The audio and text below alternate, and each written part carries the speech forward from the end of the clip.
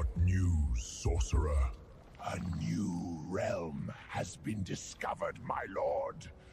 Ripe for the taking. Good. Open the gates, sorcerer. When I conquer this realm, my shackles will come undone, and the ancients will tremble before my vengeance. Very good, my lord.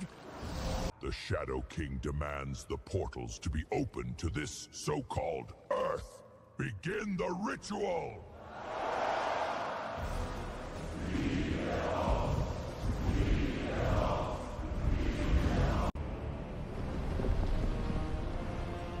Darkness shall consume this realm, and all shall fear my name.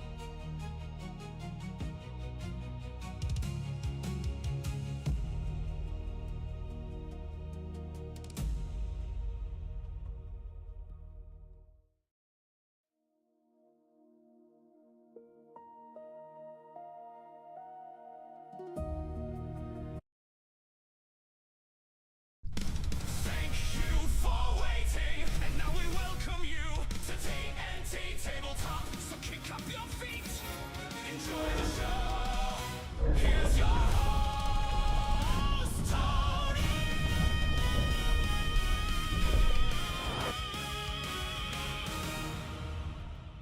Hey everybody, how you doing? Welcome to TNT Tabletop. Do I have to move myself again? I sure do. All right. Or not. I don't know. My cameras are all messed up. Anyway, everybody, welcome to TNT Tabletop. Hope you're having a good Sunday. Let me fix the camera here. I really need to do something about this. Anyway, welcome to TNT Tabletop. I'm your host, Tony. And typically on this channel, we just play a board game called Shadows of Brimstone. If you're not familiar with Shadows of Brimstone, it's basically just a dungeon crawler in a board game form, and a legacy dungeon crawler. So this way you get experience, level up your characters, fight monsters, go into dungeons, go to town, sell your gear, upgrade your gear. There's hundreds of different types of monsters, but we still haven't fought all of them. I don't think we fought all of them yet. We got a lot. Then there's also monster traits, elite ability. There's a lot to this game. But again, if you're not familiar with it, the theme is basically like the Old West, feudal Japan, Vikings and conquistadors taking on like a whole bunch of like Cosmic. How you doing, Cosmic? Oh, the thing didn't trigger. It's not working again. Cosmic, good to see you. Thank you for the alert, bud. Thank you for the alert. But yeah, it's basically just a dungeon crawler. So with themes of Old West, feudal Japan, Vikings and conquistadors taking on Lovecraftian horror, as well as mythology and like a whole bunch of different things. Like I said, there's a lot to this game. And at the end of the year, we're going to be seeing the Perilous Expedition expansion that comes out, which is going to further explore navigating the seas on top of doing your adventures. And then there's going to be the fourth Kickstarter that we should be getting. They said it was supposed to be around this time, but usually it's almost a year after the announcement. But I'm hoping it would be nice if we got the first wave by December. But I think we're not going to see it probably till next year, which is fine. I mean, in my opinion, as long as it's done and it's done right and everything's set up and ready to go and ship out, it would be great. Also with everything that's going on, I'm actually kind of grateful that it's not coming. But anyway, so yeah, welcome to TNT Tabletop. So, on the last stream, which I think was Tuesday, we saw our heroes go into the Caverns of Cynder, which is basically hell in this game. Go to the Caverns of Cynder and take on a mission to search for the liquid Darkstone. They made some good money on it, so I didn't realize the whole party gained the lump sum. Well, not lump sum. They gained individually what they found as a party in Darkstone. So that was pretty cool. And now we're on our way back to, well, we were in the Caverns of Cynder, so yeah, we're going back to the Old West. So we're heading back to the Old West town. I really want to go back to feudal Japan because there's some upgrades in the Japanese village, the feudal village, that is kind of more fitting to what my needs are right now. But yeah, so we completed the mission quickly too, I might add, because I think it was like the very first actual room in the Caverns of Cynder we actually found all the liquid Darkstone we needed. Plus, I think we found double what we were supposed to find. It was one for every 2 characters, and I can see why they made it that way, because it was very difficult. The rolls are difficult. It wasn't for the fact that I had somebody on the team who got extra scavenge cards every time he'd find a scavenge. It would have been a lot of trouble. Give me 1 second. I'm just going to test out the dice roller. See if it's working. You know, ever since they had that last update like a few months ago, I haven't had a single problem with it. Wonderful. All right. So I still haven't set everything up for the Preacher mission. The Preacher mission requires quite a bit of prep because it requires me to go into the threat deck and find all the challenge cards specific to this mission, Old West version. So that one's actually kind of easy to find because there's luckily they put little icons to represent where that card came from.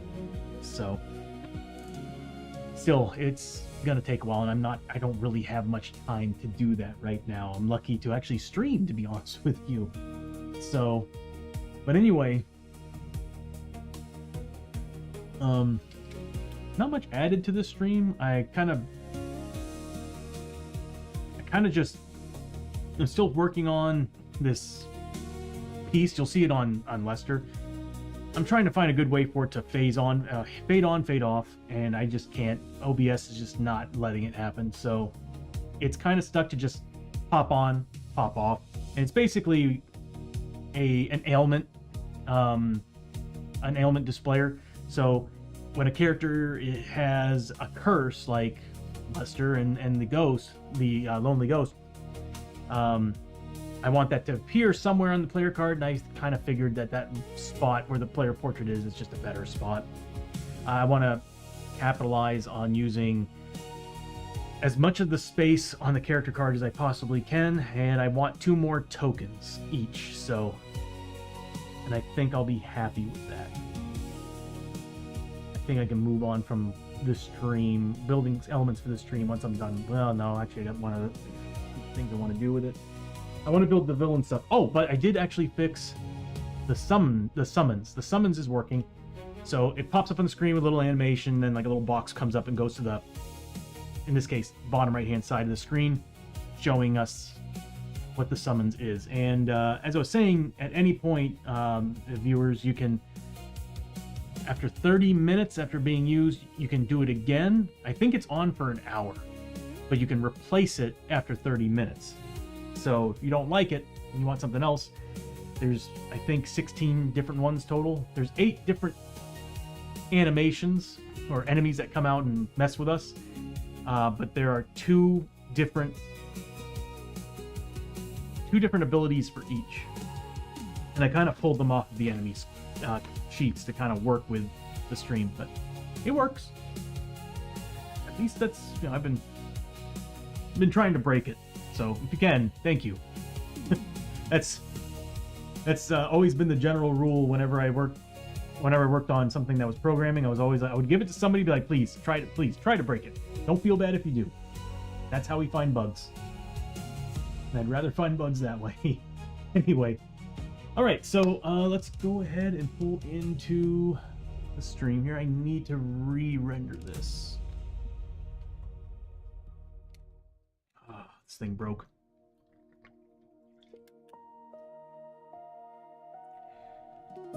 Okay, so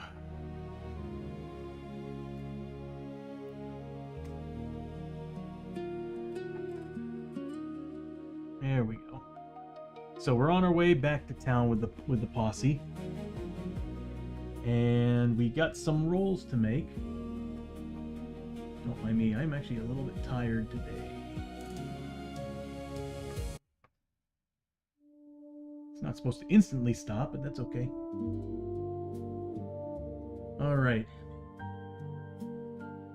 So we need to make some rolls here. I'm going to try my best to use the dice roller, because I like the idea that you can actually see them, and I'm tired of rolling my dice off the screen. Although I will admit, I love rolling the dice better than using the dice roller. I really need to make an actual green mat over here. But it's working. Is it working? It's not working because I don't have it on. There we go. Yeah, see, its coloration's a little bit off today. Okay, so we're going back to the Old West town, so therefore we need to pop up this one. And we need to roll a D8. And per usual, my general rule, and you know what I'm going to do? I think I'm going to make my own travel animations and stuff. That'll just do all the work for me. It'll just kind of explain it to you all how it works. So I usually roll a D8. Kind of makes sense to me because a large town would be hard to find. So it would be like a 1, 2, and 3 is a small, 4, 5, and 6 is a medium, 7, 8 would be a large. So we're going to a medium-sized town. So therefore, everybody actually gets a travel hazard. We do have a way to ignore one, thanks to the wagon that we have. There are some that are pretty damn awful. And I'm trying my best to avoid the, what is it called? The, there's somewhere we'll actually lose our mounts. And then, I forgot what it's called. I think it's the, all I know is that it's like a mouth opens up. Basically, a sarlacc in a sense opens up, and you have to make rolls to see if you can save your mount and some of your side bag. Which we didn't use much on the last mission, so I don't know what this town can offer us other than a blacksmith, which we could use right now because Chiyo could use some, could fix her side bag. And we can get rid of that problem. Oh yeah, our donkey leveled up too, so he can actually hold 2 more weight and 2 more side bag. Badass. All right, here we go. So everybody gets a travel hazard. I'm just gonna go ahead and put these here to show that everybody's got one.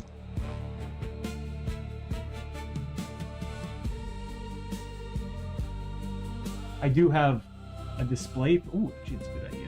I do have a display for that. And it's this right here. The unfortunate thing is, I keep forgetting to add it to my Stream Deck. It's on my XL, not my XL, it's on my Plus, but it's not on this bad boy, so I kind of have to get rid of it. All right.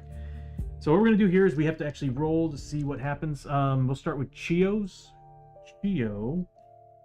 We're going to use per usual, the gold's going to represent the tenths. So this is called like a D6 percentile.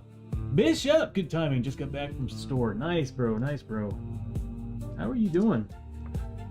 And then it's gonna be hard to see, but I'm gonna go ahead and use the blue as the tenths. The purple is gonna be the yeah. So this is gonna be for Chiyo. Everybody on horseback right now gets an extra roll, and we get to choose which one we want. 25 and 54. Totally different sheets here. Let's see what 25 is.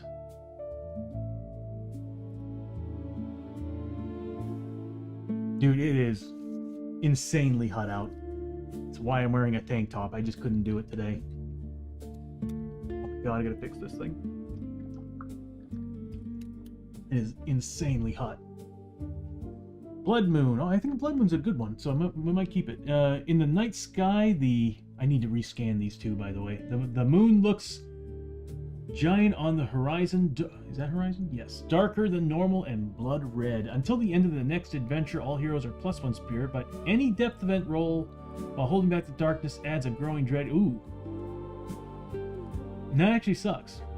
I mean, +1 spirit, we could use the +1 spirit. Oh my god, we could use the +1 spirit. What's 54?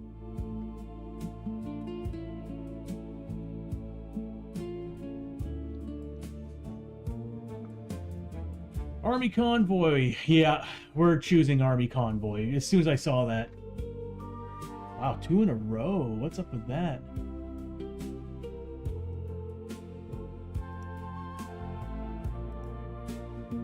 We don't want what you're selling. Alright, so Army Convoy. Yeah, as soon as I saw that 54, I'm like, we're keeping that. That's very nice to have. Traveling the roads, the heroes come across a massive U.S. convoy, heading toward the same town to reinforce the outpost there. When the heroes reach town, any rolls on the camp hazard chart or the town event chart are now +1. Yes, please. I will take that. So, Army Convoy. We got an Army Convoy. I gotta remember that. I guess I can put it in notes for now. I don't think I have any more notes sections. I really need to update the notes section. We're slowly running out of space because we get allies and all these other things, and we run out of space. And I think I want to go back to having it as a sheet that comes up when I either call it or at the end of a turn. So this way it pops up and reminds us everything. Because I keep forgetting that exists. And I think what I'm going to do with this over here instead is I think I'm going to have that for stuff like, I don't know, we'll figure it out. You know, I might actually use that for. I think I might actually use that for the bonuses and everything instead. Or maybe I'll put. You know what? I think I might have other ideas I'm gonna put up there. So no, that's already being used. That's already being used. Actually, hold on. That's a bounty. Bounty's over. Okay, so we can use that one. So next town stay +1 on. That was campsite hazard chart, right? And location chart. Pretty sure that's what it was.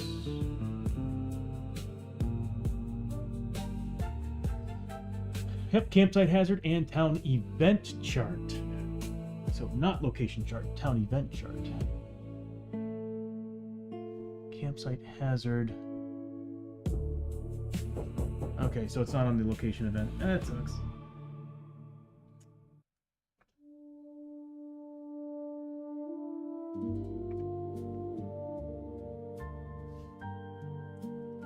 And town event.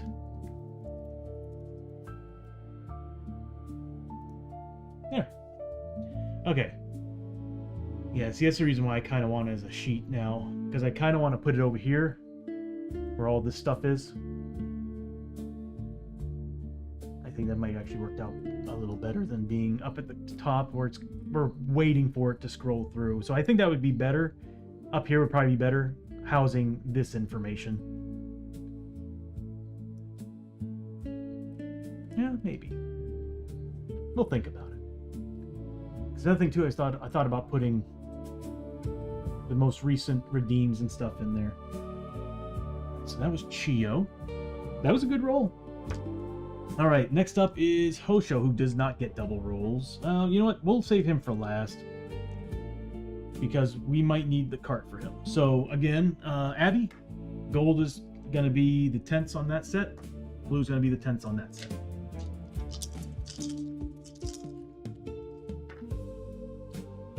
Big ass rolls here. 55 and 52.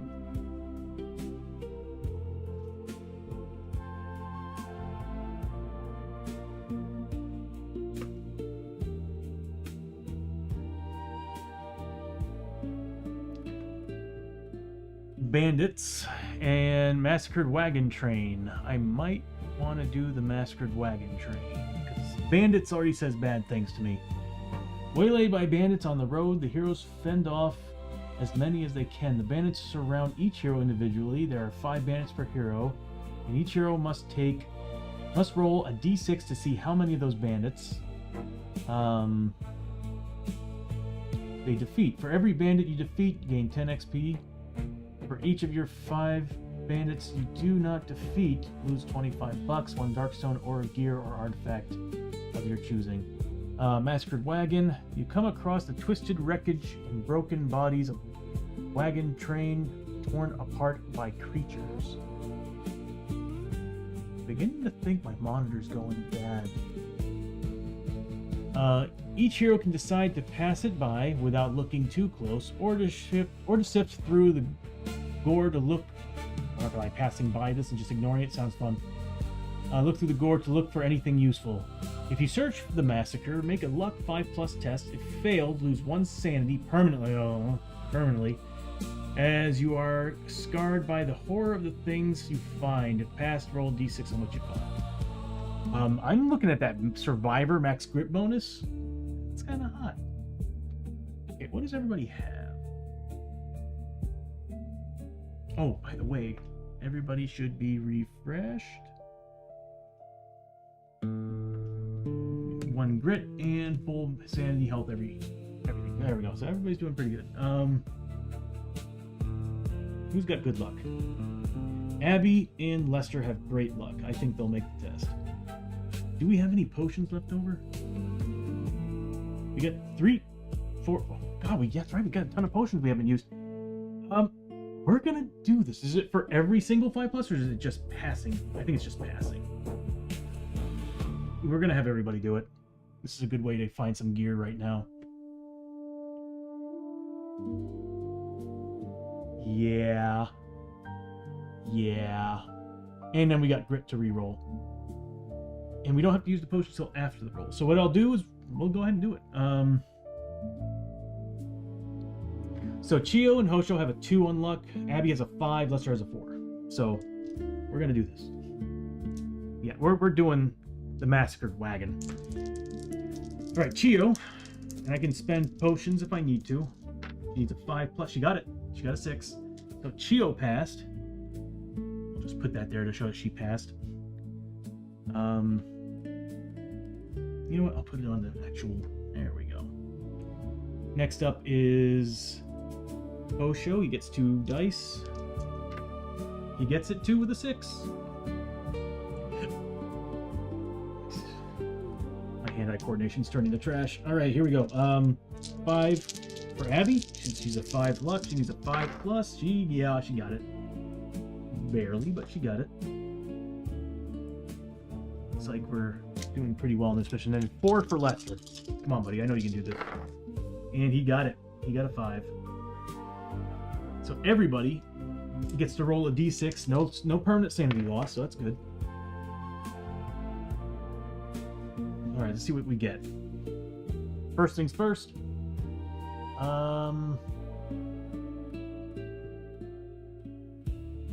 Let's see. Chiyo's gonna roll a d6. So she finds gear. So gear card for her. Hosho. Same thing, gear card. Next is Abbie. It's a cocked. She gets an artifact. And then Lester. I was hoping for a 6 on him. Actually, Hosho could use the max grit. Can I re-roll that? It's a chart. I can't re-roll it. Dang. Anyway, he could use the max grit. He rolled the lowest. Well, either way, we got 3 gear cards and an artifact. Where's the artifact come from? Perhaps this is why you draw an artifact from the mines. We got that deck out, I think.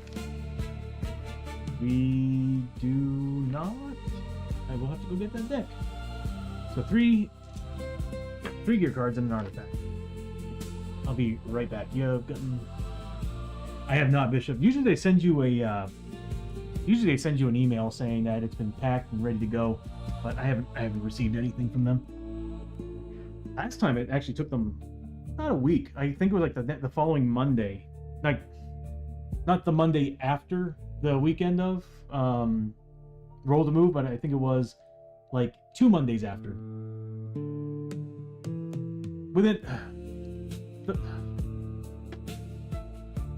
Two Mondays after is when I got an email telling me that they shipped it. Or was it Friday? I know it was actually pretty dang close, but I haven't received anything from them. At least I don't remember seeing anything from them. It would be cool though. I would love to see the stuff that they gave us.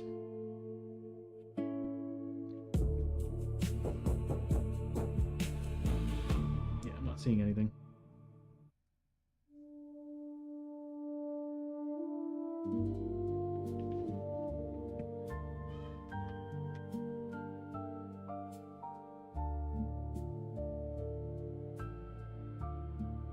Right, that's what I was thinking. Because yeah, the roll to move stuff came in like that. Like usually, the stuff during Dice was not Dice Fest. What was it? No, it's Dice Fest, right? Last year, October. That took like almost a month and a half to get that stuff. About a month and a half to get that stuff. Roll to move. Like a week. Well, a week for it to ship out, and I got it I think I got it in like a week and a half. So it didn't take long at all. I'm very much looking forward to it though, especially the Spectres. I'm very excited for the Spectres.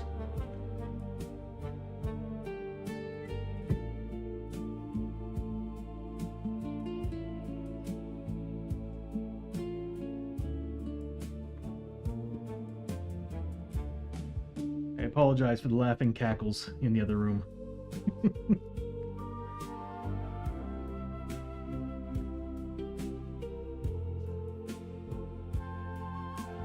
or cackling laughter.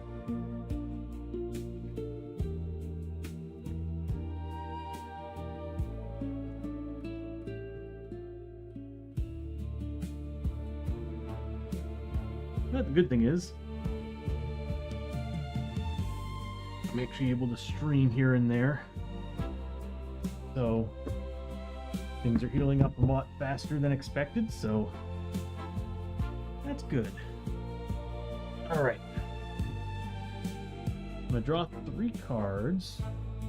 And Bishop, you can choose one of the artifacts. Or actually, you know what? I'm gonna draw 6 gear cards. Okay. Where's my discard pile? There it is. I still haven't fixed my discard pile. Oh my god. 6. Number 1. Number 3 would have been an artifact from the derelict ship. 2 would have been the Void Ring. +1 spirit, once per adventure. Prevent a darkness from moving on the depth chart. That's pretty sweet.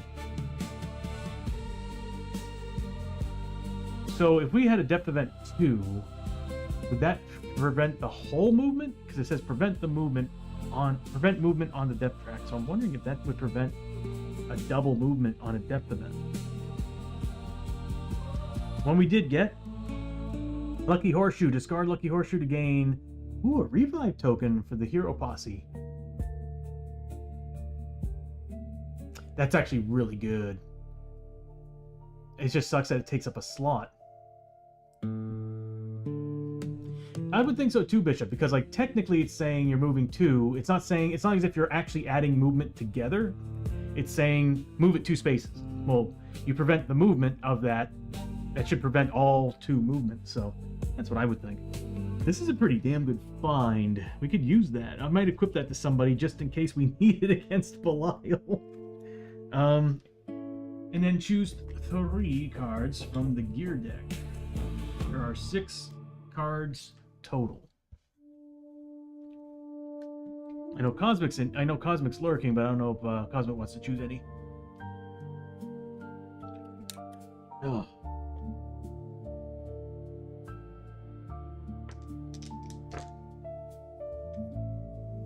Yep, 3. Because 3 characters actually found 3 gear pieces. I didn't have to spend any potions. They all rolled their 5 pluses on their skill checks, so I was really hoping that one of them was going to get a 6, though. 1, 4, and 6. 1, 4, and 6. So the ones that you didn't choose would have been Void Sake. Would have been helpful. Fire arrows. Discard to use until the end of the adventure. Any enemy you assign 1 or more bow hits. Bow hits we wouldn't be using, so. Doing your attack, take an extra D3 wounds. That's pretty sweet. And then, a mutant satchel. +1 corruption resist for every D3 darkstone. Every 3 darkstone here holds up to 9 darkstone. Any darkstone inside is hidden and does not cause corruption hits. That is actually pretty sweet. That holds up to 9? That's better than a tomb chest. And it adds corruption points. Man, that's badass. It's actually really, really good. Okay, so what we did find. Silver bullets. Discard to use. Until the end of the adventure, all of your gun hits are +1 damage against beast enemies, +2 against werewolves. Ooh, nice. Crimson Hand Mask. I keep forgetting that the gear deck has some really good stuff. +1 lore during each town stay. The first time you would buy an item from each location, roll a d6. On a roll of 6+, you may pay half the price of the item, rounded up to the nearest $5. While equipped, your corruption resistance is reduced by 1. +1 lore is pretty sweet, though. Actually, all that's pretty sweet. The -1 resistance, but the rest of it, I mean, being able to buy stuff at a shop for half the price, it's pretty good. And the Dead Man's Boots. Anytime you roll a 6 for move, you may heal 2d. So whenever we get our grip back, we get some sanity healing. good, but right now everything we got on is pretty awesome. I might keep that in the locker in town because it might be useful. The horseshoe, though, hell yeah. All right, so that was Abbie. Next up, see, now I'm getting worried because we actually kind of got all the good ones out of the way. Next one is going to be Lester. So again, gold's going to be the 10ths for this set. Blue's going to be the 10ths for this set.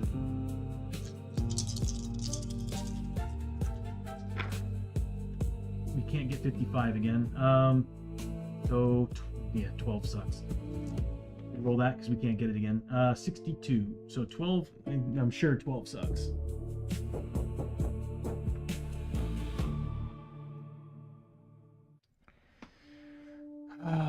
Bleach bones. The sun burns hot and the desert here is filled with the bleached bones of those that have perished here. Each hero must make an agility 5+ test to avoid getting caught up in the shifting sands. If passed, get 10 XP. If failed, your side bag... Oh, that's the porn BS of the side bag again. What is 62? I'm trying my best not to spend our wagon, because last time we had the luck of the last one being pretty damned awful. Dying Marshal. I think we might do this one. You find a dying U.S. Marshal on the side of the trail, shot in the gut and bleeding out. He tells you that his prisoner escaped and is headed for the same town you are. You've got to stop him, or who knows what he'll do. When the heroes reach their destination, every hero gains D3 unwanted attention markers as the prisoner is on the lookout for anyone following him. While in town, any hero that rolls a double on a location event chart spots the prisoner and may ignore the result on the chart and the rest of that location visit to call him out and start a high noon duel. If more than one hero spots him on the same day, either may engage him in the duel, roll off. Okay, so you roll off to see who goes after him. If the duel is won, the hero gains an extra d6 times 200 in bounty for the prisoner. If the duel is failed, the hero rolls his injury on only a d6. I'm going to say we're going to do the Dying Marshal. Getting unwanted attention markers is very, very risky, but we'll do that. So Dying Marshal. You know what I'm going to do? Because again, we don't have enough space for these notes. That's why I'm thinking about adding more in a different version of it. Okay.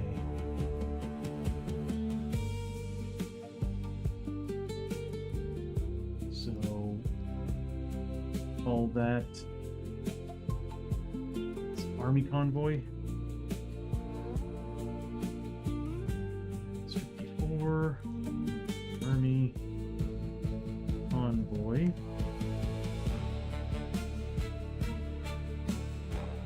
And then 62. Dying Marshal.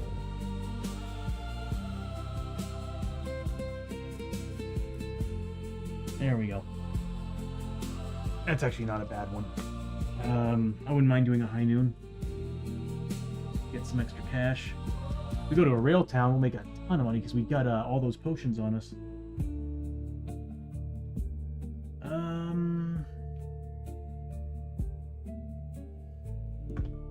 And then finally, we have Hoshoryo, who actually can ignore this one if he wants, but let's go ahead and roll it and see what it is anyway.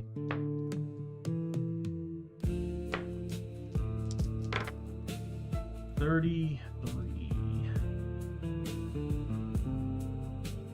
Because for all we know, it might be good.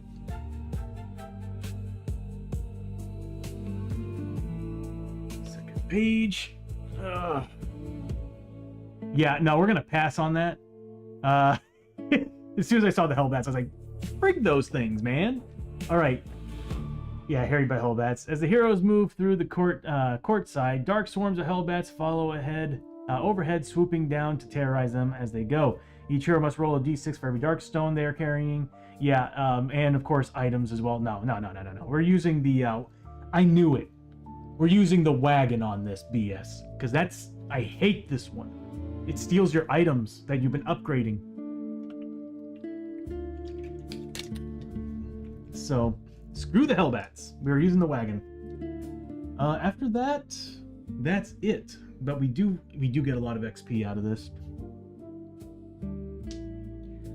Alright, so the people who get to go through who actually went through the travel hazard stage gets, I think it's 15 or 10, I think it's 15 XP. Hold on. People who rolled on the chart and are on samurai horses, which is everybody but Hosho, get, I think, an extra 10. So I think some people, everybody but Hosho gets 25, and I think Hosho gets 15.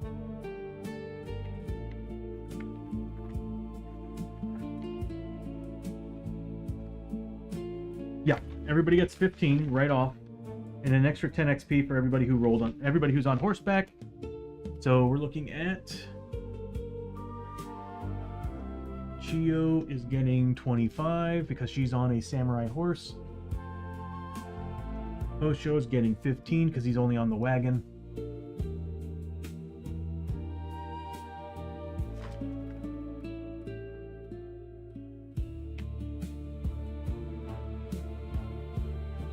Oh. Also, everybody who's on horseback gets an extra grit. We're at max grit. He gets 25, like she really needs it. And Lester gets 25, also being on a samurai horse. What does Chiyo need again? I think she needs, what, 5,600?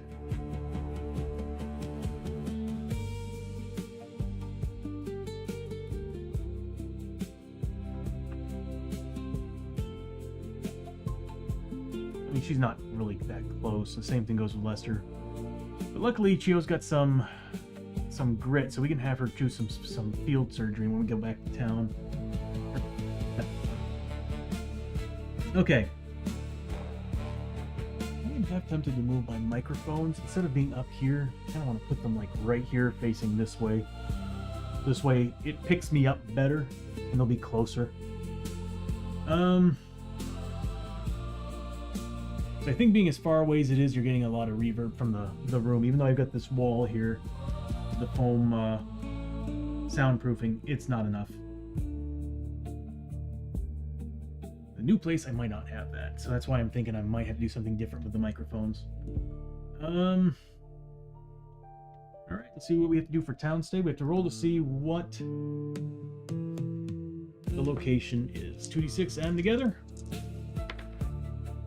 I think that's a basic town. An 8. Yep, standard village. I was really hoping for a rail town or something. Another rail town would be awesome. I'd like some more Darkstone than money. Well, at least we don't have any destroyed buildings like last time. Last time we went to town, it did not go well. Half the buildings were destroyed thanks to I think a void storm. Thanks to a void storm.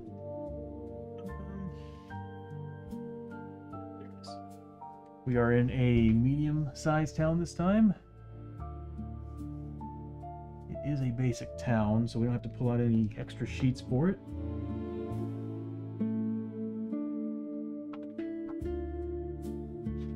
It's right in front of me the whole time. I'm looking for my remote, and I'm like, where is this damn thing?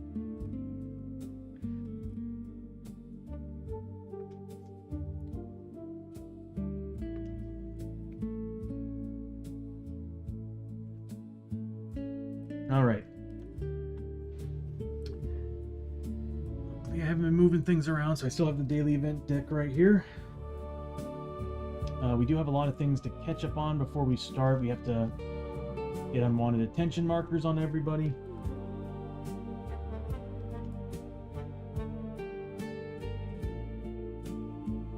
If we roll doubles on a location chart, we can choose to ignore the doubles roll, which is not a bad idea when we roll double ones, and take on a high noon challenge.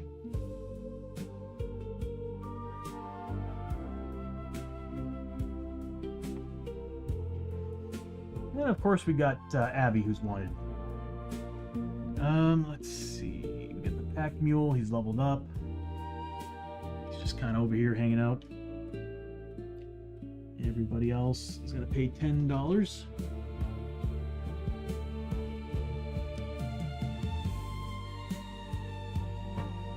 I need to have the animations play when I do that one.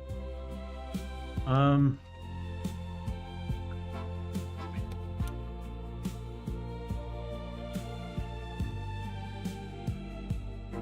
always freaking out. I'm always wondering if the Lonely Ghost is actually going to turn on or not. It's doing its job. It's scaring me. Let's see. Yeah, we need to do first. I think we need... I'm going to put this up here. What we're going to do is first... Let's roll for unwanted attention. Chiyo, it's 1d3, right? Chiyo's getting 3. I think that actually puts her in a bad place if she rolls a 7. So we'll use some tokens for this.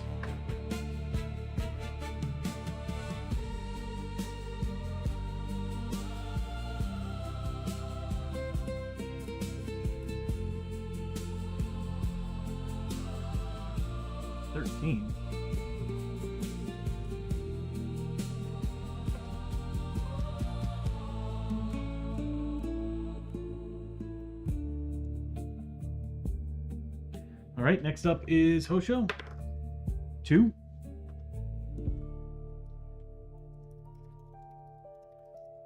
Just gonna copy it. There we go. It's gonna make life a little bit easier when I'm doing these. Next up is Abbie. Yeah, we're not very well liked in this town.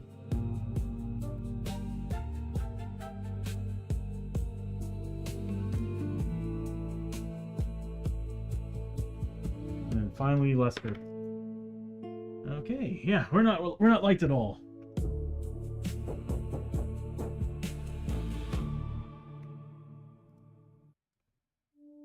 We are very sus. Those aren't good numbers. But I think it's on 3+ is when you are noticed. When you roll 7s.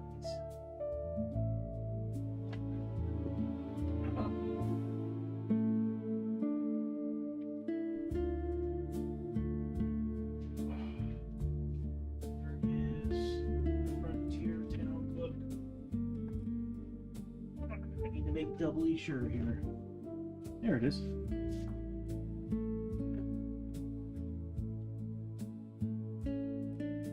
Unwanted attention. Where are you?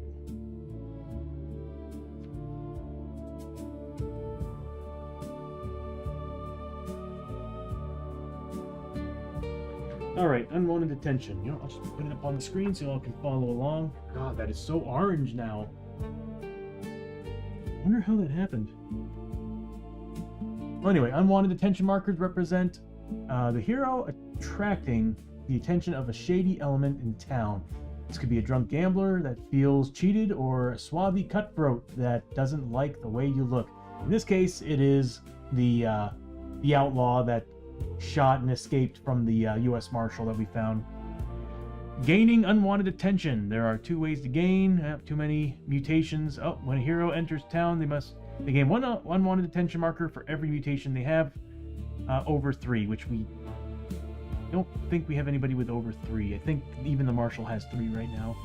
I'll take a look. If he has 4, then yes, he's getting +1. Gaining gold at the saloon. At the end of the town location event to the saloon or gambling hall in which a hero gains any amount of gold for any reason. They also gain 1 unwanted attention marker. We gotta remember that. Any amount of gold for any reason. Even if you sell stuff? Dang.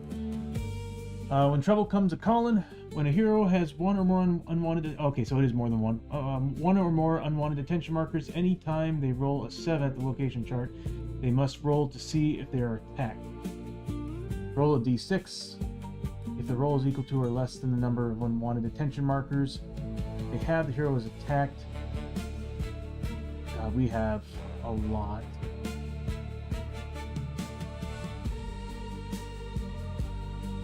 I'm gonna have to keep this page up because there's a good chance this is gonna happen. All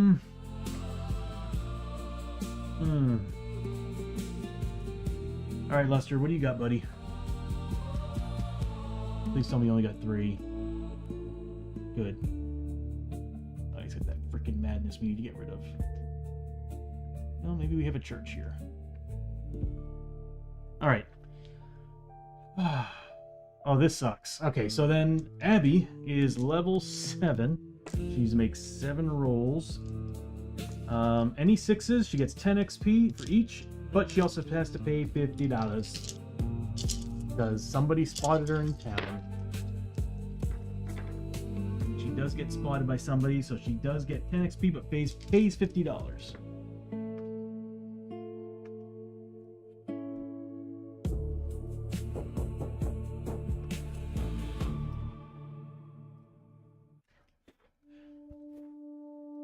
Eraser pieces all over the keyboard. We already did the $10. We did that. We did the unwanted attention. We have the convoy. And if we roll doubles on the town location event charts. Okay, now we get to see what the grades are.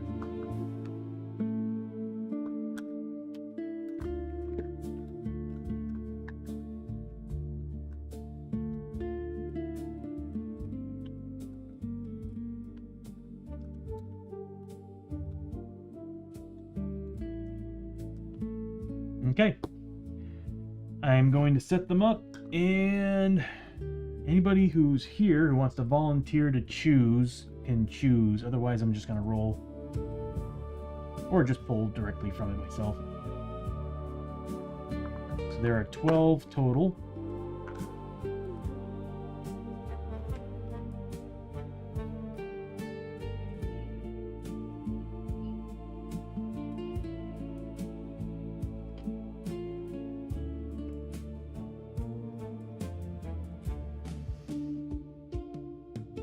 So Bishop, if you'd like, you can go ahead and choose the 6. Is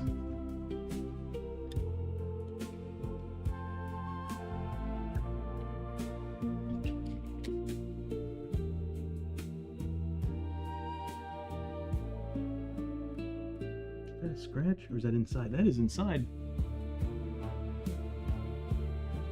How the hell would I do that?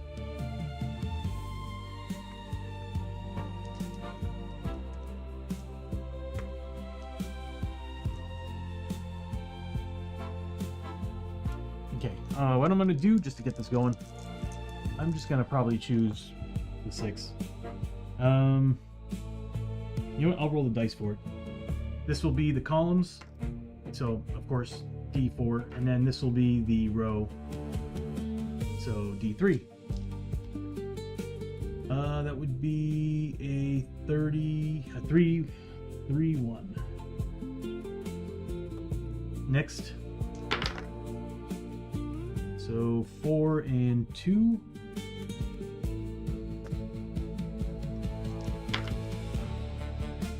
2, 3.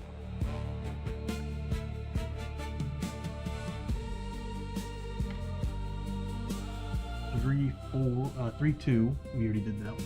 4, 2. We already did that one. The final one here, and then we got 2 more to go. Did that one. Already did that one. Might just have to like. There we go. And finally, this one right here. All right.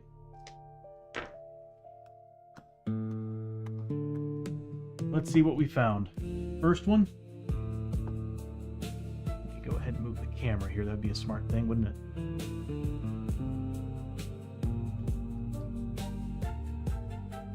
All right, so the first one is the church. So we can get rid of some madness. The second one is the general store, so we can get some supplies. A blacksmith. The Indian trading post. The saloon. And then the docks office. We got pretty much a really solid town. It's a really solid town. This is Other than the saloon, if that was an outpost instead of saloon, I would be insanely happy because the outpost you can do a lot in. So that's pretty awesome. Let's see what the daily event is. Tainted by darkness. Oh, wonderful. Oh no.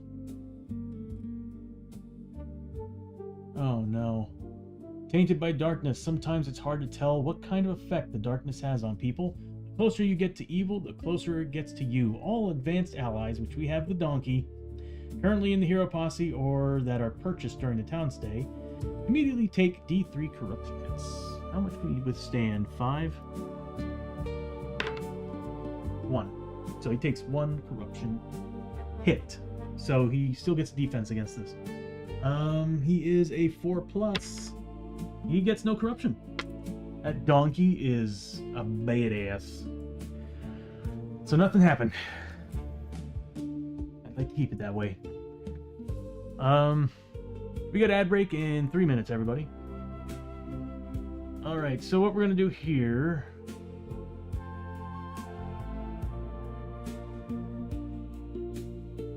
What do I want to do? Well, I want to keep Lester away from any gambling place. So, general store, saloon, and Indian trade... I don't think the Indian trading post has any gambling. But he needs to get rid of his madness anyway, so he's going straight to church. He's going to go find himself a little bit of Jesus. Maybe this time will work for him. Chiyo... God, we're all stocked up. I don't remember us using anything. So, I don't think we need to stock up on stuff. We just need to upgrade gear. We got plenty of... What does the blacksmith have?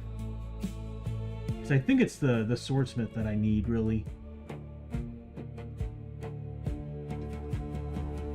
Oh! No, Chiyo needs to go to the blacksmith to repair his stuff.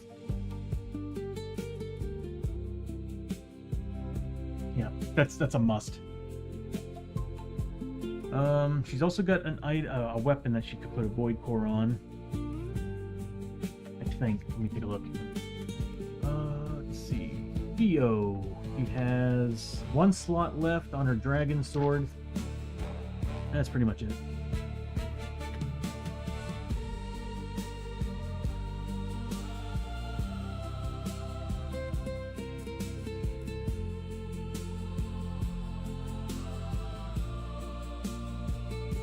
Right, she was a luck 1 until I gave her the boots. Balanced her out a little bit. Abbie...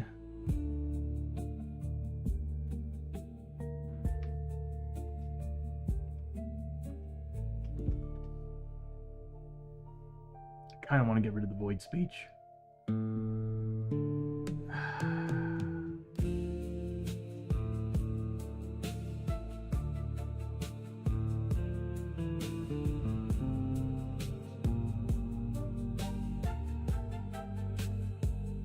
I might send Abbie to get rid of her void child.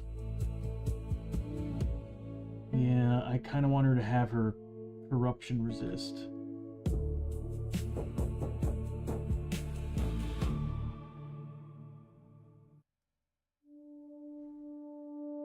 Yeah, Lester desperately needs to get rid of coming for you. Hoshoryo's... He doesn't really need to do anything. You know, I am half tempted to say he should have actually just left town. Yeah, we'll just say he left town. He's not affected by this place. He's got nothing there. I'll give him back his $10.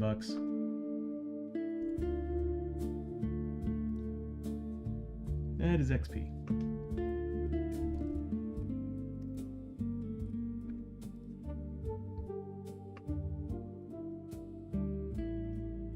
There it is.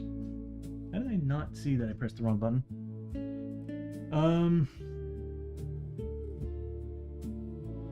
Yeah, we're all stocked up. There's really not much we can do. We really need to go back to feudal Japan. Alright, let's start at the church.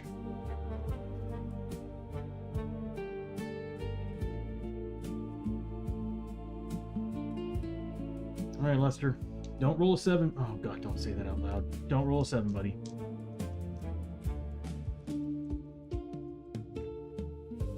No, he does worse. He rolls a 4. Darkstone altar. Wonderful. The sacred altar here is inlaid with darkstone gems. For the rest of this town stay, all rituals. That is a ritual. Damn. At the Darkstone Church. At this church requires a Darkstone in addition to the normal cost.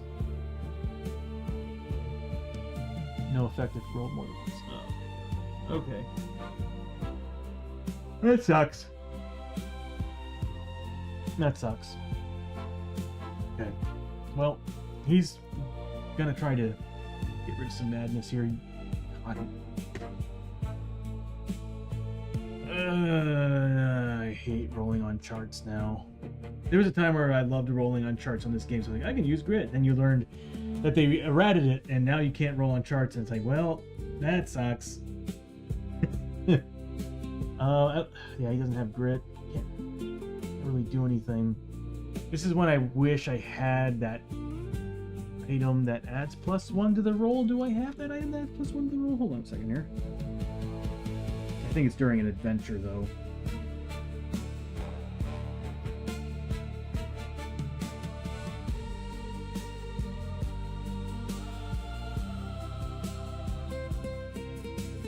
We got all these wanted posters. I keep forgetting that she can put up Abbie can put up wanted posters and get extra cash for that. Or no, XP for it. Like she really needs it, though. Good God. I guess not. I could have sworn we had an item on somebody that gives you +1 to your roll. Oh, we sold it because I thought it was useless. Yeah, once per adventure stuff tends to be useless, but now I'm thinking, but it's only per adventure. Yeah, it wouldn't work on town stay.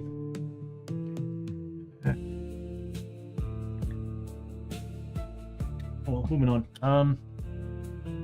Welcome back from the ad break, everybody. Really? That already happened? We're gonna go ahead and spend D6 times 50 and a Darkstone to do that. Oh, God. I guarantee you that's the 6 I need. Oh, I'm already having regrets. Okay, so Lester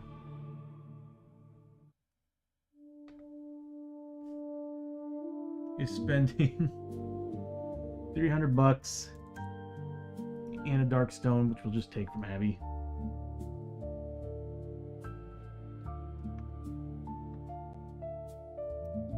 That's flippin' ridiculous, dude.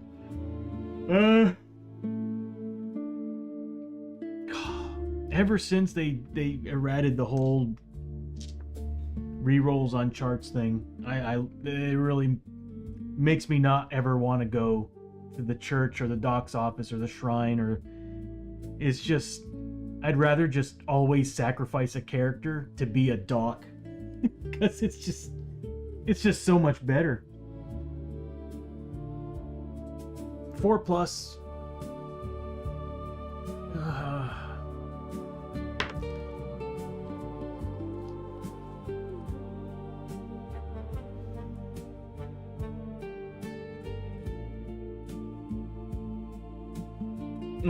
I'm done. I'm flipping done with doc's offices and shrines.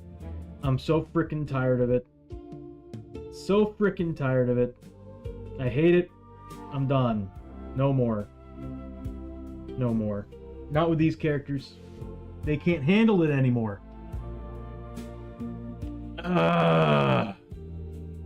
Docs are insanely good. Especially traveling monk docs. I'm actually really happy with how she turned out. But I wonder if there's another class that would work good with the doc.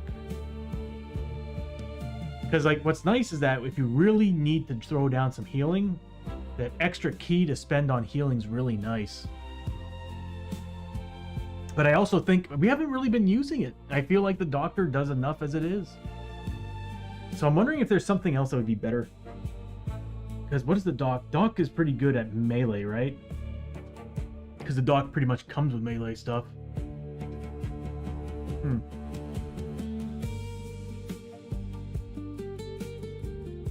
Get off the damn screen. Alright, so Lester just lost a sanity permanently. Is it? No, actually no, I don't. I just think that they can't go back to the office. Or the church. So he has to go to the campsite from here on out, I think. Oh, okay. It's not as bad as I thought it was. Too severe, never be healed through the exorcism. Okay, that's fine.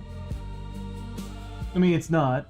So now we have to do the campsite, and the campsite is where you can lose the permanent sanity. That's where that. Is there a class that lets you get rid of madness? I would like that. I want to find a class that does that. I will always have that class in my team. Lester, why do you disappoint me? So he spent all that money for nothing. Did he at least get half it back? Usually you get half of it back.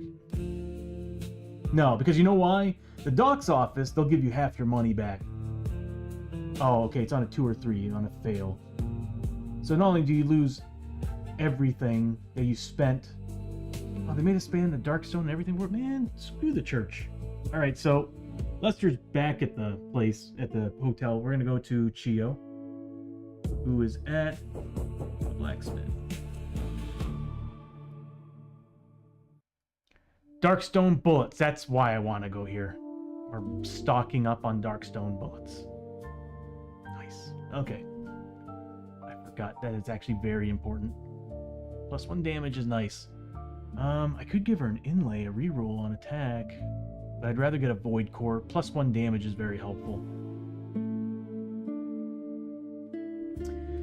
The sermons and judgments, all there is cure and the lesser heal. And lesser healing is, of course, just for healing wounds. Cure is for healing sanity or getting rid of ailments like burning markers and stuff like that. So you can get rid of, poison, burning. It's either or when it comes to cure. It's also a hard one to make. I think lesser heal is pretty easy. It's the cure one that's a bit on the difficult side. On the Thursday stream, Geek Out's the one that's got both of them. Talk about getting lucky on the sermon side of what you got for spells. The only thing is he needs to find a way to get more faith. He's a preacher and he needs more faith. Okay. Chiyo, let's see what you're up to.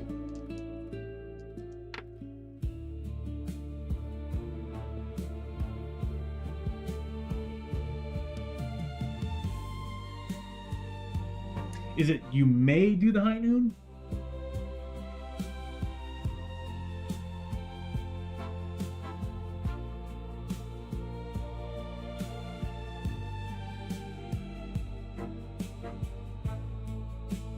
Because I really want that unique forging. I kind of want that unique forging. Oh. Let me pull it up. I don't know if it's you may do it or if it is forced.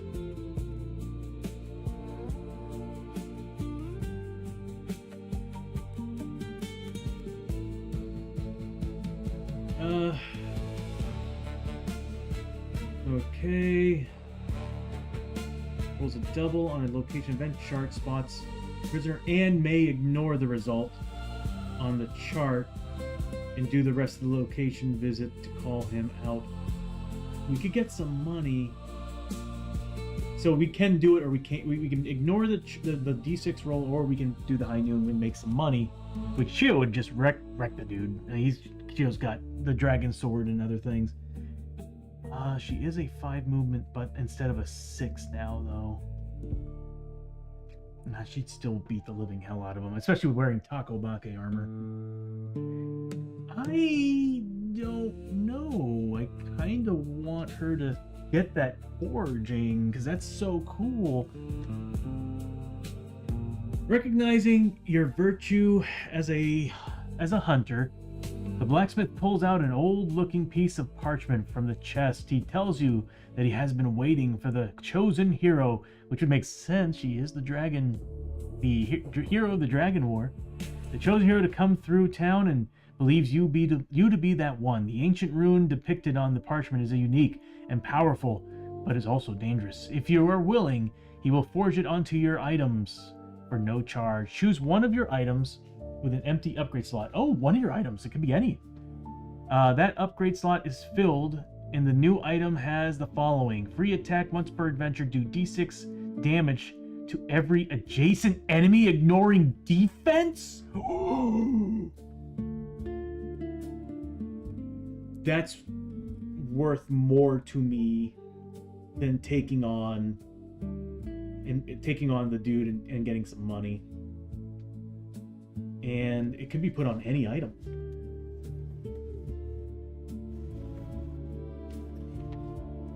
I mean, I got a slot on the Dragon Sword, but I kind of want to save that for Void Core. But we do happen to have a slot on the Taco Bake armor that is not used. What I love about it is it doesn't add a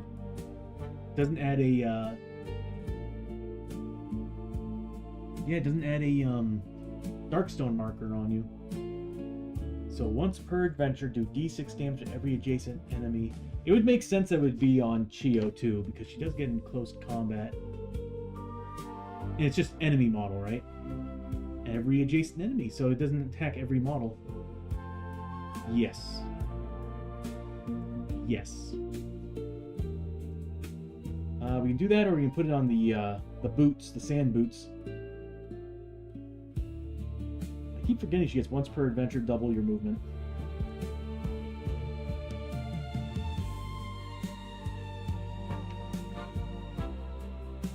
I need to get her a helmet.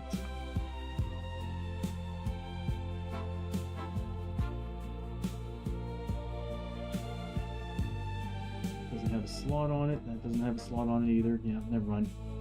Some type of hat, because we've got this soldier's chin strap that I really need to put on somebody. Like, we've been sitting on it, and I've been telling myself, one of these days, do a hat item. Once per adventure, use at the start of the turn to gain +3 initiative until the end of that turn. When used, also recover a grit on a d6 roll of 4+. And I want to give this to Hoshoryo. You are immune to enemy abilities, fear and terror, and +2 sanity.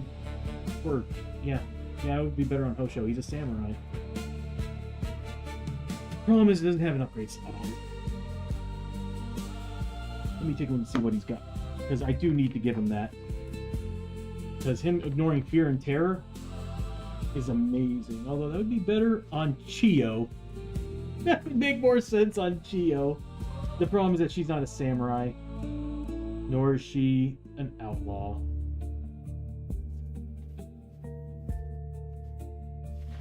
It'd go good with the frontier dog.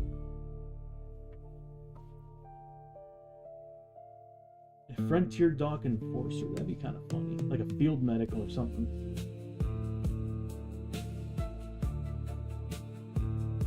Let's see, with Abbie. Hoshoryo, what do you have, buddy? That would be so much better on Chiyo. She needs it with her 10 sanity. She's a freaking frontier dock monk. How is her sanity so low? It's because I chose dock instead of the traveling monk for the background.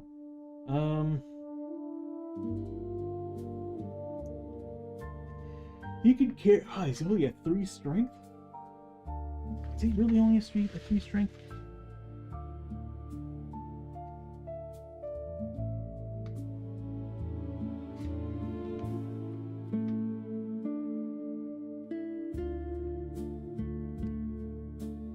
Dang it. Okay, so you can only carry 5 items. He's not carrying that. I could get rid of the laser drill.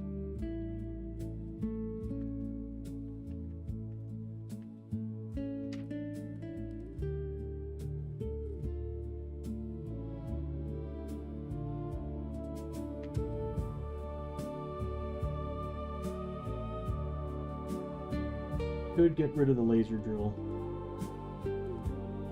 I might just unequip it, leave it in town, and give him the helmet, because give him +2 fear, to sanity, bump him up to a 14. Seriously, this would have been better on Chiyo. She needs that sanity bad. Because right now he's got Flashing Blades is 2. might get rid of the laser drill.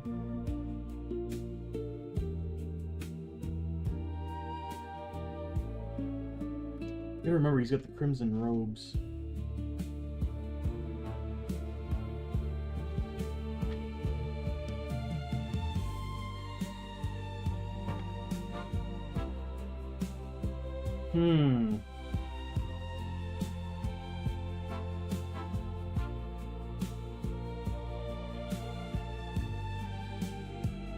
Really gotta find a way to bump up his strength. I need him to carry more stuff. If I want this, plus X combat each, plus X combat each X wound, X is no, plus X, oh, plus XL, X equals hero level, minus 1 corruption. Yeah, you know what I'm gonna do? I'm probably going to unequip the Crimson Hand robes and the laser drill, and what that will do is it'll free up a slot and I'll be able to put the mask on. Yeah, I'm gonna do that. I will unequip those two things so that he has room to wear that. So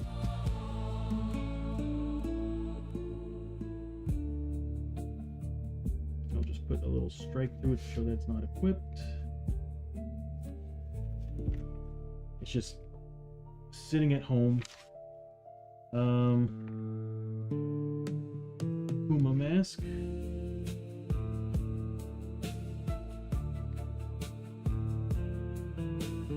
Samurai outlaw only.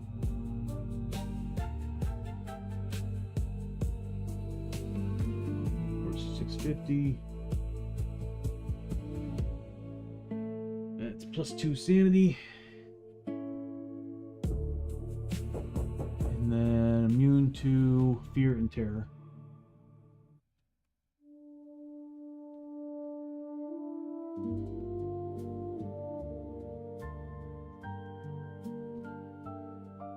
And that's 1. And no dark stone. Okay. I really want to put this on somebody,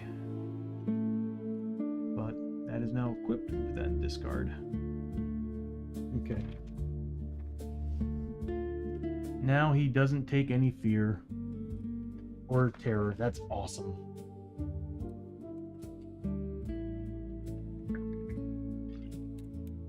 I figured by now that Hoshoryo would be that way. So he is a 14.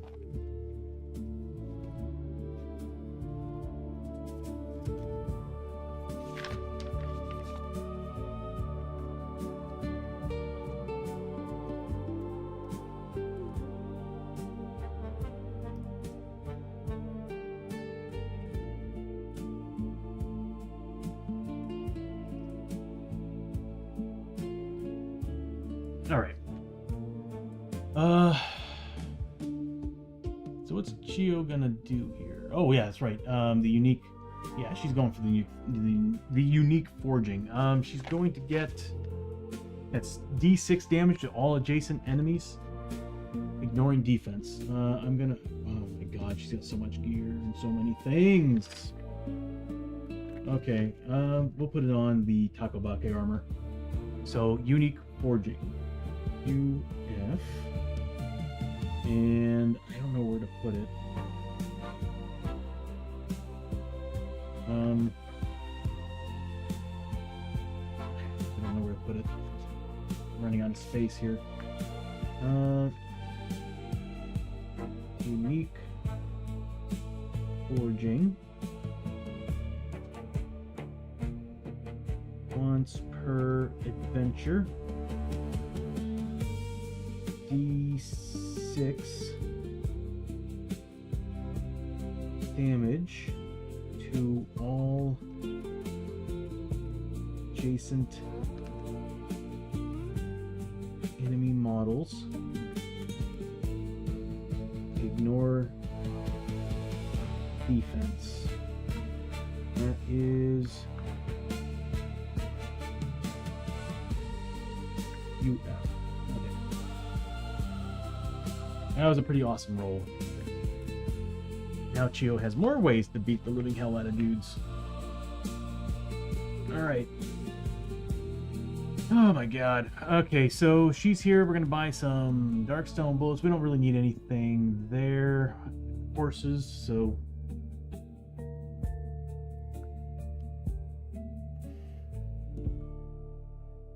Your combat hits are +3 damage, and each hit does 1 automatic wound to any enemy adjacent to the target. So good. Yeah, we don't have that kind of Darkstone on us right now. We could. I could give that to Hoshoryo. Could you imagine the damage I can do with that thing? Void plate, that's pretty sweet.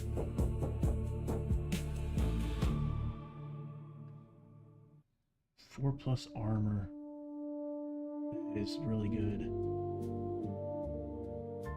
That is actually really good. Darkstone buckle. When rolling on the mutation chart, you may roll twice and choose which result to keep. That is really good too. We're running out of space on characters though. But we're buying some Darkstone bullets. Upgrades. She could get an upgrade, but I don't think they're going to have what I'm looking for. Oh!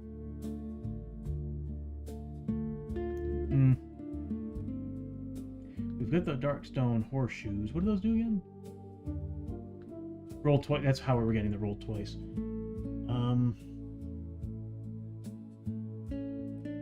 Rune of Protection.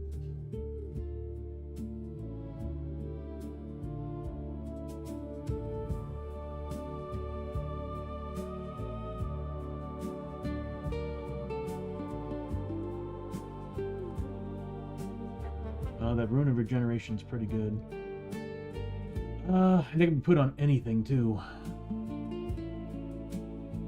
We already got the Darkstone grip on there. We could get an inlay.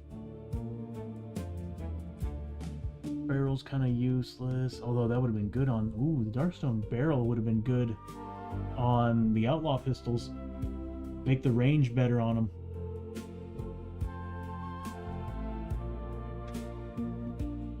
My phone just freak out on me. Hold on a second. Give me 1 second here. Nope. Okay, we're good. Yeah, there's really... Once per fight, you may add a peril die of damage to a single hit with a gun. No. I was hoping to put that in a shotgun or something. That'd be pretty sweet. No, screw it. We're just gonna buy some Darkstone bullets. We're gonna stock up. Luckily, they're not tokens, so we're just gonna buy a bunch of them. I'm thinking 4 sets, so we got plenty for 4 missions. So it's gonna be $1,600 and 8 Darkstone, because we need 4 sets for each character. Or should we just go for 5? We'll just go for 5. So we're gonna need 10 Darkstone and $2,000. And I have an icon now for it, so let's see. I don't think Lester has anything else I can put on him. Oh, does he have the canteen now? I think Abbie's the only one without a canteen. Yeah. I'm going to be adding 2 more tokens to the top panels, so I'm noticing that I could totally use that. Yeah, he's got a canteen, so I'm going to have to add it to the side bag section. I'm trying to get out of using the side bag section for stuff like this, because I actually want it to tally up all of it, so it shows me how much we have in total. There we go. And then what we'll do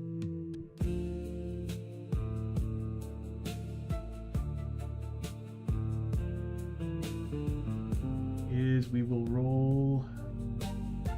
We'll get the money. We'll just have Abbie pay for it. Abbie's gonna pay $2,000. I really want to put the number in there. And then she's going to pay out 10 Darkstone. The only problem with doing this is that our characters are now going to have extra checks. But we do have boxes we can put them into, so that's okay.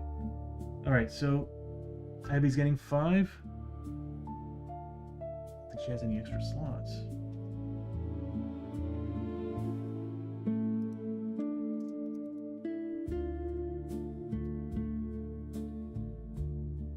There we go, Darkstone shot. And then Lester, we'll give him 5 Darkstone shot. There we go. I really want to like create an animation that goes over the player plate to show that for this adventure, like it'd be cool to like spend the Darkstone button, spend the Darkstone shot, and then like press a button to like make their panel turn like a purpley haze to show that they've actually got the +1 attack, +1 damage on range.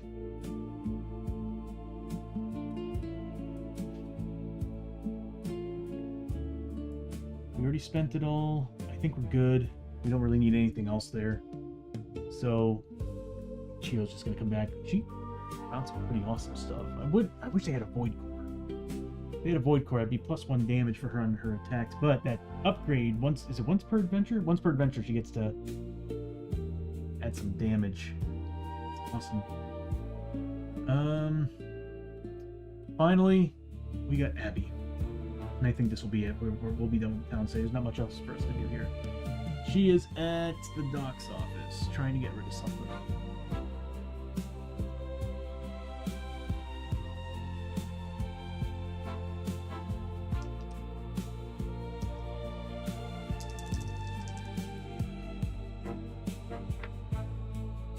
God. She's going to do the high noon. Although, hold on. The specimen jar. We'd get another free dress. We haven't been using ours. We got 2 specimen jars, by the way, if I remember correctly. We just don't use them. We're gonna do the high noon. Yeah. She wants to waste this dude. He's gonna be on brutal though. But it is also Abbie. So she doesn't do anything here. She just takes him on. So she's out for the day. She's going to be taking on a high noon. That's going to be the end for everybody else. Let's just go ahead and roll and see what happens. So we need to make a 2+ on a d6. We're good. So that's all. Now we go to a high noon, and Abbie's taking on the outlaw that took down the marshal. She saw money signs. That's what she wants, some cash.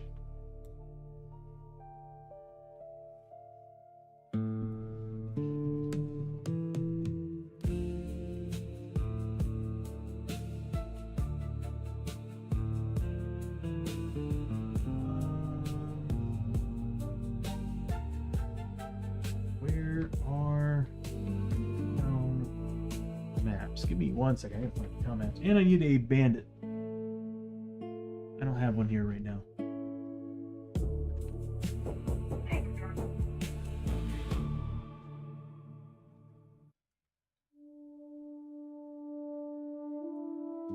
There we go.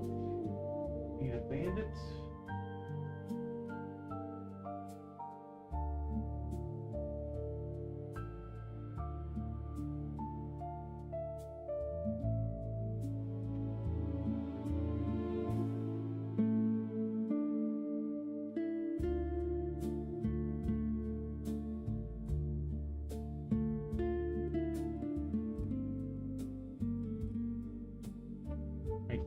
Direly need to get back into model painting. I'm looking up there and I'm like, that's looking pretty sad over there. We didn't paint much this year so far, and I was actually hoping for a bigger turnout than last year. So we did a lot last year. We painted a ton of models. I hate how they do these boards. Ooh, that's a resin model too. Perfect.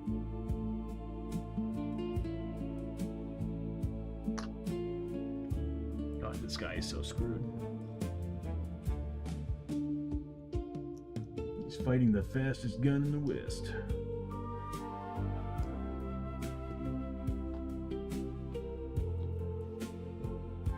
The overhead shot's good. We'll go with that one. Although I wonder...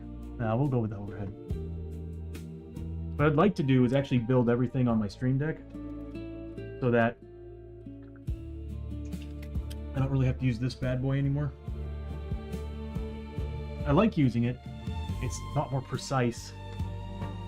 But what I want to do is I want to be able to, like, actually, without having to go into the system, actually turn certain layers off. I just want to be able to press a button. It'll change over to that camera for me, and then I can kind of interact with it right here. That would be pretty sweet.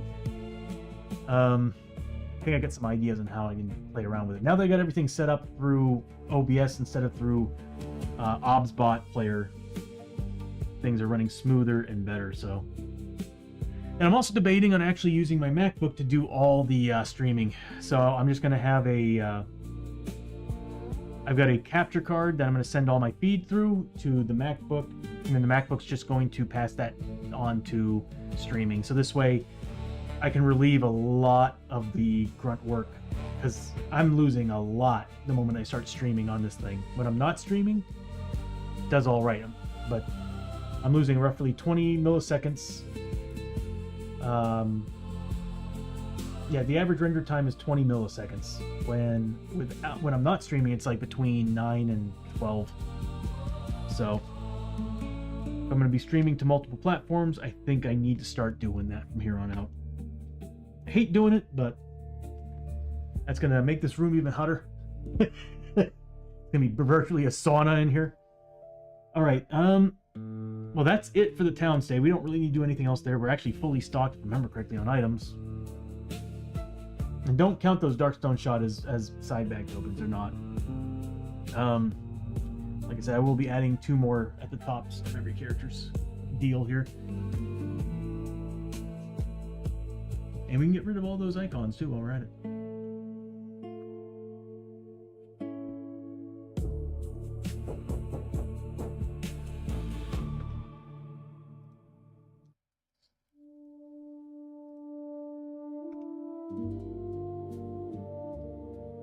Like to have an additional button for each icon where I can just press it and will automatically just remove it, or do what I'm doing right now.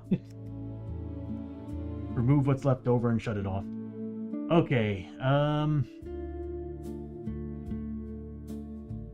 okay, let's pull out the information here.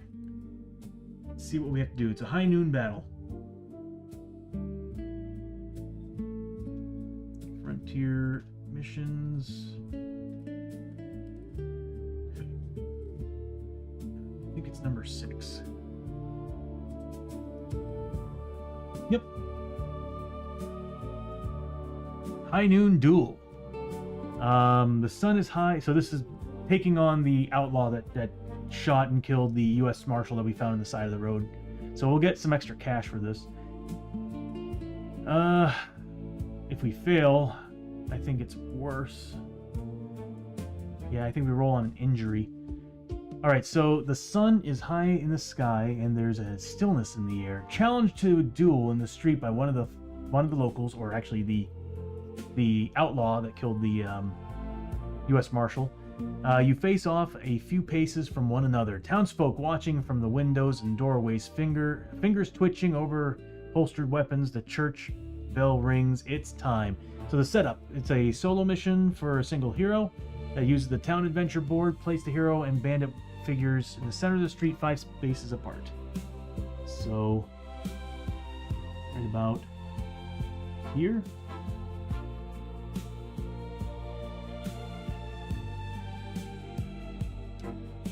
One of the local frontier folk has challenged you to a duel in the street at high noon. It's one-on-one. You or him. You must outshoot and fight your opponent to survive. Models may not enter buildings during the mission. Luckily, she's a gunslinger. He's in trouble. This mission is for one hero against another. It's like this, they're repeating themselves. There is no role to hold back the darkness and no fleeing. The entire mission counts as a single fight, but there is no loot card drawn, catching your breath, or corruption hits the Darkstone. Once the adventure is complete, the hero is restored to full health and sanity, returned to 1 grit. So that means I better use all my grit. Like, seriously, it returns you to 1 grit. You don't get to keep all your grit? That's lame. And may continue their town stay or begin the next adventure depending on what caused the duel. At the start of each turn, the hero and the enemy each roll a d6 and add it to their initiative. So she's going to win because the first turn of a fight, she is 10 initiative. He's in trouble. You have to add to their initiative level. Draw in the very first turn on the mission. Models may not move. The hero may still roll them to move to see if they get a grit. This represents the initial drawing and firing of the duel. The bandit model represents your opponent for the duel. He uses the stats found in the enemy record sheet for the bandit, including any elite abilities or brutal stats, based on the hero's level. He's going to get 2 elite abilities and has the health and damage for all attacks multiplied by the hero's level. Oh god. If the hero is only level 1, it doubles. So it's going to be 7 times his level? 7 times? Is that serious? Multiplied by the hero's level? Yeah. All damage and health multiplied. Wow, okay, this is going to be a little bit harder than I thought. And on top of that, elite abilities. Yeah, we just have to defeat the enemy to actually win. All right. So that is going to be a bandit, right? Let me pull up the bandit here.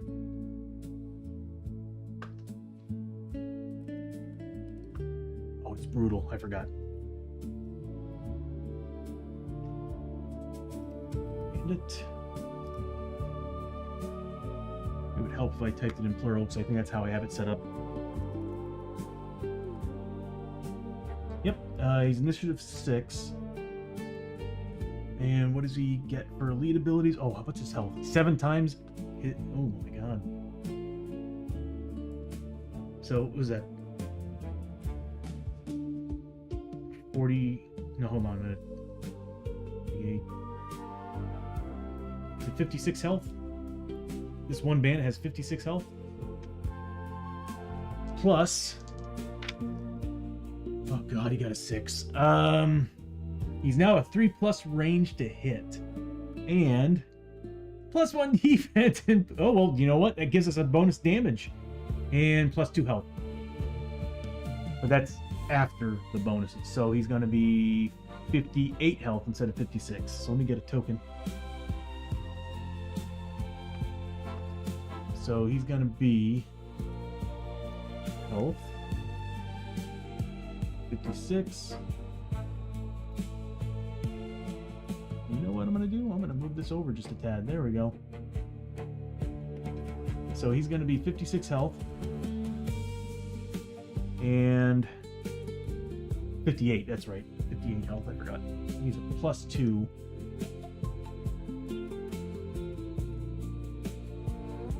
God, if he had a +2, that'd be 8.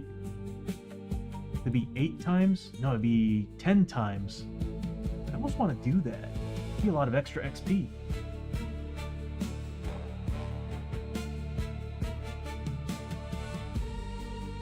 Yeah, an actual health token. I might play around with it a little bit more. Give it like some styling and stuff, but I got tired of seeing wounds because it made it so confusing that I was like, yeah, we need a health token. I almost want to make this harder and be like, he's 10 health with the +2 times, so he'd be 70 health.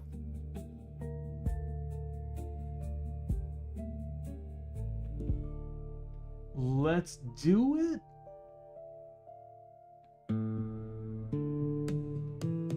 We could use Darkstone bullets to make this more interesting too. Oh, and she'll have her, yeah, okay. Yeah, let's make him 70 health. Why not? Let's make this fun.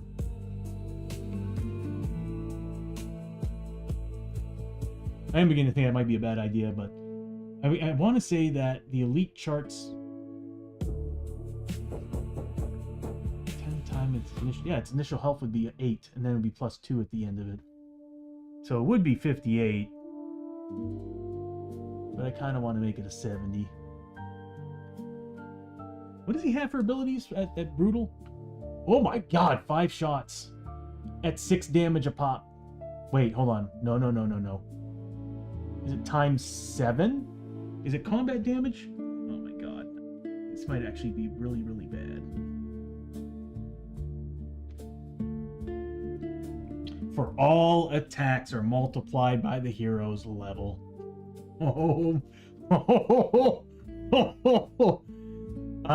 That's 21 damage per shot. 2 hits could kill her. Oh my god, I'm so glad that she's got grit.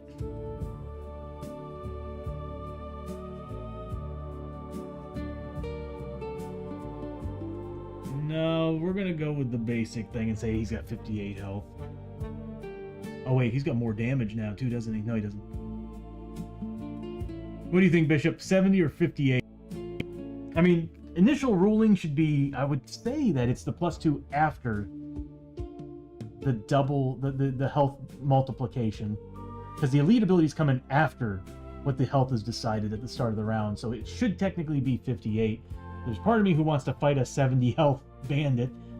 Considering, yeah, it's like he can do 21 damage, Bishop, on a hit. And he's a 3+ to hit.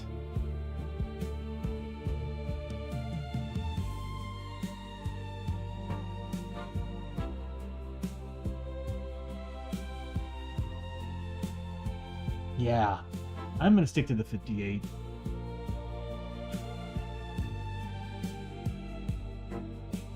Let's see. 58's gonna be tough enough too. It's gonna be a tough. I mean, like, I'll still get the. She'll get the Deadeye shot. She's gonna get a lot. But the problem is that she's not gonna get the +1 damage bonuses because she's. Oh wait, she's out of range. Her outlaw pistols can't reach him first turn.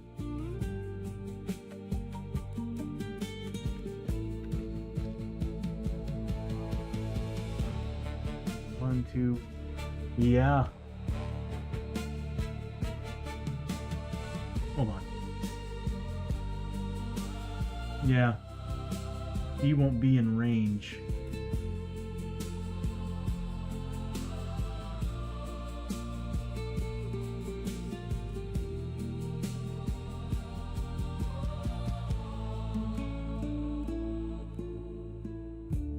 There's supposed to be 5 spaces apart. So yeah, there's supposed to be 5 spaces between them.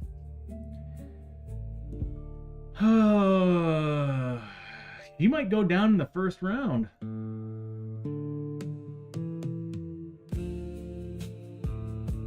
I'm gonna have to use my grit to avoid being shot.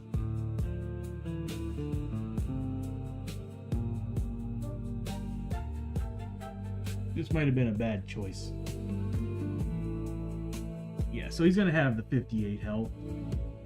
I was a little overconfident on this, and I totally forgot she's got a 5 range on these pistols. This is why having those barrels would have been helpful. I put all my points into adding damage. Is there anything else she can... Does she have dynamite? She might be able to throw dynamite.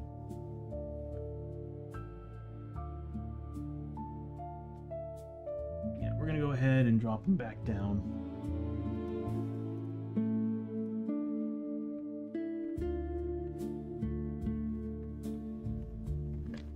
She has a 5 range.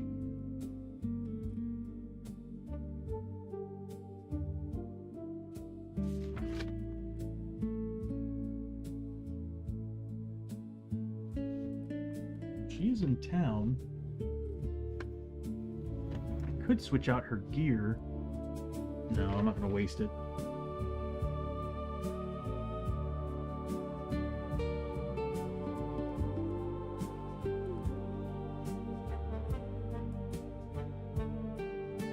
Yeah, because if I can get her close enough to him, she'll be able to do some serious damage. He's got shootout, but he's already far enough away from her where he's not going to move away.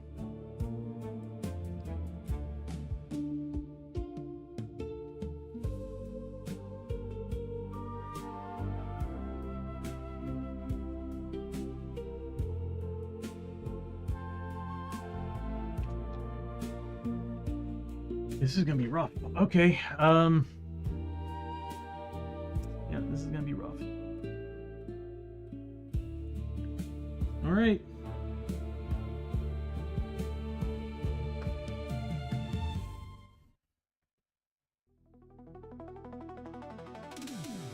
Actually, you know what? There we go.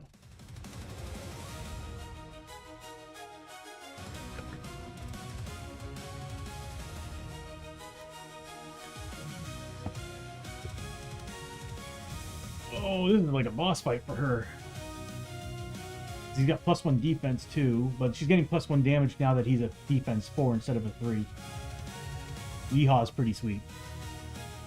Luckily she's got some health, she's got armor, she's got an okay defense roll. She's got to make these. I'm gonna have to spend grit to do this. Oh, how am I gonna get her close? If I gave her the plasma gun, she'd be able to hit him. She doesn't have dynamite either, I think. No. Yeah, she doesn't have anything. She might have to bandage herself up too.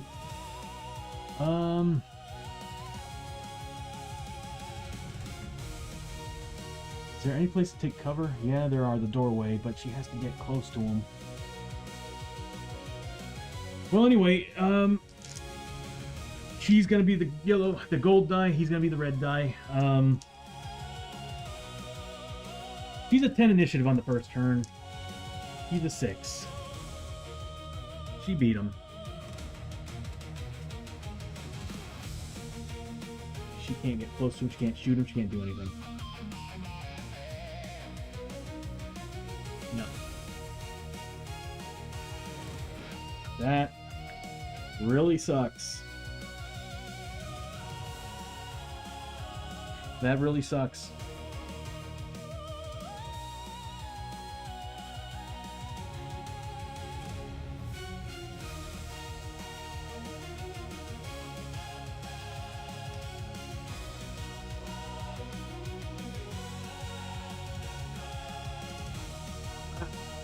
There's nothing I can do. He's next. He takes 5 shots at 21 damage a pop.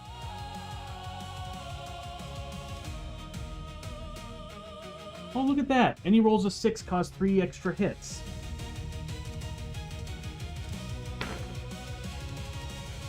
Really? Oh my god. Causes 3 hits each. So it's okay, so it'd be 2 extra hits. So he needed 3 pluses. He got 6 freaking hits. She needs 4 pluses.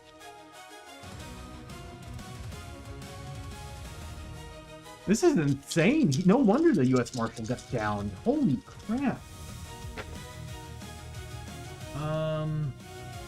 These are saves. He did very poorly. Very poorly.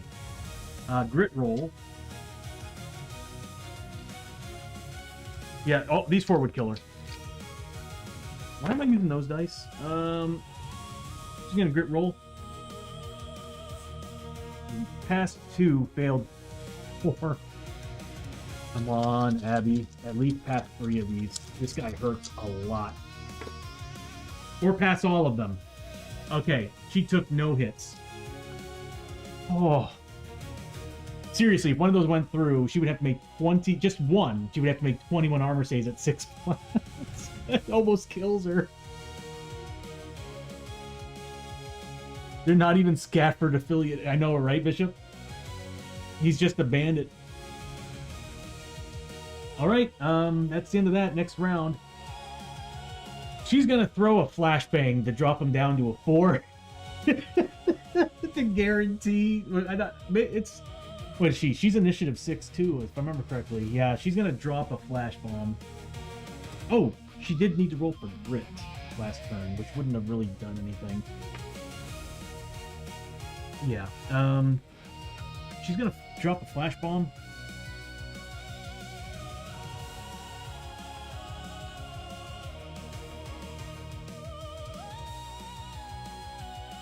I need an animation. And I got an idea of how I'm going to do that. I want the icon to kind of bubble. when I make a change to it. All right, so he's now a 4. She's a 6. Again, he's the red die. She's the gold die. He beats her.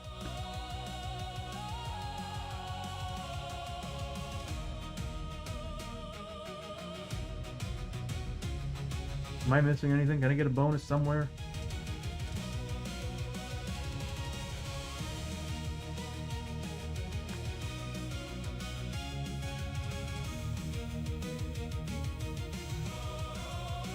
This guy does a lot of damage.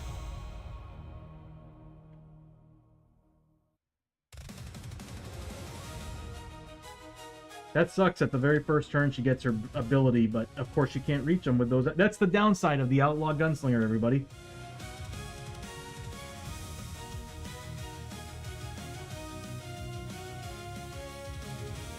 Damn.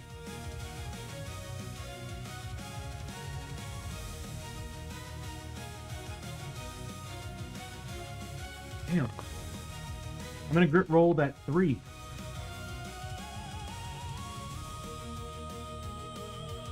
I need to. Come on. I need a 5+ to beat his roll. Do I? Hold on. He's a 4. So he's a 10 right now because of that. I need a 5+ to beat his roll. I need him.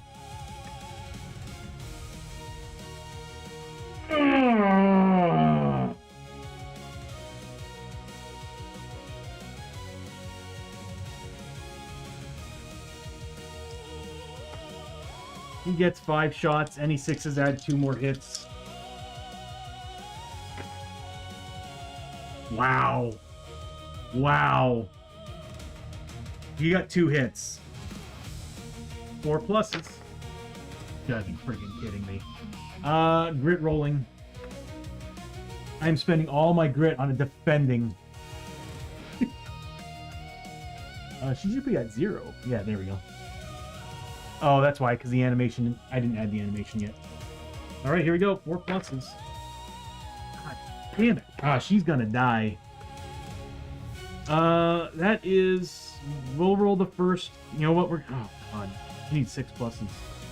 That's gonna be 42 damage.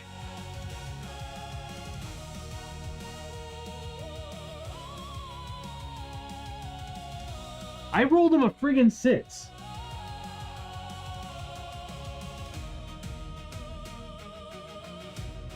This guy was bad news. I should have known. All right. Time Roller, how you doing, buddy? Oh, thank you, Bishop. I think Abbie's about to go down. We'll do the first 10. I kind of wish I saved a grit. Found the box. Oh, thank you, Time Roller.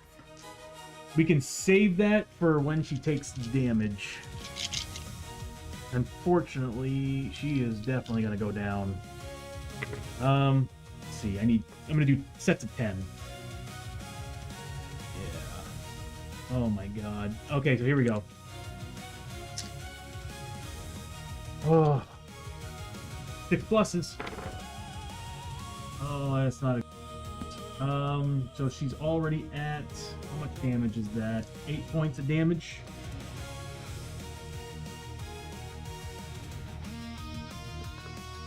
$32 left to go.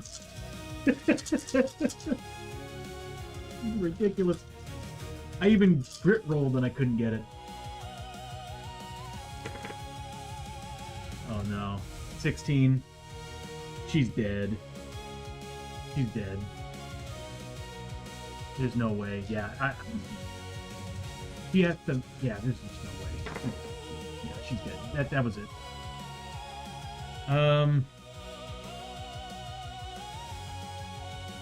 Yeah, she had 9 health left. That is 9 points of damage.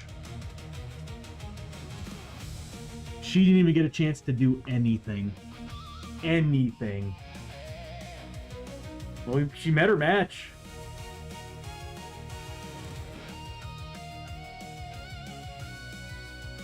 Wow. Wow. The outlaw pistols let me down. 5 range. Am I sure? Did I do that right?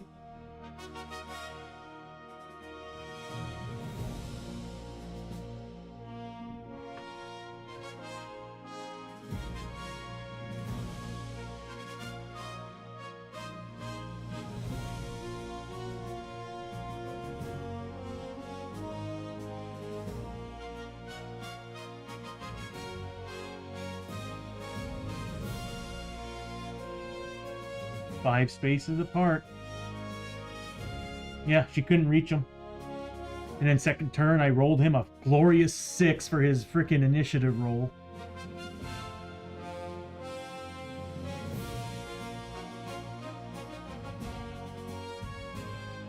Wow. Flippin' wow. Ad break in 3 minutes, everybody. It's insane. Failure. Roll for injury is normal for being KO'd. The hero then starts next adventure with no grit. But there's actually something different here. So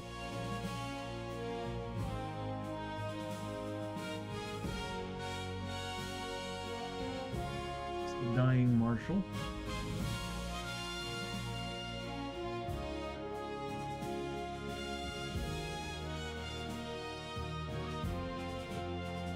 Once the duel has been fought, the prisoner is either dead or escaped. The duel's won, the hero gains that much money. The bounty prisoner, if the duel is failed, the hero rolls his injury only on a d6 as the prisoner fights dirty. That could be death, by the way. And she has no grit to reroll. And you can reroll on a chart if it is gonna lead you to death. But we don't have any grit because we spent it all trying to avoid his friggin' attacks that do 21 frickin' damage a pop. Holy crap. Okay.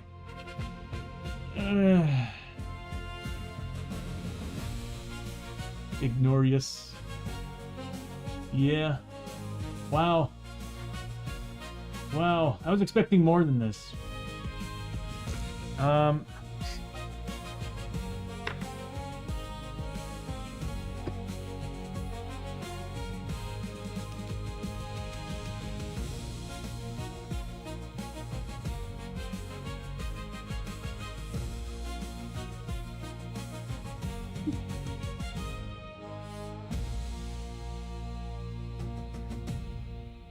Oh, you know what? She would have had the canteen.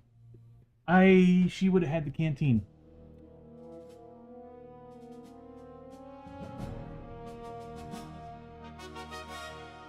She would have had the canteen. So she'd pop it, re-roll it.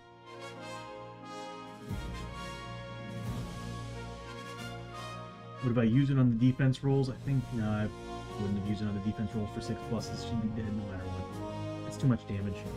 Alright, here we go. She's dead. She's dead. She's just dead. That's it. Apparently, I love rolling 1s and 2s for my characters, but, you know, for enemies, I'll roll them big old frickin' 6s, you know. I hate rolling against myself. I really frickin' do. She's dead. She died. Straight up. Not incapacitated. She died. Jesus. I mean, we can bring her back. The problem is that we left town.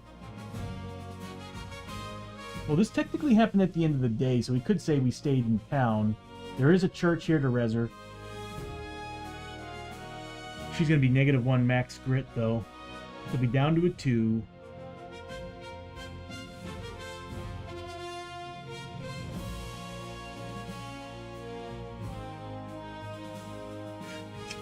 Fighting a high noon at level 7 is brutal.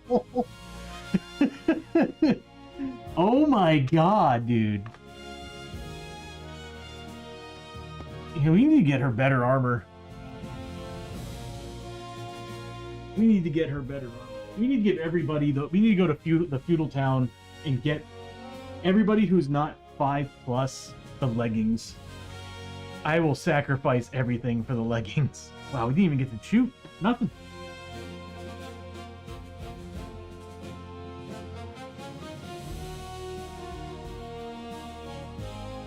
Oh, the canteen wouldn't have worked in there anyway because the canteen only works during adventures. I forgot.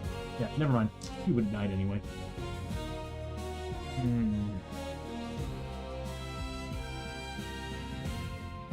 I'm not happy about that. But you can't win them all. It's just hilarious. What? I'm glad I didn't use any Darkstone bullets because we didn't even get a chance to shoot!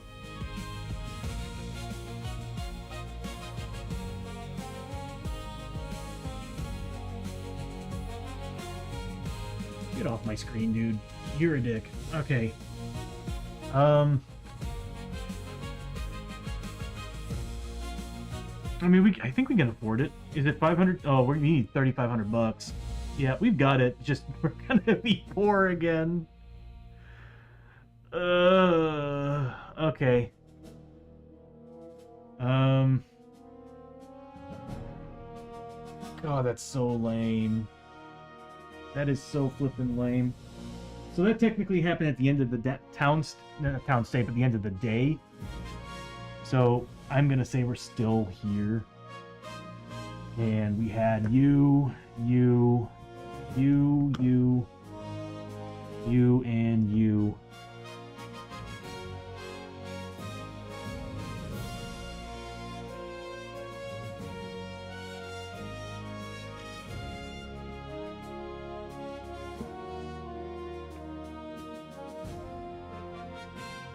She's dead.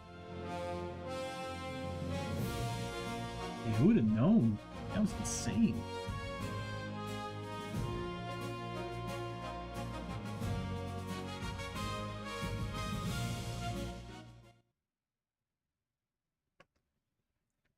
So at level 7, everybody, unless you have a gun that can actually reach the target, don't do it.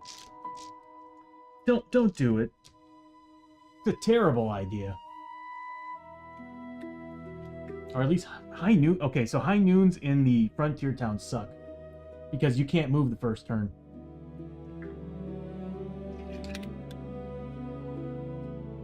Wow, she even had the higher initiative and everything. She couldn't get any shots off.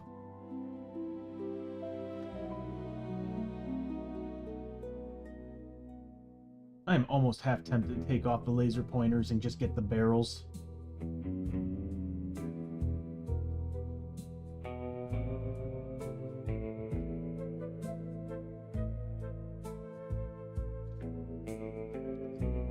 But, 1 second here.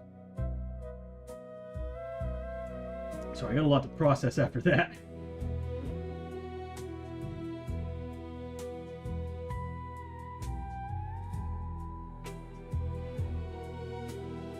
My internet is acting up too. I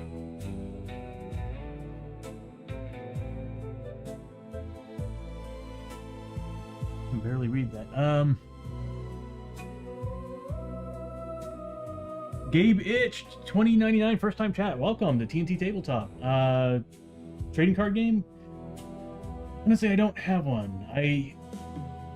Where I grew up, we didn't have many hobby stores. It wasn't until I moved down south to a much more populated area where I started actually discovering gaming hobbies. I used to paint miniatures, but actually playing games, I couldn't find anybody to do it. So stuff like Magic the Gathering, Pokemon, I never took into it because I just didn't have anybody to play with. So I lived in a kind of a small town, and everybody was either a football player, hockey player, football player, or into sports. Nobody played, or people played instruments.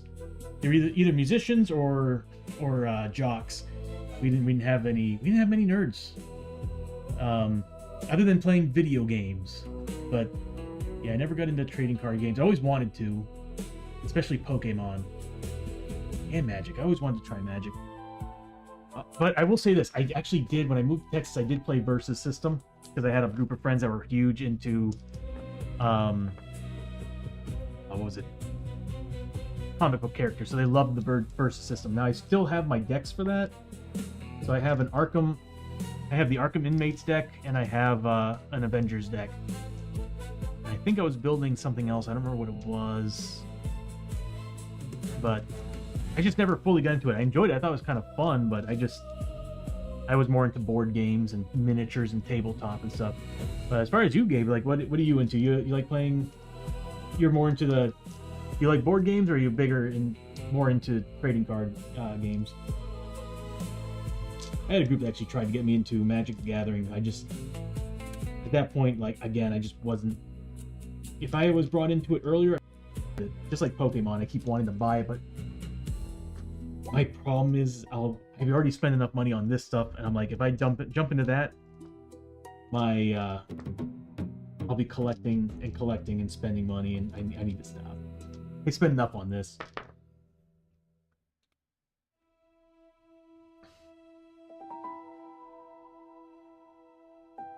See, I would like to, Bishop, I would like to watch some streams on it just to see what it's all about, because I never fully got to watch it.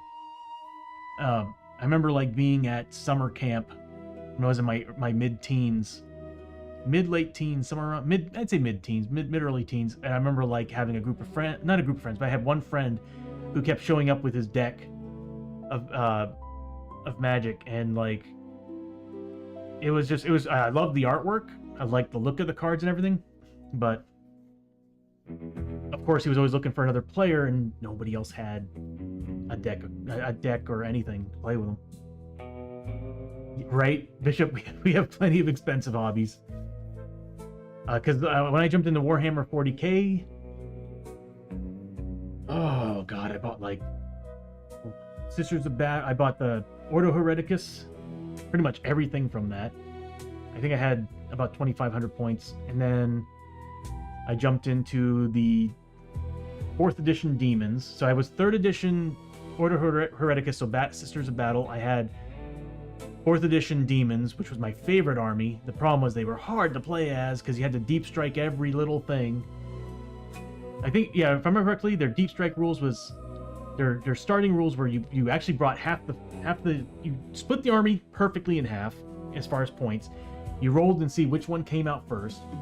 You put that out there, and then at the beginning of every turn, you had to roll for every single unit, or like group, that didn't come out to decide whether or not they actually came out on the field. But you actually get to deep strike them, so you can put them almost anywhere. But I think it was like I think it was outside of 6 inches of a model, an enemy model. But either way, the Demons were really hard to play as. I mean, it was fun because my favorite thing about it was like I loved trolling players, because I would get a full unit of Bloodletters on the field, put them right next to whatever their most damaging unit was, which was always, whenever I played somebody, it was always somebody playing his Tau with the damn railguns. I would deep strike my Bloodletters right next to that thing, and he would panic because it's like he has nothing guarding them. But other than that, it was really hard playing as Demons. And then, of course, I went to Chaos Space Marines after that. Then I quit, because the game got very expensive. Because I bought a Forge World Titan and never got to use it, and that kind of left a bad flavor in my mouth. Anyway, I also remember people playing the original Star Wars. I had that too. Blood Bowl. I never got to play Blood Bowl. But I remember seeing a lot of people at the local Warhammer store playing it. It was pretty cool. But not many people played it. Everybody was playing 40k, or mostly we had a couple fantasy players, but everybody was playing 40k. I mean, that was also their team that worked there was marketing that game big. They did have Lord of the Rings too. I remember being drawn to that, but I don't know, 40k was just so much fun. But anyway, then I switched over to Hordes, War Machine Hordes, and I loved and hated it. My problem with that game was every single model had special rules, and I just can't. I don't have the memory for that. Especially when you got people who have like a special level of autism, and they can memorize your book in one read. So when you put enemies on the board, they already know more. They know more of what you're going to do with your army than you were going to know what you're going to do with your army. I hated it, but painting wise, I loved painting the game. I think Coco needs to go out. Let me take a look and see how far we're in here.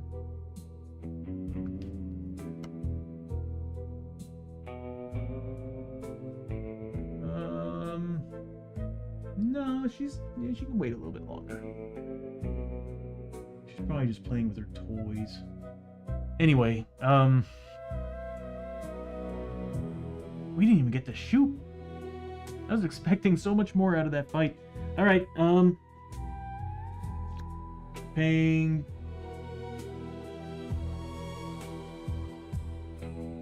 $30. We'll just pay from someone. She's down. We need to bring her back, and we have what we need here to bring her back, so we're gonna take advantage of that. So everybody's gonna be paying $10 to stay, but in this case, I'll just have Hoshoryo spend $30. I don't want to do that. Oh.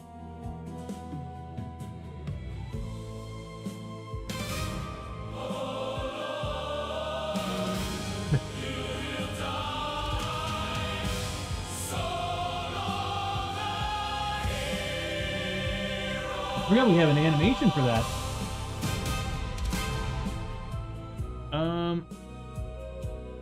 You know, I don't think you get an injury. I think you just dead. Let me take a look. Yeah, it's a good idea to check on that.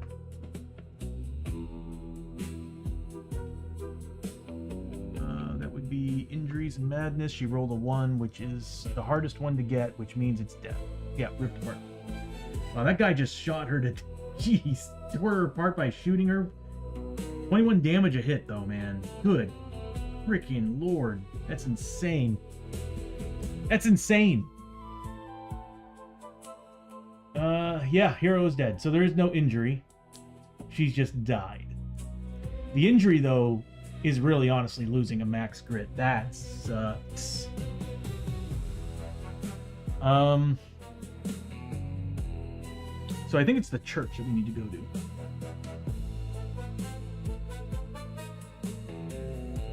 First, let's do the daily event. She's dead, so she doesn't have to worry about doing her wanted. Mob riot. God, why? The townsfolk are fed up with the local authority and have begun to riot in the streets. Each hero may attempt to help quell the riot by making a strength 4+ test. God, they might destroy the friggin' church. If failed, the hero is knocked over, and we gotta do this. We need to save the church.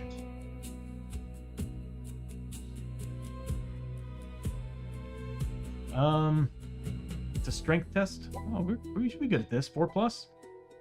If failed, the hero is knocked over and over the head by the crowd, taking d6 wounds, ignoring defense. We still get our armor, and may do nothing else for the rest of the day in town.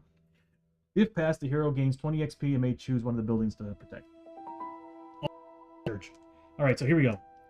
Chiyo's first. She's got a strength 4. We'll start with Lester, because we only need one person to pass this. So we'll start with Lester since he's a flipping 5. He's got 2 grit. I'm not rolling well today, but we did get it. He gets 20 XP, and he's going to protect the church. Well, it only makes sense. He's protecting the church for his daughter, Abbie. All right, so I don't care about the other buildings. He's going to get 20 XP. He needs that, because he is lacking. I need that to go over the animation. So he's 20 XP, and he's protecting the church. And all the other buildings can go screw right off. So we need to roll a d6 for every building. And it's on a 1 or 2, it's destroyed. All right, here we go. General store. Destroyed. Blacksmith. Alive. The Indian trading post. Alive. The saloon. Alive. And then the docks office. I mean, where's these 6s coming from? Okay, so that place is safe. We'll just say that Lester went there. Do we have anything we need to get rid of? Because this is the perfect time for Chiyo to do that. Well, she can't get rid of her own.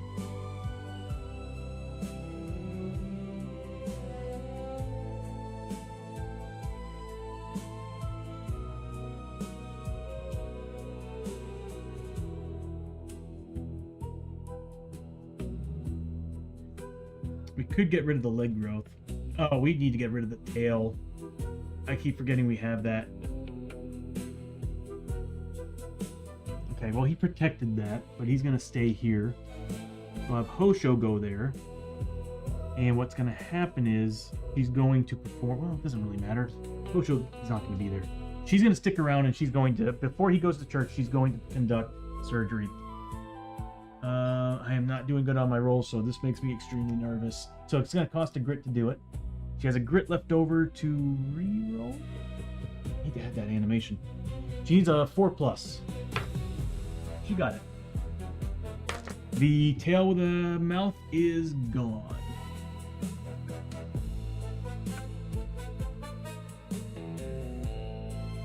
You know, Bishop, I might actually just add these mutations to the head, the portrait, like I did with everything else. This way, it's always playing and it's reminding us what they have, and it's always on the screen. Because it's kind of hard to remember these all the damn time. And when it's always in our face, I feel like that's just a better thing. So I'm probably going to try to make some animations for those, particularly. Oh, thank you, Bishop. We needed that. So we're going to get rid of slot 3. And we're going to turn it to null.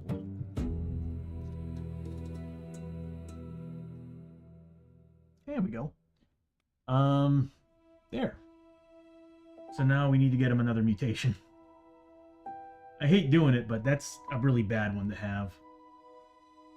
Luckily, we didn't have to use a grit to do it.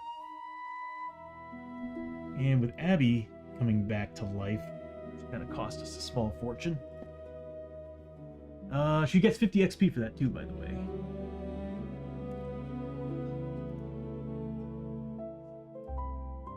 Is she getting there? I think she needs 5,600. Here's the book. Adventure book. There we go. I think she needs... Cut it out. To go from 5 to 6, it's 45.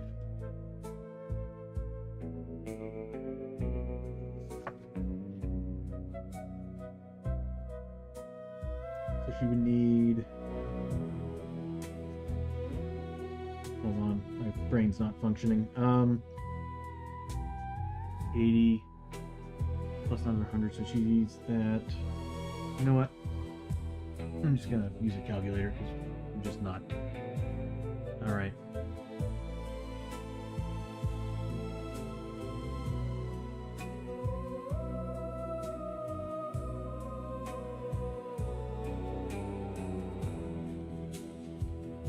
She's 5,400. So yeah, she's just under 1,000.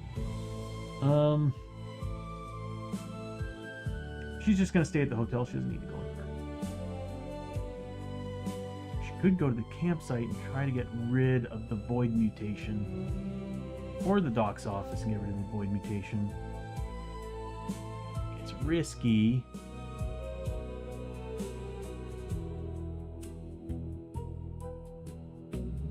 We haven't been having any luck, but let's go for it.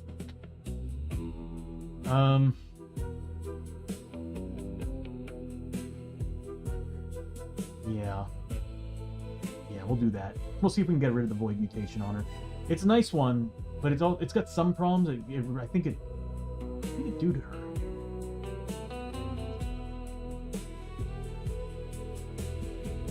Right. She takes sanity damage if there are void enemies on the same tile, but she gets +1 initiative, which is good.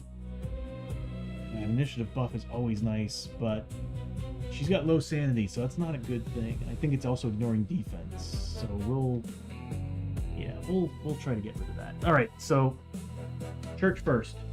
Let's bring back Abbie after her failed attempt at killing the outlaw. Wow, those outlaw pistols disappointed. They can't do everything, I guess. All right, so we're at the church with Hoshoryo. And let's see. 2d6. That was almost another 6. 7.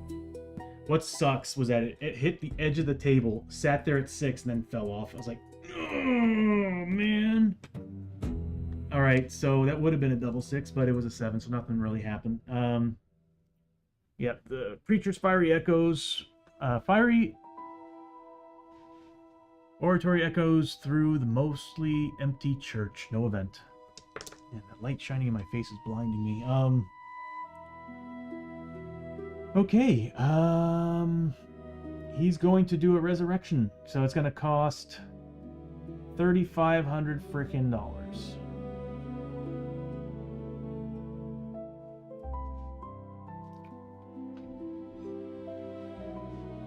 Yeah, we can do it. So we'll take 1,000 off of Abbie's body.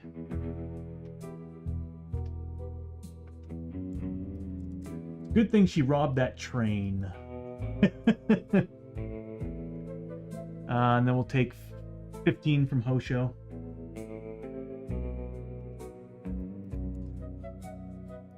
And then another 1,000 from Chiyo.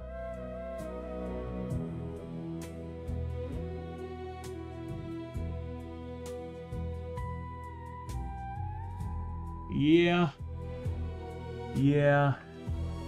We're losing a lot on this. So she's back, but she loses max grit of 1.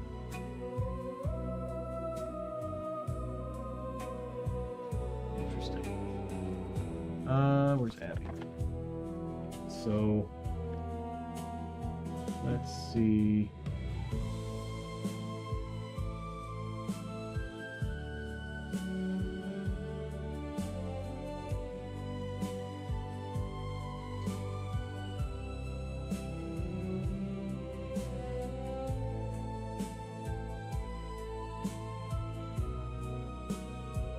She's now down to 2 grit. Wow. At one time she used to have 4. Alright. So Abbie is back. She loses a max grit.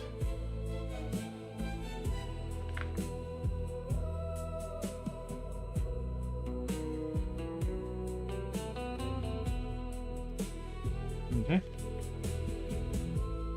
Dang, she's now down to 2. Having 3 was helpful, especially for somebody who had better chances on getting grit back. Who would have known that guy would do 21 flipping damage? I should have. We've done several of those high noons. I just didn't realize he would do that much damage. 1 hit almost does her entire health. Yeah, she needs better armor. I think when we go back to the feudal Japan town, feudal village, we're buying... Well, we are out of money now. But I would like to buy some chain leggings for everyone. Get us some good bonuses on armor. Oh my god. I just can't get over the fact that, like, he got to shoot twice before she even got to do anything. It's stupid. Alright.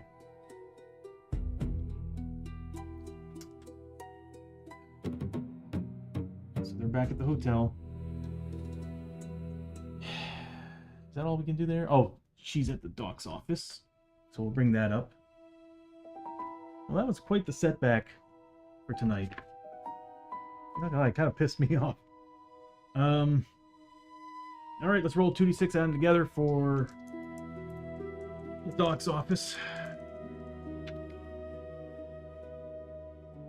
It's 5. Dirty tools. Yeah, we're not doing it today. The doc is using dirty tools for operating and stinks of liquor. That's not good. All attempts at the surgery today are now negative on the roll. No, not gonna happen. Not gonna happen. Oh, we can buy tonics. We can buy some tonics with the money that we have. Do we have? Yeah, we got money for that. Let's see what we got. I'm pretty sure we are. I'm pretty sure that we are full. Chiyo's full. Hosho is not. Oh, no, he is. Abbie is not full because we spent the flash, but she's gonna get 2 free side bag items to start the next adventure. And of course, Lester's full. We got potions. I would like some tonics though, but we got 3 canteens, so I don't think I think we're good on tonics. Yeah, when we get canteens, we don't really need tonics. I'd like to find one more though. If I can find one more canteen and I can put it on Abbie, then everybody has like basically three tonics on them at all times. No, 2 tonics. Okay, so I'm not gonna do the surgery. Too risky. She's going back.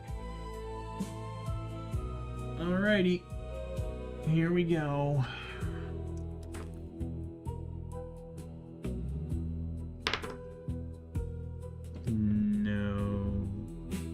But we are getting +1 on the hazard roll, so maybe good?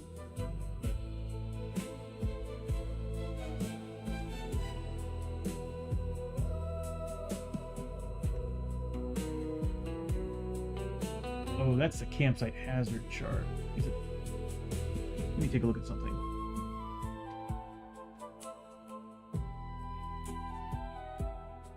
Oh!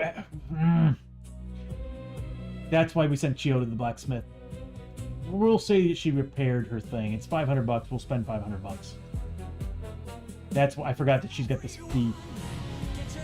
Mad Arts, how you doing, buddy? Yeah, so I forgot. When she was over at the blacksmith earlier, she should have actually repaired that. That was the main reason why I sent her there. But instead, we went ahead and did a couple things. It's a good game.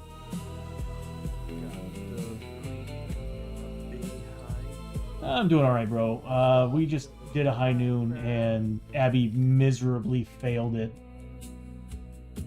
So she died. Not incapacitated. She died. We had to bring her back.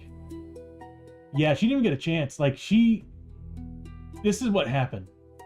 She, first turn, she's initiative 10, so she beat the guy big time on initiative, but because the rules of High Noon is the very first turn nobody moves, her range is only 5 and everybody's five spaces apart, so she couldn't reach him. So he gets to go. His shots are 5 shots at 21 damage a pop. 21 damage. Yeah, she didn't even get to go. Right, yeah, Bishop's right. She didn't even get to unholster her gun. So the guy got 5 shots. I spent grit to avoid all of them. Next turn comes up. I god rolled him a 6 for his initiative roll. And so he got to go first this time. And then, yeah, that was 42 points of damage she had to try to avoid on 6+ armor saves. She didn't make it. So yeah, she died because she had to roll for injury on a D6 roll, not a 2D6 roll. I rolled a 1, death. Yeah, I've been having really, really bad rolls already. It hasn't been great. Yeah, I'm right now, RT Jesus is telling me to stop playing. Otherwise, worse things are going to happen. So let me take a look at the notes here.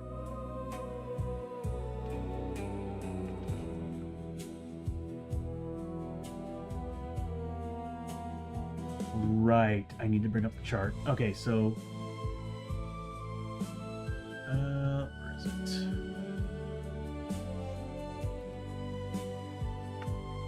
So we'll say that we're gonna spend $500 from Chiyo because she should have done this. I forgot about it. She should have spent. Why am I pressing on XP all the time? Our neighbors upstairs are very noisy. So Coco's barking all the time. Ooh, 777 was on Chiyo. Wasn't really helping, was it? And we'll get rid of that side bag problem that we're having.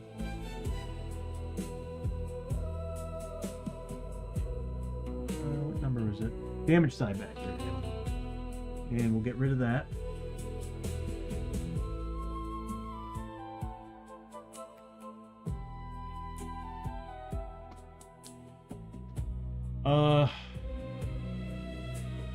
And let's pull up that chart because I'm not 100% sure which ones we're getting the bonuses for. And it was the Army Convoy. Campsite hazard and town event chart. So I think it is the right one. Town event chart.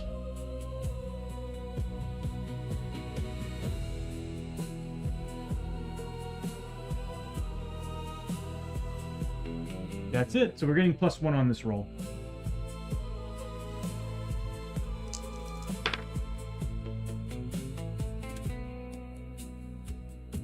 I don't think this really affects us. It's just the spreading fear thing. Yeah. We're not going to stick around anyway. So, fear spreads through the town as the day grows dark and the demonic attacks more frequent. One random town location closes up shop and may not be visited. Screw this town. It sucks because like this is actually a really good town for what it's got, but it's been nothing but bad luck here. So a town closes up shop. Roll d6 for, well, here it's going to be, yeah, d6.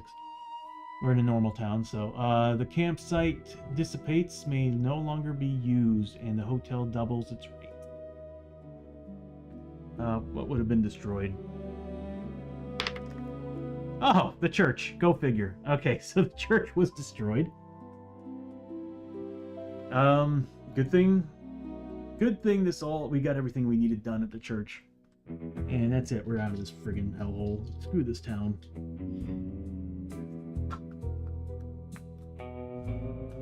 It has been nothing but bad luck here.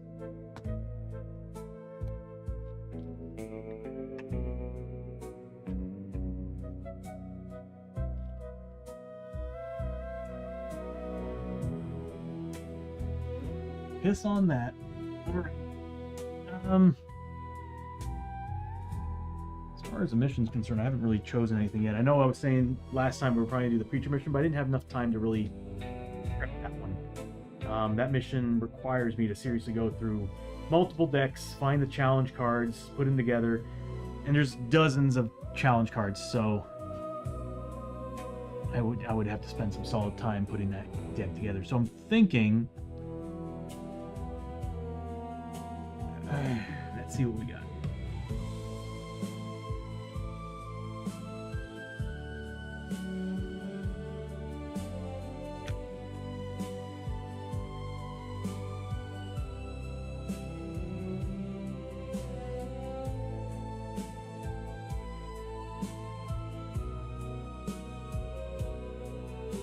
The earth shakes and thunder roars across the sky as lightning crashes over the mountains. Something is wrong. Very, very wrong. He has returned. The local preacher bursts into flames, levitating up into the air above the dusty night street in the town you were passing through. Makes sense. The church was destroyed.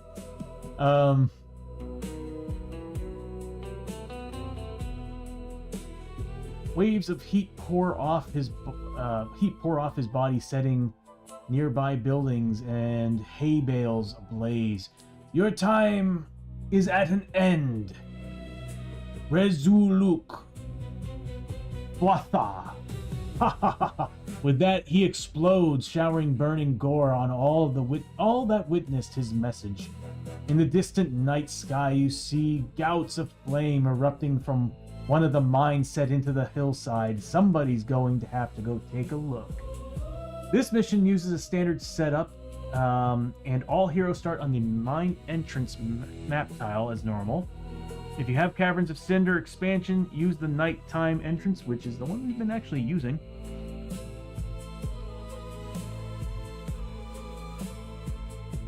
It looks like a nope. The heroes must follow the trail of flames to its source and reveal 3 exploration tokens.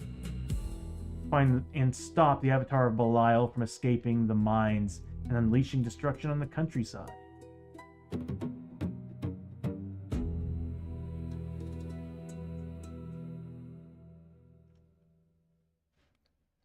Special rules. For this mission, instead of beginning at the darkness start space on the depth track, the darkness marker begins the game on the space marked 6.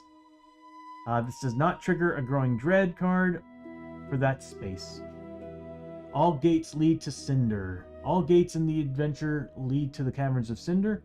Even gates found in the Caverns of Cynder. If you do not have the Caverns of Cynder, ignore this special rule. Mine clues add a gate. Any clue icon the heroes find in the mines automatically has a gate in the room, in addition to any other doors. Find 3 exploration tokens. The 3rd exploration token the heroes reveal during the adventure is the location of the objective room.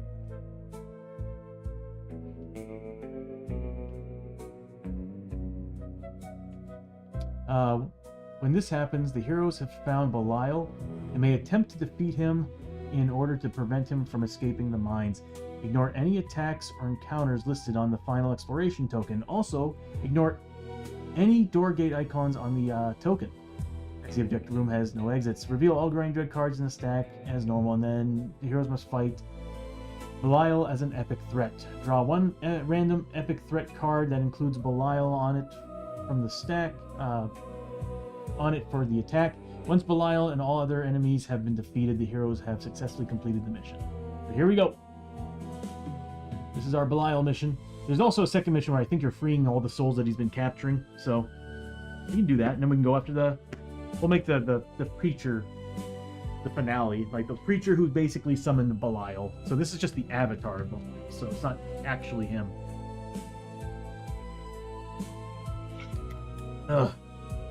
But we're stopping him from destroying the countryside, and we're gonna free the souls next. Oh my god. This has been a bad night. Okay.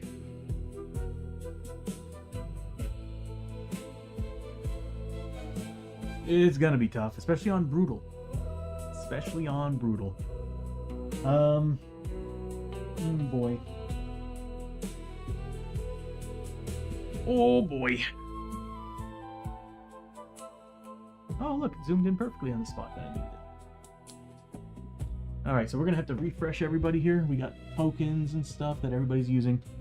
We got a donkey. Oh no. We just leveled him up too. I hope he doesn't die. I shouldn't be thinking those thoughts. Alright. So everybody's set up. Abbie's back.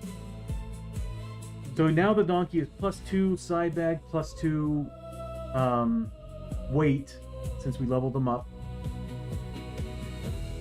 He has to complete 3 missions with your crew. For every mission you complete, or every mission you succeed with him in it, he gets an XP. And when you reach 3 XP, he levels up. So you can spend 3 XP to level up your ally. So we got level 2 donkey.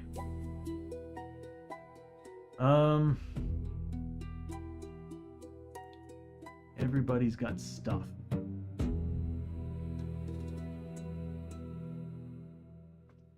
Oh, I'm not gonna lie, losing that mission put me in a bad mood. It put me in a really bad mood. So we got multiple canteens on characters. I know Chiyo's got one. These aren't side bag tokens, so ignore that part. I just need to add more tokens to the top sheet.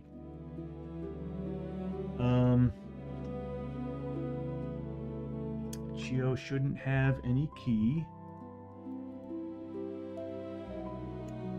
Is that a 3? And Hoshoryo shouldn't have any fury. Abbie should have 6 shots of Deadeye shot. We didn't use them all last mission. Looks good. I think everybody's got what they're supposed to start with. Oh, Abbie's supposed to get 2 free side bag tokens. Chiyo's supposed to get 5 bandages, but we're pretty much maxed out. Yeah, as long as he's along for the adventure.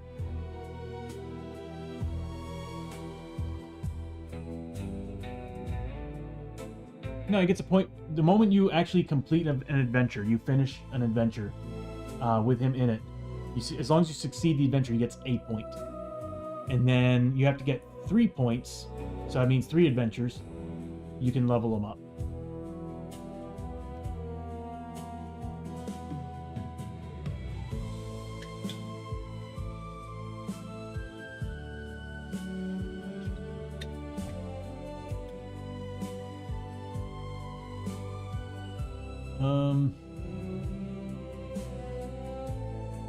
I would need to go through when we get to the final fight. I'll go through the epic deck and find the Belial cards. We probably won't be able to make that tonight. At least I don't think so.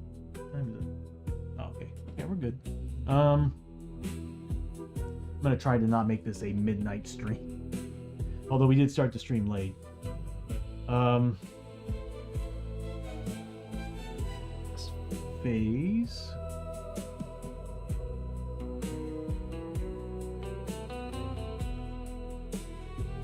We are not there yet. We are in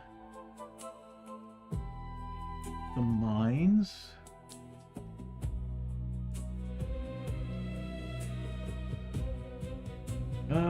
Anything else?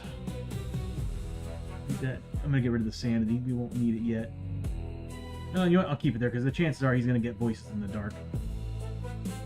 That would be number 12. We should be at 8 sanity right now. But we still have all that scrap and a lot of tech. We don't need those tokens anymore, so we can get rid of that icon.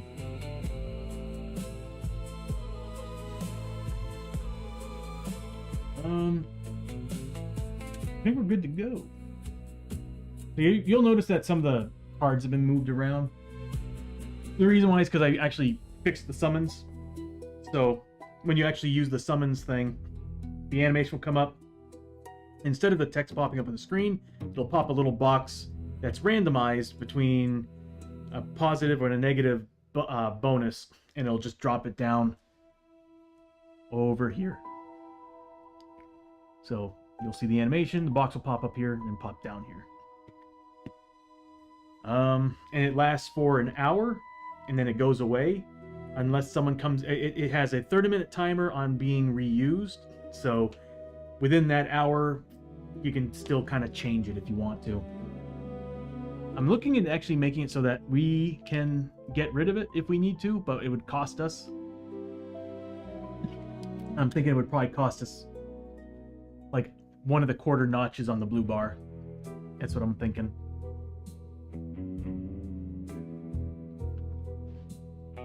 So I'm trying to put a little bit of strategy into it. Although there's also part of me who's thought about making tiers of it. Ooh. You know, I've got an idea. I might get rid of the bonuses for each quarter.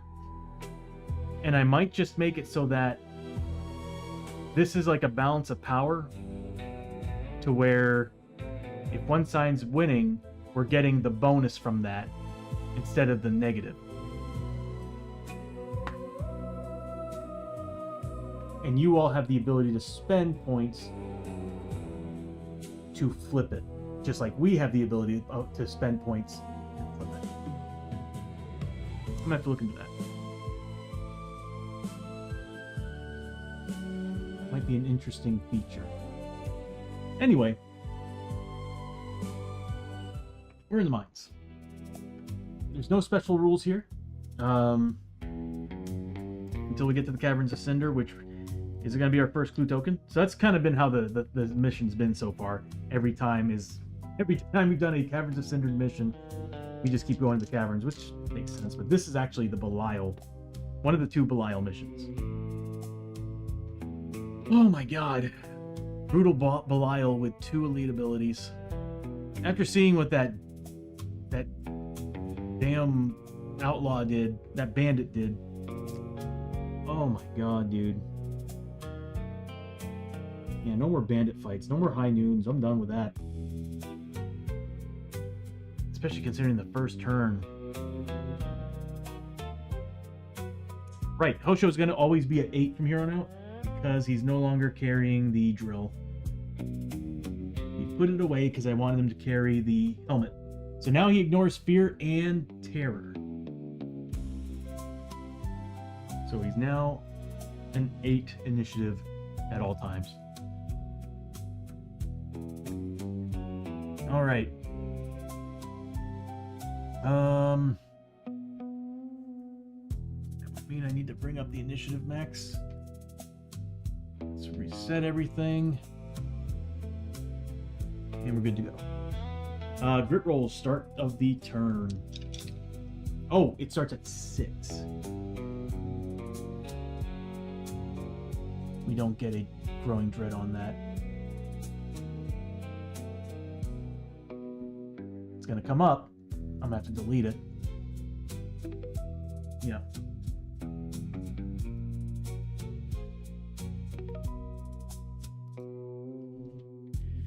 Wow, it starts at 6. Holy crap. Okay, here we go. Bad things happen when we fail the roll, don't we? Nope, we got rid of it. Okay, it was the head. We passed. We got a 7. Osho goes first. He's gonna roll for grit. God, he's at max. I need to find a way to get him some grit. Oh, movement points. Yeah. He's gonna move up 1, 2, 3, 4. Look inside that room. E2.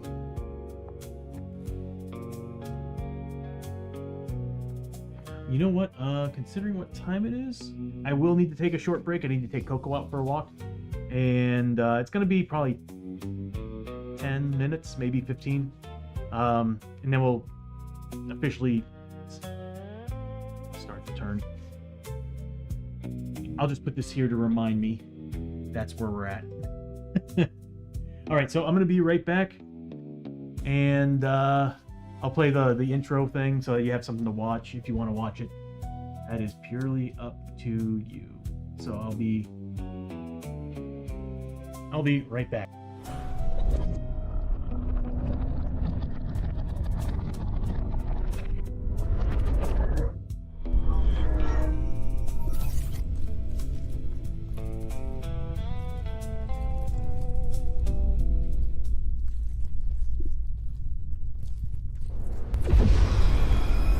What news, sorcerer? A new realm has been discovered, my lord. Ripe for the taking. Good. Open the gate, sorcerer. When I conquer this realm, my shackles will come undone, and the ancients will tremble before my vengeance. Very good, my lord. The Shadow King demands the portals to be open to this so-called Earth. Begin the ritual!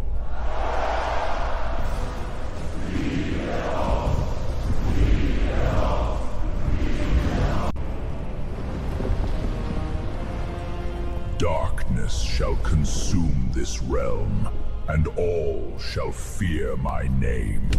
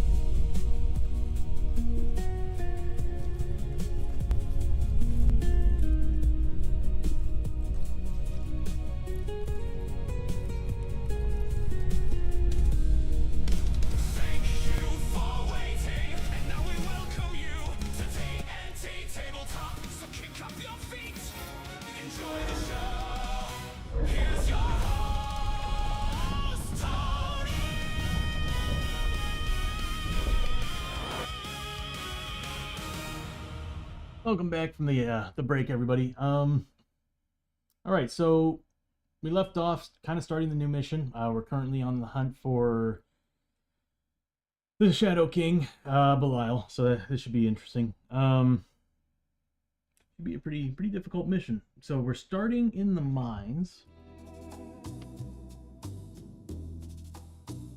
and all right, Hosho moved up. He's gonna look through that doorway. Granting him 5 XP. And he's going to find, on the other side, Darkstone Quarry. That is in the base game.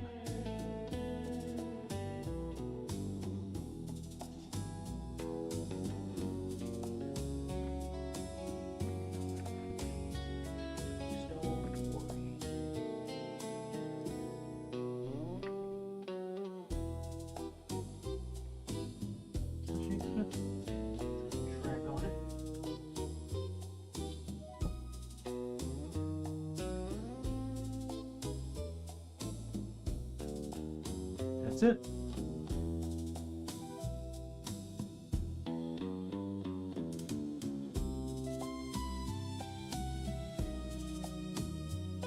I need to zoom that camera out a little bit more. All right, so he moves up, finds Darkstone Quarry. I don't wish I can get the...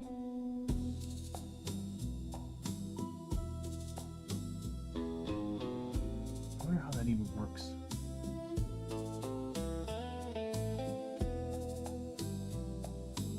I'm supposed to be able to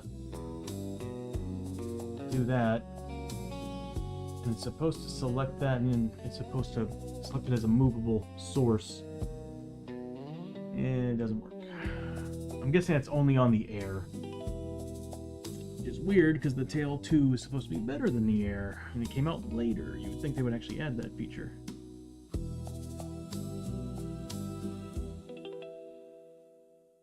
I would like to add it, but I'm thinking until I get it working on my...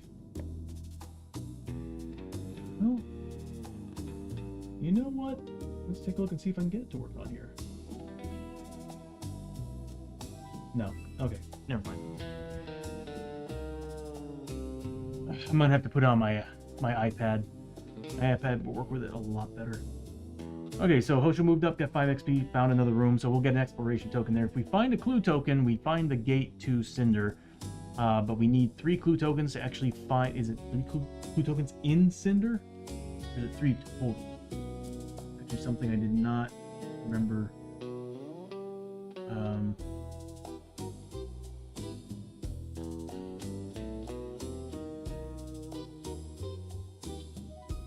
So it's the full 3. Okay.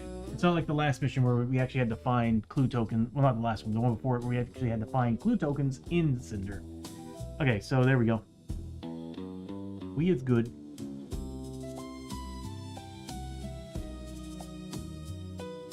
Alright, so Hosho moves up, does that.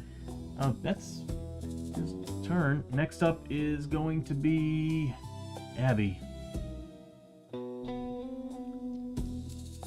Gonna roll for grit. You do some. God, I'm rolling 2s non-stop. That's making me nervous. He's gonna force Lester to take some corruption so she can get some grit. He's gonna take 1 corruption hit because it's a D3. He needs a 4+. He gets it. So she gets a grit, and he doesn't get any damage or any corruption points. Yeah, the outlaw has a pretty cool ability. And she's just gonna move up here. I'm not doing any scavenging this time around. Scavenging is a terrifying thing in this game. You could find stuff though. It's free, why not? Alright, she's gonna do it. She needs 6 pluses on 3 dice. She does get 1. Oh god, this is just making me nervous. Okay, so she does get 1.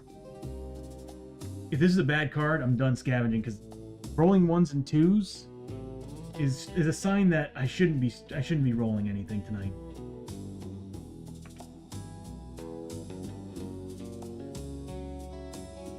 Okay, 10 XP. Nothing is good.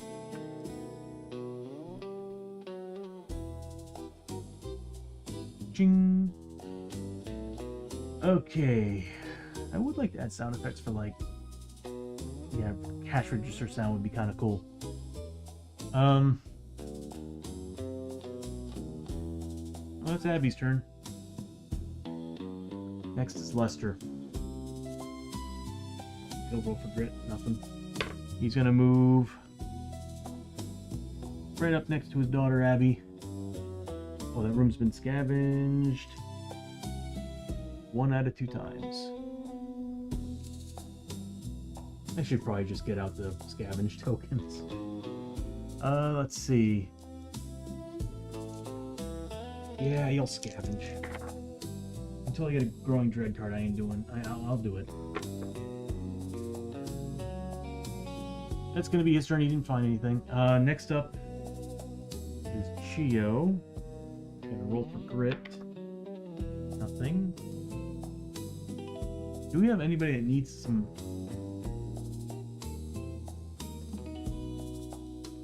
healing? Not healing, but okay. We could try to get rid of the Void Child. But you +1 lore and +1 initiative is quite nice. We will need to get Lester to mutate. So I'm gonna get rid of the Void Child. What was it? There was an item where you get to roll twice on the mutation chart, and I think we saw it in town. I should have probably bought it for Lester so we can keep gambling on him. We get to roll 2 mutations, choose which one. Abbie, we'll have Chiyo move up.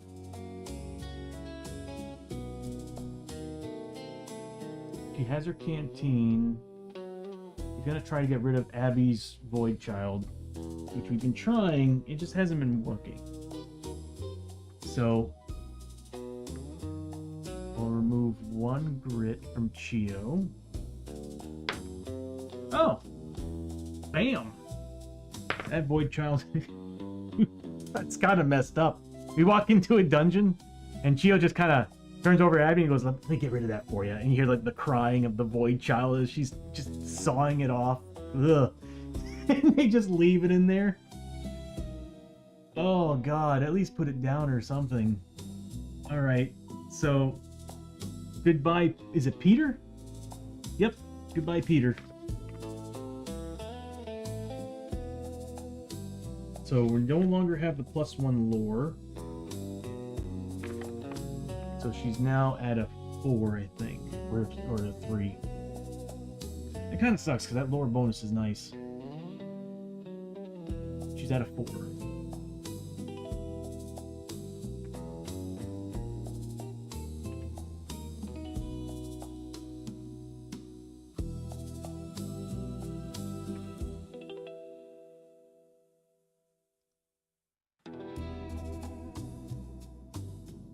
Looking for lore. I passed it.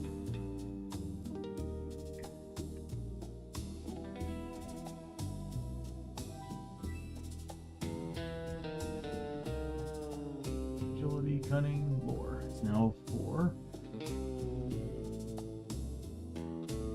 And she no longer gets +1 initiative while in another world. But I think her corruption resist went up 1. Yeah. Corruption resist went up to a 5. It's actually kind of nice though. Okay, am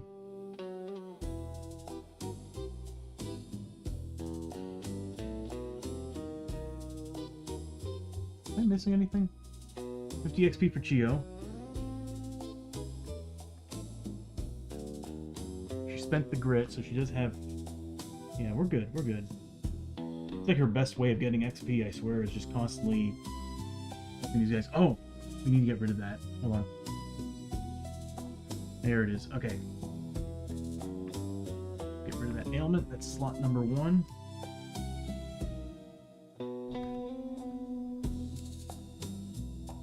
And there we go. Alright, nicely done. And after Chiyo, we get the donkey.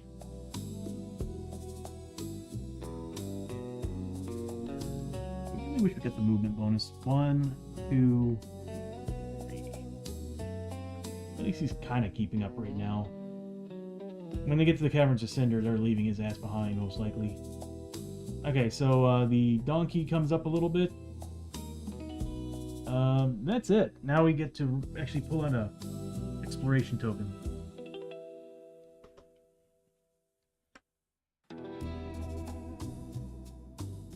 Well, at least it's a clue. But we do get a darkness. We still have some scrolls left, too. So we get basically every single doorway is a opening, except one is a gate. So, which one's the gate? To the right next to us. Worked out in our favor. We'll move this over here.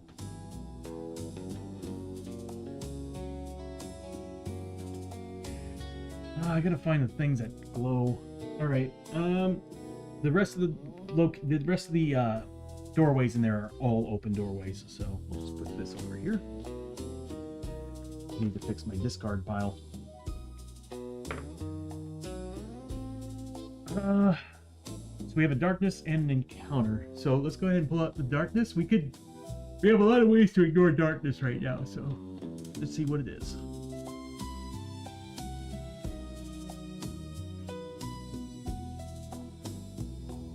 Oh no. Oh, that's bad. Belial's a demon.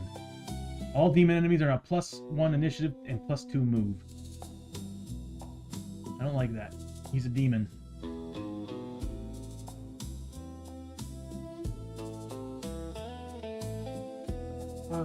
Who is carrying the scroll?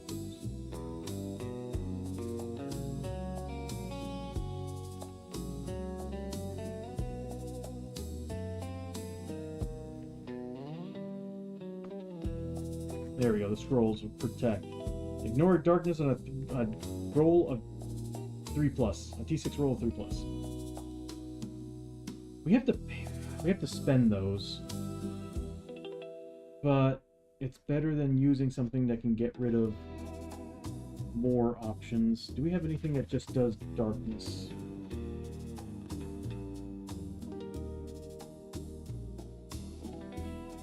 You didn't even get to frickin' shoot, man.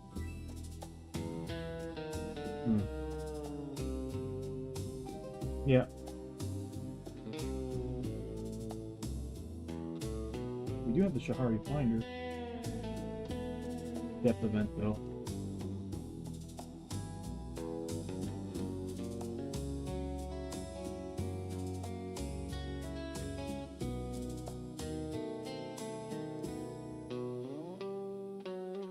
That's it. Alright, so we're just going to spend one of those because I don't want him getting bonuses. +1 initiative sucks. The movement, don't really care about. It's the initiative that makes me a little bit scared. That could be just enough to make him go before somebody else. So I'm thinking... Scroll Protect. Who's got this? Chiyo? Does have the canteen to reroll if she needs to. She's good.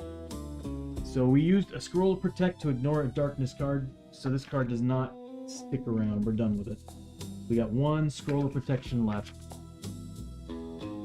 So that can go away. Alright, next up is encounter time.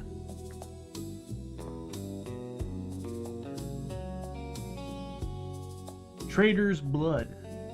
You've been sold out. Someone who knew... Let me guess. The bandit that she just fought. You've been sold out. Someone who knew about your mission must have betrayed you to the darkness. Run! Run! Yeah, spirit. Oh no. Oh no. This is quite possibly the worst encounter card. Is this a promo card? No. Spirits are weakness.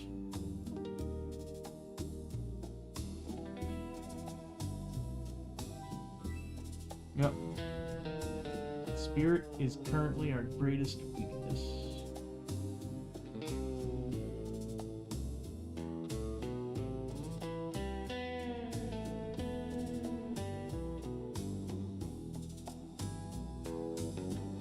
Yeah, we're in trouble.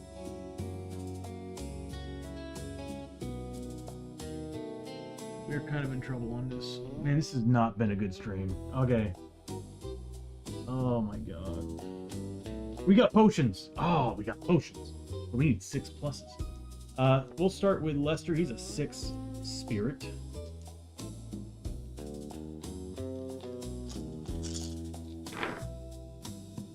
Not a single freaking one.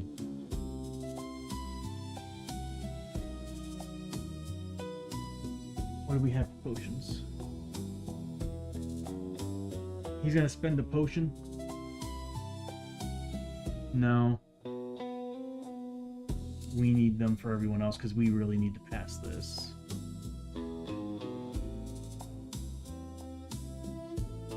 How many potions do we have total? Oh, we got plenty. We've got, what, 9? Yeah, we'll give him 1. I can't believe we're actually probably going to spend all our potions on this. That's 2 extra dice.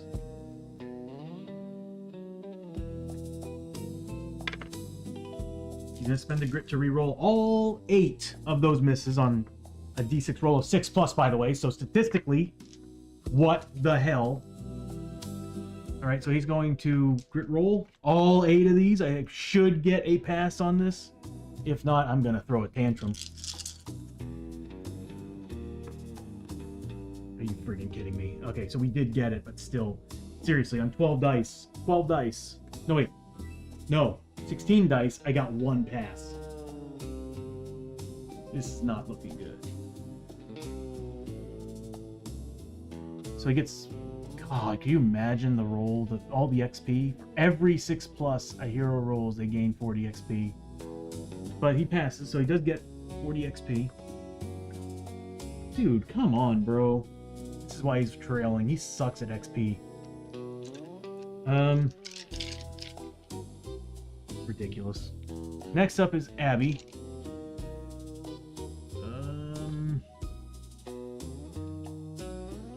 She's going to take her 1 potion. So she's at 2 right now. She's about to get another 2. So she's going to drink that potion. I can't believe we're spending every... But why is this always happening? Like, first turn. All the worst possible things. And then she's going to take 1 of Lester's, so she'll have 6 dice.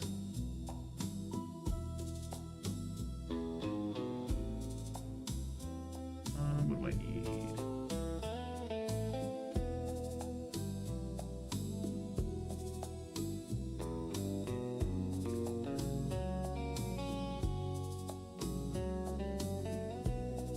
Okay, so she's getting 6 dice total.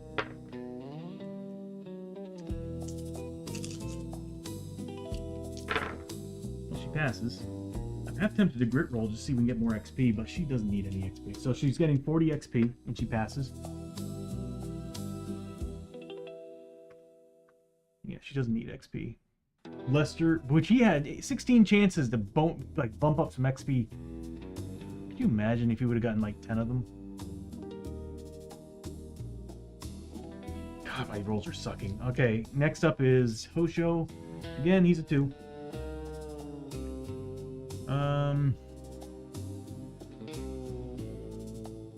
He's gonna do the same thing. We'll just spend 2 from him.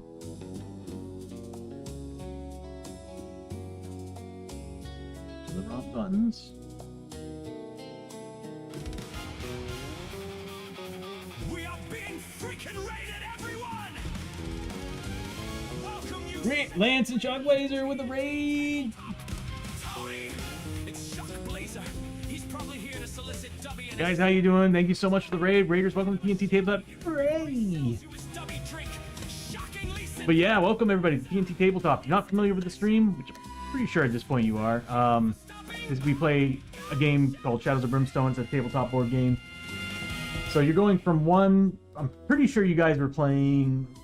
Were you playing Hammer? Was it Hammerfall? What were you guys playing today?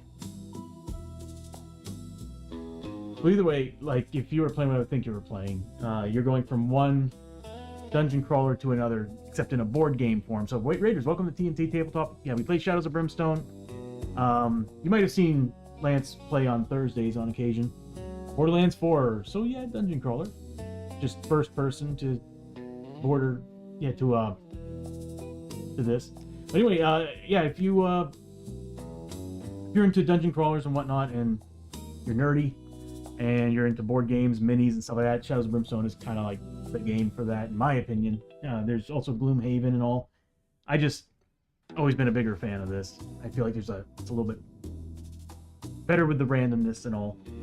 Every adventure feels different. But yeah, so welcome to TNT Tabletop. Guys, thank you so much for the raid. Anybody who, if you have to raid and run, it's totally understandable. Don't worry about it. We're just going to continue trying to get through this adventure, which I've been rolling piss poor on.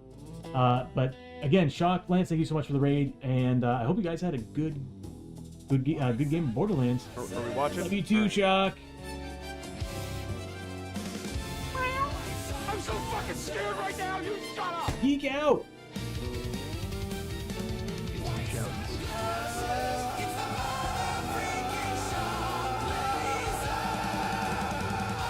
And geek out too. Okay. The timing on that was glorious. Yes. Yes, it was. I'm fucking confused.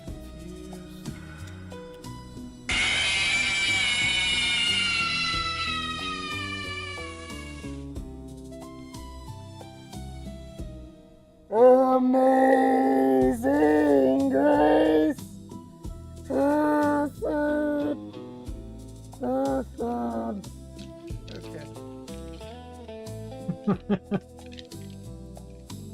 Okay. No, Shane, stop beating me.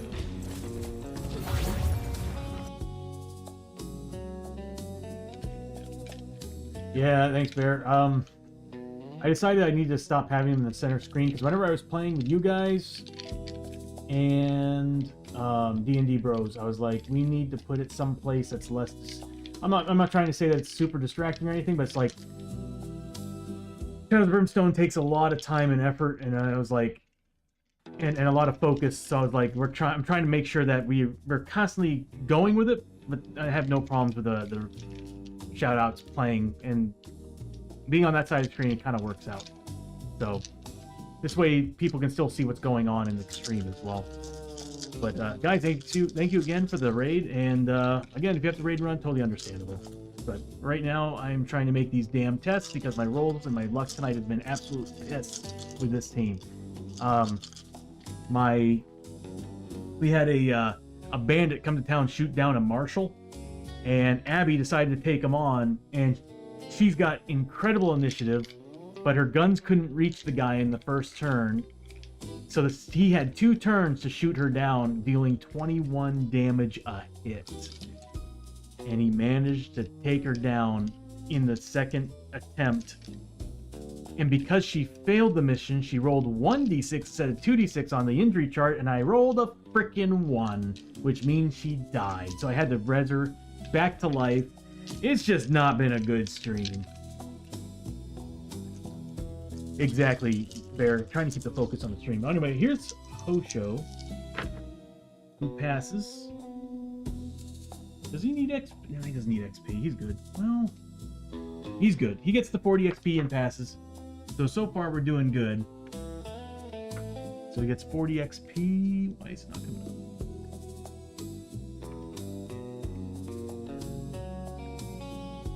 up? There we go. He gets 40 XP. And next is Chiyo. Chiyo's also a 2. Oh my god. And she's gonna have to also bum some potions. We'll do the same thing. She's gonna drink 2 potions, one from herself and one from Hoshoryo.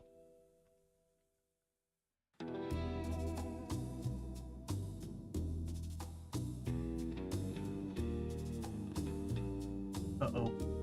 Did I screw up something?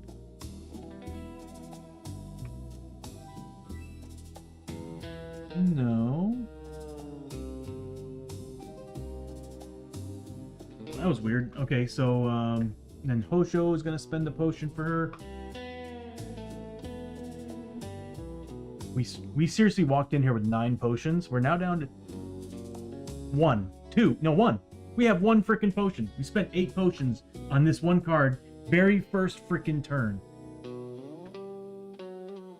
She's got a canteen. We can re-roll these. All right, here we go. Just pass. I don't want to get attacked. I don't want... There we go. Good. All right, so everybody passed. We got 1. That's fine. So 40 XP for her. Get out of here. There we go. I'm sorry. I'm just very frustrated. This has been just nuts. This is one of those nights where I have really bad luck. So for every hero that does not pass the test, immediately draw a darkness card. Everybody passed, so we're good with that. If no heroes passed, we get an ambush tag. Nothing happened. So. I know it sounds like I've been lying about my luck on that, but you gotta understand I've been spending potions, grit, you name it, to stop that from happening. So yeah, not a great adventure so far. Good God. All right. After that was only an encounter. All right. Well, we found the clue token. We got a doorway to the Caverns of Cynder. Yeah, it's the end of the round, and we now have the dreaded darkness. We need a 7th lot. We got it. The game, I swear, RTG is just, or our RNG is just getting me.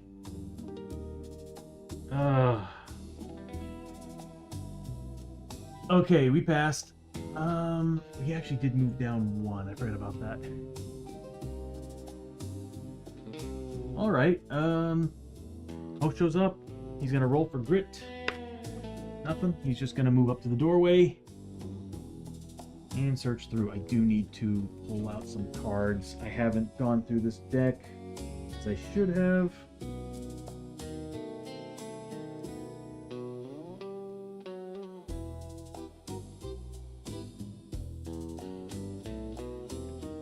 I need to reshuffle the Caverns of Cynder.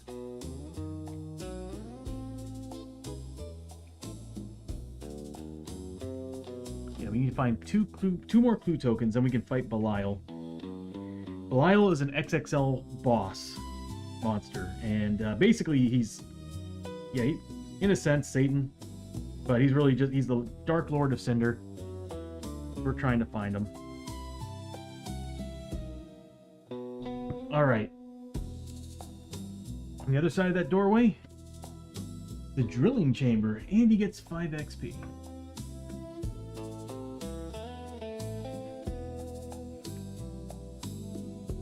The drilling chamber.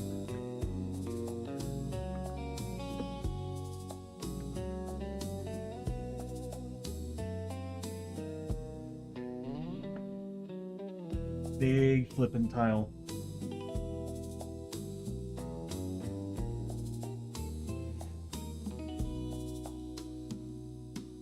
Pretty cool looking room.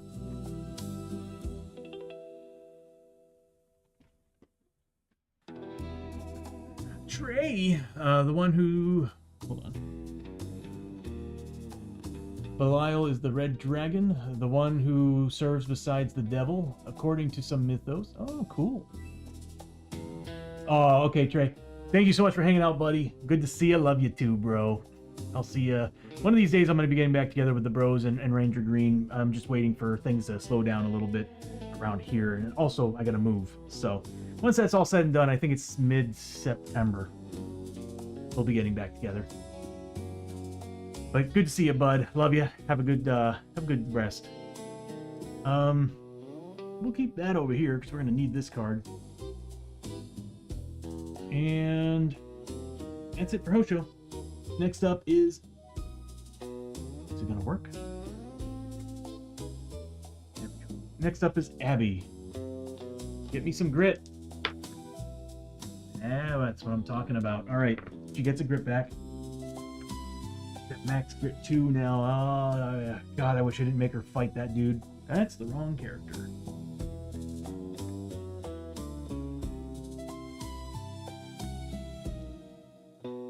she's got a lot of sanity. She does that. What is she gonna do next? She's gonna move up. She is not on the same map tile. Do you have to be on the same map tile? Oh, she can do it while next to him. Oh wait, she's on the same map. She's right next to him. Okay, she's gonna look at Lester and be like, "Hey, take some corruption, bro. Give me a grit." And he needs to mutate. So yeah, we're gonna do this. He gets all 3 hits. He needs 4 pluses. He does not save 1. So slowly creeping up on that corruption.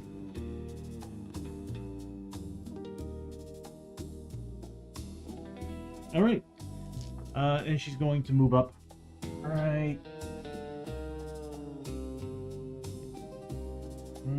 I want her to actually see the other side of the doorway. I mean, she technically can from there.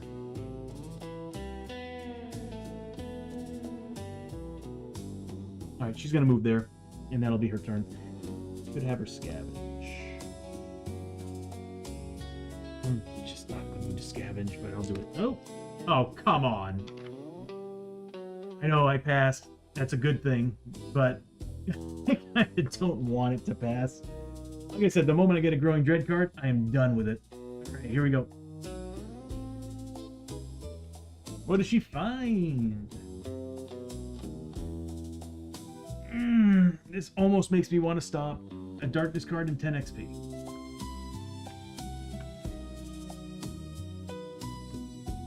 What does she find for a Darkness card? Please do not be demon related.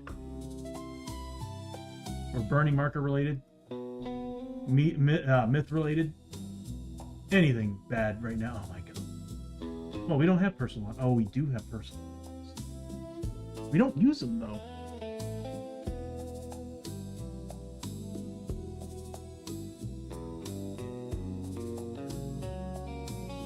Heroes may not use or gain the benefits of their personal items.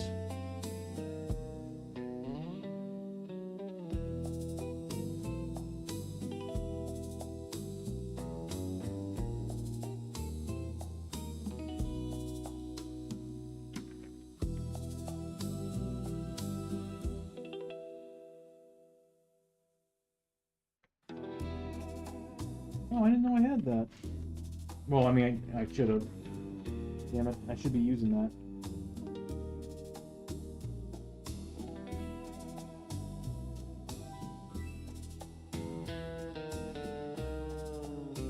We need to get rid of this card. There's just too many benefits from it. From getting rid of... too many benefits to lose. We're gonna... I'm done with the frickin' scavenging. It's been just trash. I should have known better, considering my luck has been crap so far. I'm gonna be lurking, bro. I got keep working on lurking. All right, bro. Thank you, Geek Out. I'll catch you later, bro. Thank you for stopping by, man. Yeah, we need to get rid of this. So we're gonna use the last roll of protection. This mission has been awful. Alright, no more scrolls of protection. We need a 3+ to pass. Who's doing this? Chiyo? She still has her canteen. Yeah, we're gonna spend the canteen to re-roll that miss.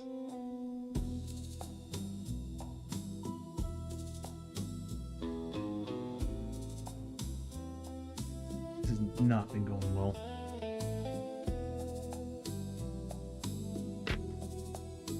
Oh, thank God, that was close. All right, we needed a 3+. That card's gone. All right, no more scavenging. We can't really afford it. We can't afford it. Not on a mission like this. Oh God, I am half tempted to end this here because this is not. Well, after losing that gunfight, my mood has just been bad. I am so sorry. Next up is Lester.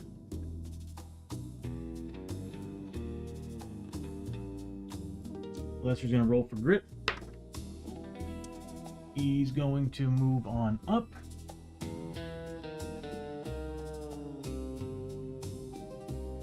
No scavenge, he's done. Next up is Chiyo. Crit roll. Oh my god, that's just not... every time I see the ones, I'm getting panicky. Moves on up. After hurts the donkey.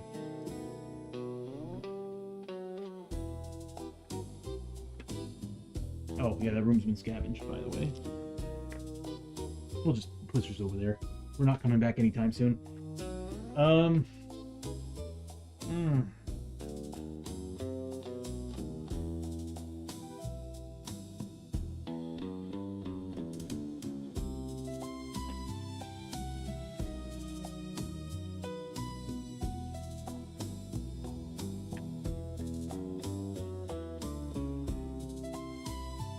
Yeah, I don't know.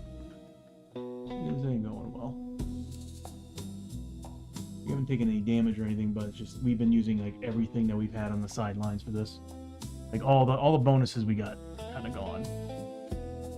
I mean, we still have the Norse traveling pants to get rid of some darkness cards, Shari Finder, but we got rid of all our scrolls already, and our potions. All right, exploration.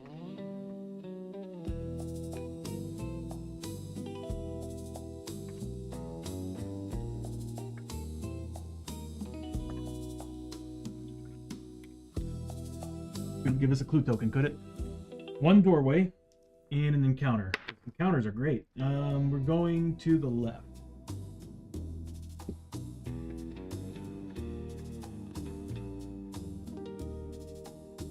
I need to find my doorways. I kind of wish they made doorways for some of these original expansions. That'd be kind of cool. But they didn't. They just made it for the mines, Forbidden Fortress. Basically the core sets. Which is fine, I guess. If they made doorways for every world, I wouldn't have the space for it. So yeah, never mind. I'll take that back. Although what I would like to do, honestly, is I would actually like to 3D print my own doorways that are generic doorways. That'd be pretty cool. I might do that. I've already got the pieces for it. I might as well just do it. All right, so we get a lovely encounter. Oh, God. Oh, God, why? The Colonel's Mark. There is a mark scratched into the wall here. You recognize it as a cipher used by the Scafford gang to hide stolen treasure. Oh, there's a period behind that. Stolen treasure. Yeah, it's an exclamation point. There may be hidden loot in this mine. This is the mine. This is the wrong card.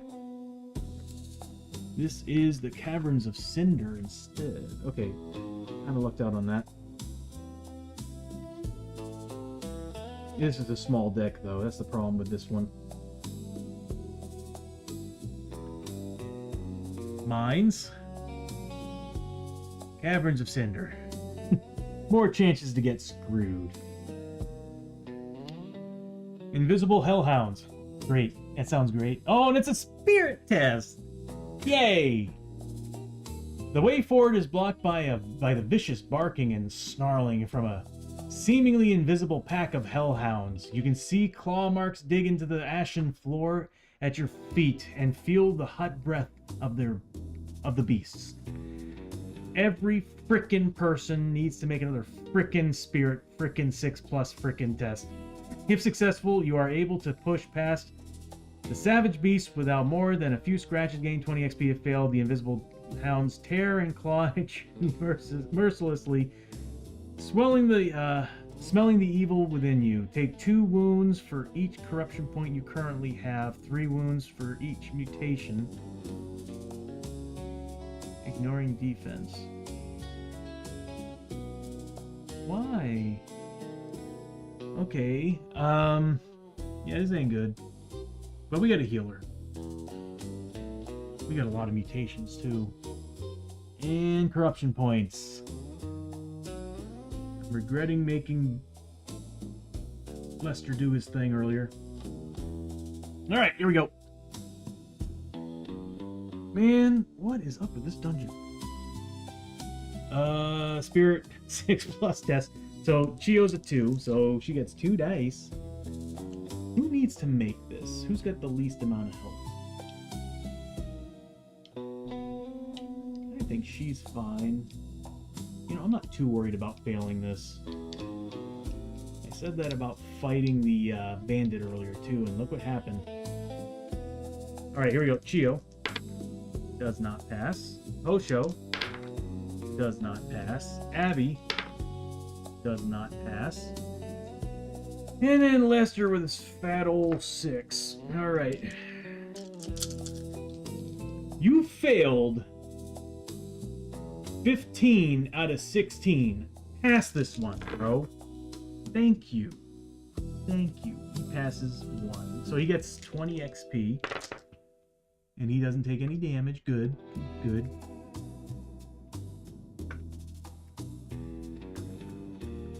Lucky Lester. Where's my mouse cursor? There it is. Alright, he gets 20 XP. Everybody else is about to take some hits, ignoring defense. It's wonderful. So we're looking at 2 wounds for every corruption point, 3 for every mutation. So Chiyo's got a mutation, so that's 3 there, 1 corruption point. So we're looking at 5 hits, 5 damage. She does have armor, so she has armor 5 plus. 4 plus, sorry. If she saves more, she saves 3 or more, she takes a corruption hit. Yeah, she saves all of them. So she takes a corruption hit. She's a 3 plus willpower. She fails it. She takes a corruption point. What a trade.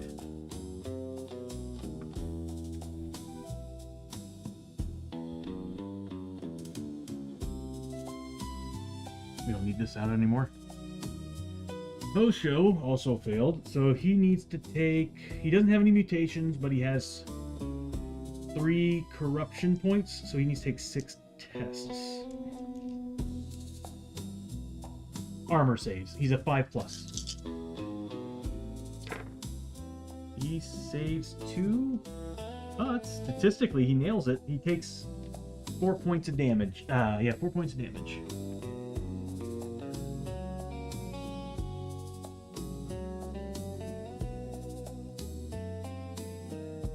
Ouch. That's not bad. It's not like earlier when Abbie took what 42 points of damage from 2 hits. I'll never forget that. I'll never forget that. All right, I learned my lesson. I got overconfident. And Abbie, I think she's got a mutation. No, I think we got rid of it. Did we? Let's take a look. She does not. So she is clean. Nothing happens to her. The outlaw is clean. Yeah, okay. Well, that's it. We did the exploration. It's now the end of the turn. The donkey is at least caught up with us. I think we're just going to leave him outside the caverns. Roll. We get a grit roll. I mean, not grit roll. Hold back the darkness. We are down 1. Need a 7 plus on 2d6. We are just somehow making them.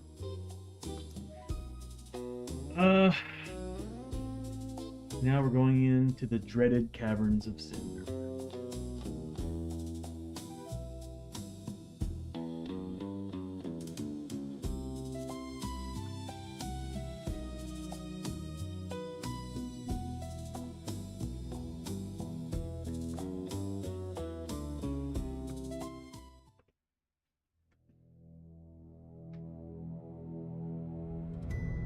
Alright, so the rules here. At the start of every hero's activation, when they're starting in the Caverns of Cynder, which none of them are right now, they're taking 1 hit for every clothing item they currently have equipped. So 1 hit is basically just, they are taking, well, a hit that does 1 damage each, every article of clothing. So they'll still get their defense and their armor saves. But, or +1 max crit. I like that. We need that. Yeah, we need that. Okay. Hosho's first. Grit roll to see if he gets any movement points, because we're going to kind of need them. Nope.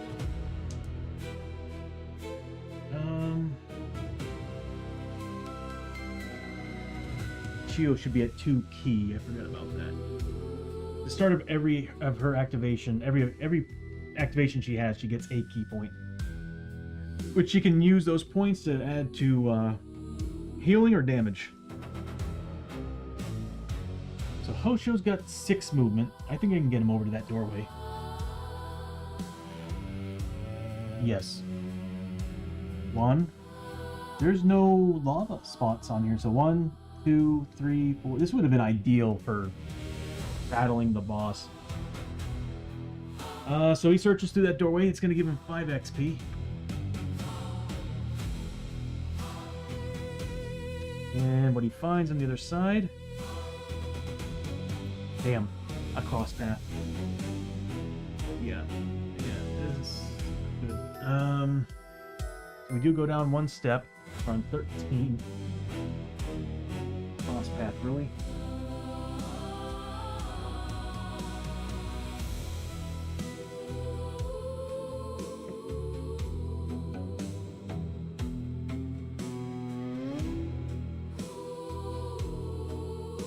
I don't know if we're gonna get this done tonight.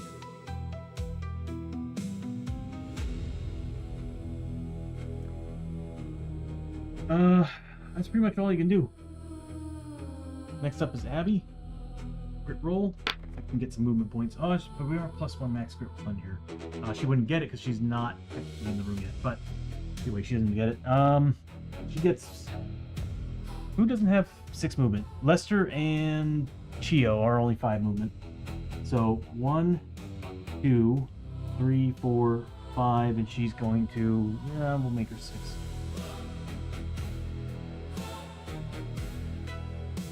I could give her +1 movement right now and get her the other side. Yeah. Problem is that we're already at 6 on the growing dread. Yeah, I don't know if it's a good idea to these guys, because everybody else is going so slow right now. We'll just have Abbie go there.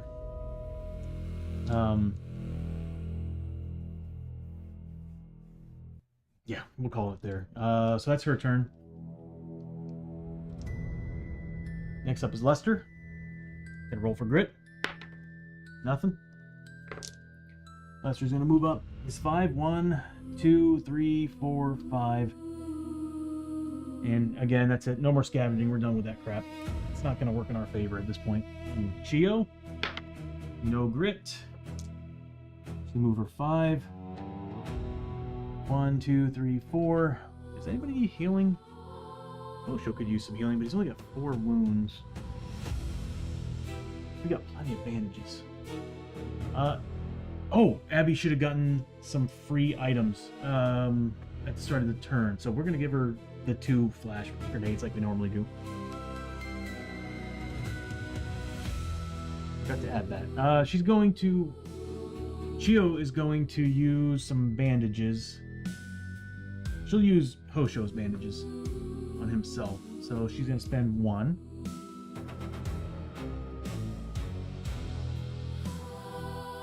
Yep. And if I rolled a 1, because she's a frontier doc and she's got a frontier bag, she's getting +3 to the roll. So no matter what, he's going to be fully healed. So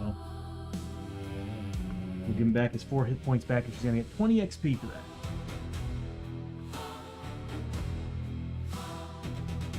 I like the new animations. I like After Effects. I should have been working with it for 13 years. All right.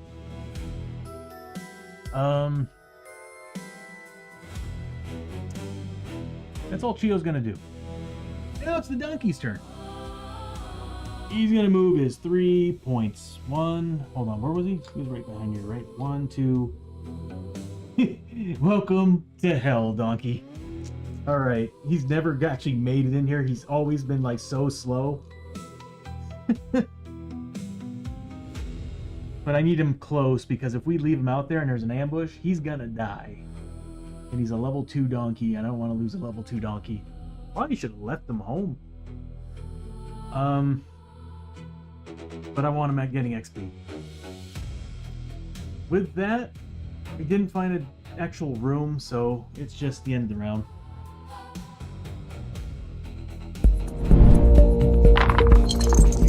Together. Good lord, we are making these well.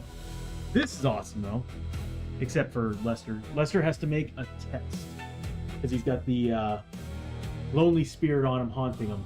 So whenever you get a depth event roll, he gets 1d6 damage ignoring defense, but he still gets his armor. What's happening is that if you see the little image, I'm going to change the name on it, but it's going to say lonely spirit instead of spirit armor. He's getting the spirit armor 4+, lore +1, but also every time we get a depth event, what's happening is that she's kind of giving him like she's giving him like this, like she's kind of protecting him, scaring the shit out of him, but protecting him. She's basically a parasite. She's protecting him in his spirit, but she's also siphoning his actual life energy, so he's taking damage from her. So he's going to be taking whopping 5 points of damage. He's getting 5 armor saves at 6+, because he can still get his armor on. Wow, he made 3. So I was not expecting that. He's only taking 2 points of damage.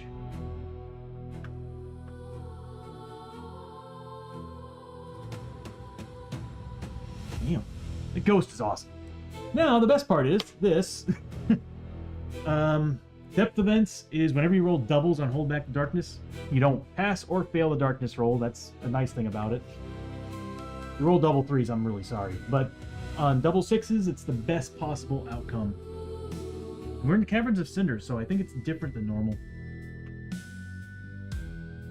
Caverns of Cynder depth events.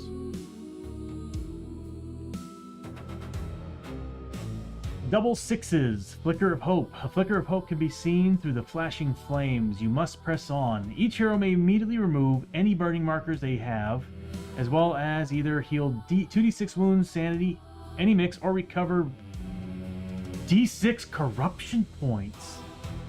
We'll do the corruption points. Normally you would get a grit back, but I'm not gonna lie, corruption points are really, really hard to get rid of. So 1d6 corruption, yeah, we can do that. Abbie's not going to benefit from this at all, but Chiyo is going to remove 1. Okay, something, right? So we're going to remove 1 corruption point. Chiyo, Hoshoryo, damn. He loses all the corruption that he's got, which would have been helpful earlier. Iceman, how you doing, buddy? Thank you for the hydrate, bro. Happy Sunday.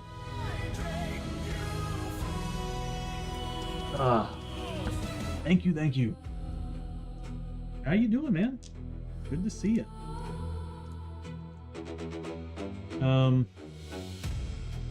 Then we got Lester, who's removing 4. He's got 3, so he's good. Yeah, we needed that. Although I kind of need Lester to mutate.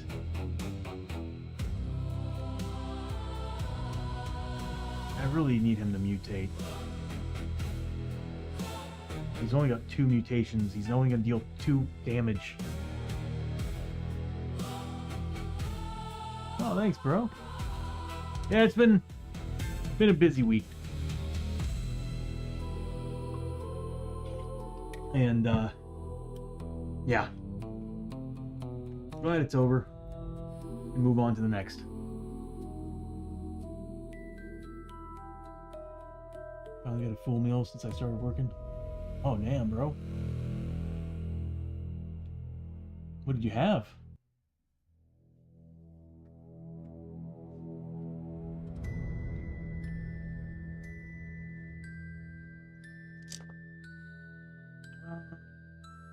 I don't want to give him his points back.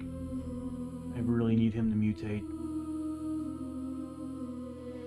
It said you may do it, so yeah, you know what? I'm just gonna... He's gonna stay at 3. I really need him to mutate. He needs to deal... He gets more damage for every mutation. Ramen and chicken breast. Ooh. Ooh. Oh man, what I would do for ramen right now? I'm trying really hard to stick to a salad diet. Trying. I've gained too much weight since the beginning of the year, and not good weight either. So I gotta get on that. Hardest part is going to the gym. So I'm also trying to get on that. But man, but I get it, man. You need to have a good healthy meal when you're before work and everything. Okay, we'll just kind of move this over here.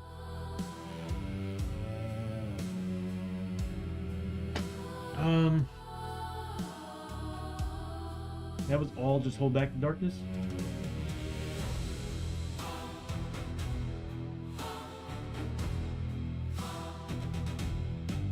Yeah, I'll be honest with you guys, man. I think, what can I say? Like, I'm all about training people. When I was at my old job, I loved training people. But to admit, like, the case could be the fact that when the place you work for really pushes more and more on you, and you're expected to also train people at the same time, it can be exhausting. I remember when I first worked there, I was working with somebody on a Saturday, and they didn't train me at all on the weekday. I was there for, I think, like 2 weeks, and they never trained me on how to properly use our map studio. And I remember being like, I got an order. Somebody decided to hand me an order that I've never done before. So I went up to this guy, and I was like, hey, man, because he's the only artist that was there. And I was like, do you mind training me on map design?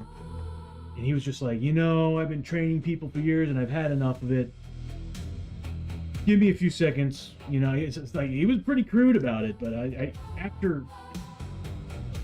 once I hit the 9-year mark over there, I started to get it. Now, the thing was, there was a big difference between me and him. He was just a freelancer working on the weekends. He didn't have any projects.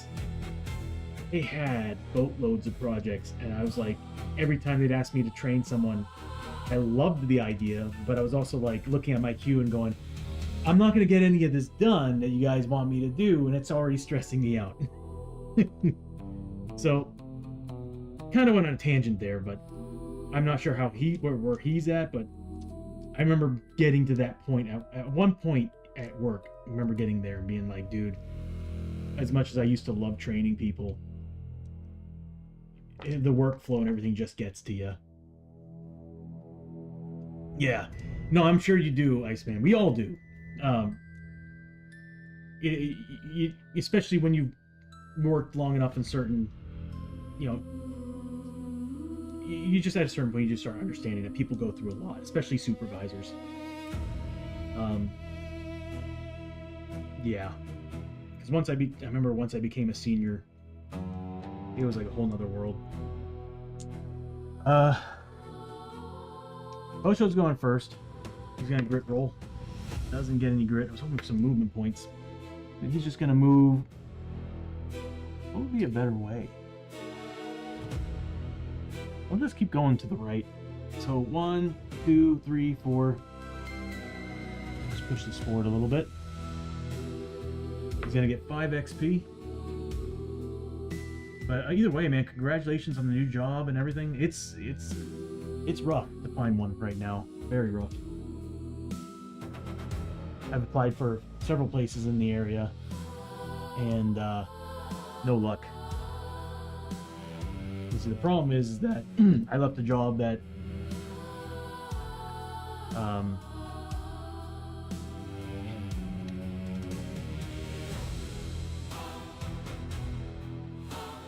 think what's happening is that I left the job that I probably shouldn't have. Welcome back to the ad break, everybody. But I left the job that I probably shouldn't have. And because I was in a good position at that place, I think a lot of these places that I'm applying just for part-time or freelance see that and think to themselves overqualified. So yeah, and that's what I've noticed even at my old job, was they were more interested in hiring interns, unpaid interns, instead of actually hiring paid freelancers. So we're seeing a lot of that, and yeah,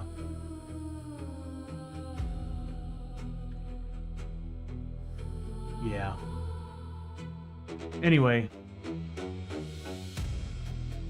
I just kind of learned at a certain point that if I want to find a career, I have to leave this state because there's just not enough here. All right, so he finds a map. Oh my God, what's with the passages? All right. At least we're getting through them, I guess. It kind of sucks because we're going to be hitting the 8+ zone. And that's not a good thing. Oh, these are warping.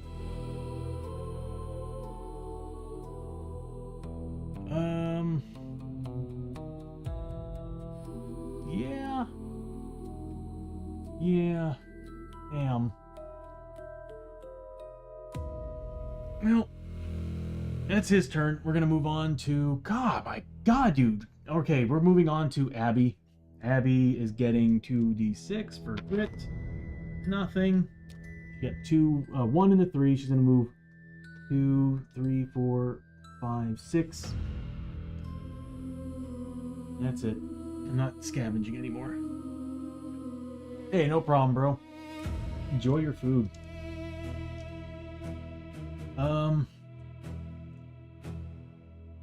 Next up is Lester. No grit. He's gonna move 2, 3, 4, 5. I guess we could be spending grit if we wanted to move more. Chiyo.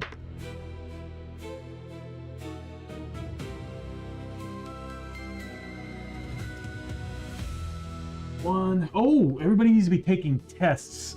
1, 2, 3, 4. That's all she can do. Everybody needs to be making tests because we're in the Caverns of Cynder. Alright, I'm going to put these little numbers next to them. Make it easier for me. Let's see. Hosho's wearing... I gave him the mask. He's only wearing 2 still. That's right. I made him remove something. So he's only wearing 2 items. So I'm going to leave this at the bottom so this way I can remove...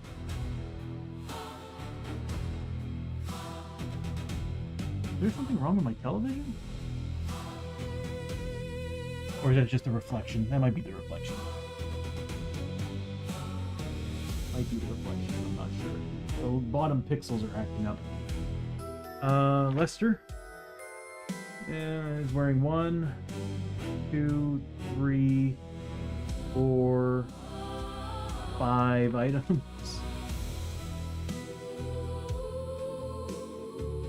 Abbie is wearing 1, 2, 3, 4 items, and Chiyo is wearing 1, 2, 3, 4, 5, 6 items? Really? 1, 2, 3, 4, 5, 6 items. Oh, Chiyo. Okay, so Chiyo needs to take 6 hits because we're in the Caverns of Cynder, and for every clothing that you're wearing, you're taking a hit. She's a 4+ defense. Passes 5, fails 1, does 1 damage, so she gets her armor save 4+, takes no damage. Hosho is wearing 2. He's a 3+. Passes 1, fails the other. He is a 5+ armor. He passes nothing. Abbie is a 4. She's a 4+ on her defense. Fails 3. She's a 6+ armor. Fails all 3. So she takes 3 points of damage.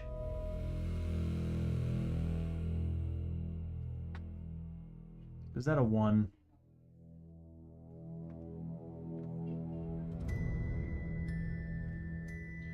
And then Lester's got a 5. He needs to make 5 3+ defense rolls. Fails 2. He's got a 6+ armor save. Fails both. He takes 2 points damage. Should have done this at the start of all their turns. I need to put that over that. I should be showing up over the actual ailments. Alright, that's it. Next is the donkey, who's way behind here. 1, 2, 3. I mean, at least he's on the adjacent map tile to the lantern bearer, so he's not taking any tests so far. But yeah, I get it. With getting a job, I enjoy this work, but a lot of times I feel like people just way overthink things, and yeah, I get it. Like, you can't just be lazy, but you would think people would understand that with fewer people working, you need everyone to do that much more based on, yeah. And that's what's sad right now, is that companies are making a lot of cutbacks. Right now, the economy's not doing great, so yeah. And that's what we were seeing a lot at where I worked.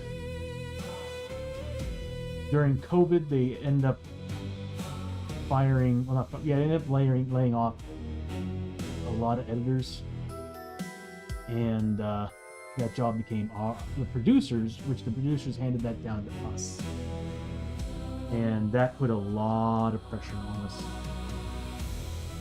And I get it, you know, you gotta make cuts sometimes, but here's my problem with that. No, I'm not gonna say it live. I'm gonna stop right there. I really would love to say it, but there's just some things that happen in upper management I just don't agree with, and I'm sure you all get it. Anyway, so that's it. The donkey moved. Doesn't really need to make any other checks. So it's the end of the round. We didn't find a room yet.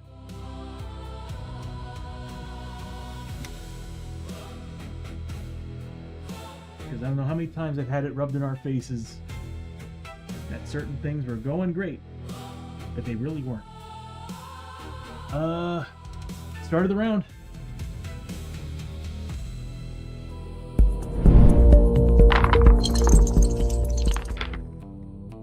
We are still making these flippin' saves. What is up with that? Everything else is going wrong, but we're making these saves. Alright, Hoshoryo's first. He's gonna roll for grit, maybe get some movement points. Nope, we got a 2. He's gonna move. I wonder if I should be using this. Is it working? Yeah, but I don't like that roll. Alright, he's gonna move 1, 2, 3. Yeah, he's just gonna go up here. And he's gonna find... I almost, for a second there, I almost thought I saw another tunnel or passage. I was about to flip. He gets 5 XP. And it's a torture chamber.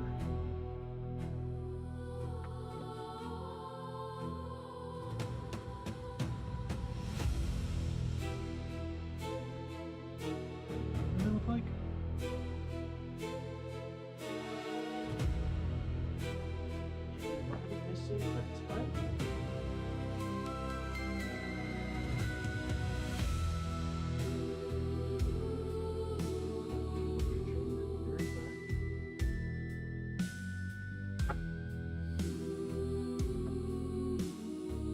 There it is. It was facing the other direction. I thought it was this side. Okay. So it's coming in from this direction. Just kind of move this over a little bit. Yeah, this is one of those missions so far where the monsters aren't giving us a problem. But flipping encounters and the darkness cards. Oh yeah, she needs to make, or he needs to make 2 saves. And 3, there's those 6s I would like to have. He saved them. That was for the burning of his clothing. We found a room. Alright, next up is Abbie. She's gonna make 4 saves at 4+. Makes 2, fails 2. She needs 6+ armor save against these. Takes 2 points damage.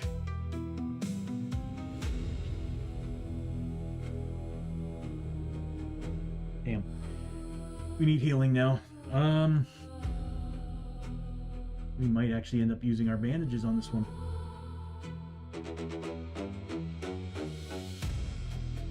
She's just gonna move up. 1, 2, 3, 4, 5. Yeah, I'll have her back here. And that'll be it. Next up is Lester. He's going to be taking 5 hits. I'm glad I got these dice over here. They're kind of reminding me I need to do this. So he's going to be taking 5 hits at 3+, and he's got a 6+ defense. He does save 3, fails 2, so he needs 6+ armor saves. He gets 1. So he takes 1 point of damage.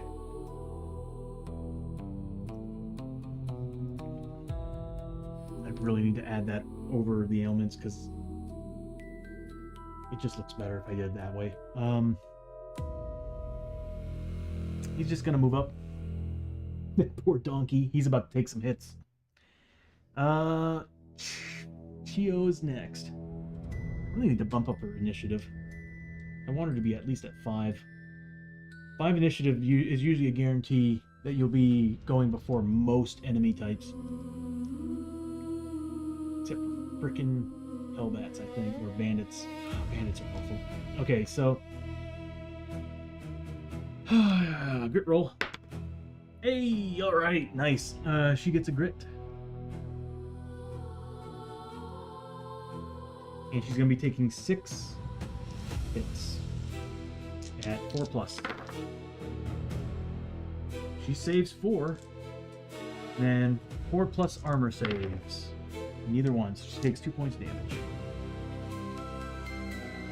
Oh! 1, 2, 3, 4. She should be at...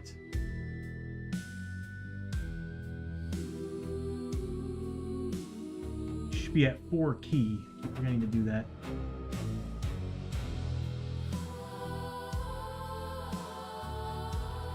I really need to make it flutter or something so y'all can see that I made a change on that very token.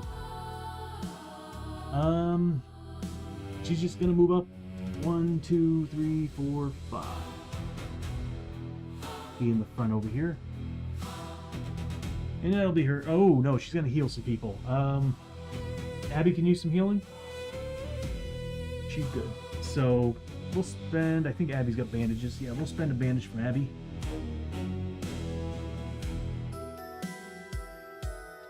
It's gonna be +3 to this roll, unless I spend some key. She's only missing 5. She's getting all 5 back.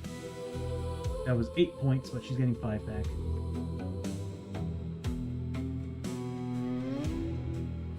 And that'll give Chiyo 25 experience. It's like the best and mostly the only way she can get XP is by these guys taking damage. Anything else am I missing here? Nope. Next up is the donkey. Oh, he's going to be taking Voice in the Dark because he's no longer on an adjacent tile to Chiyo, who's holding the lantern. I really wish we can get the upgrade for him. There's an upgrade where he actually holds a lantern. He's taking how many hits? Oh my god, he's taking all 6. This is going to be one freak donkey. If he dies, I swear to God. Alright, here we go. We need to whiskey up the donkey.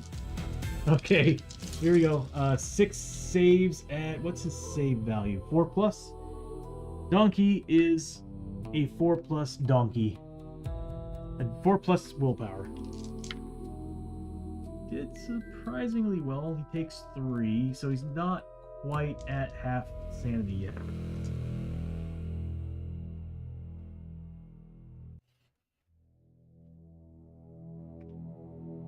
That is number 12.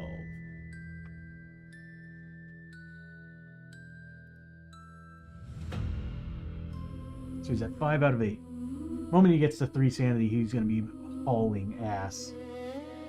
Which is what do we need him to do? So he's going to move up 1, 2, 3. I can't leave him behind though, but he needs to be faster. He needs to be faster.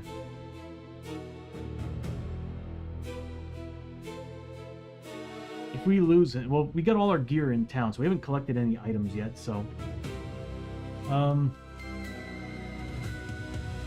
that's it. We now do exploration.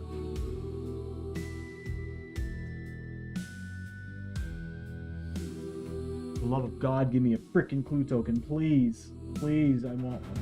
I want two, actually. This is a ridiculous. This is gonna be insane. We're not gonna finish this tonight, guaranteed.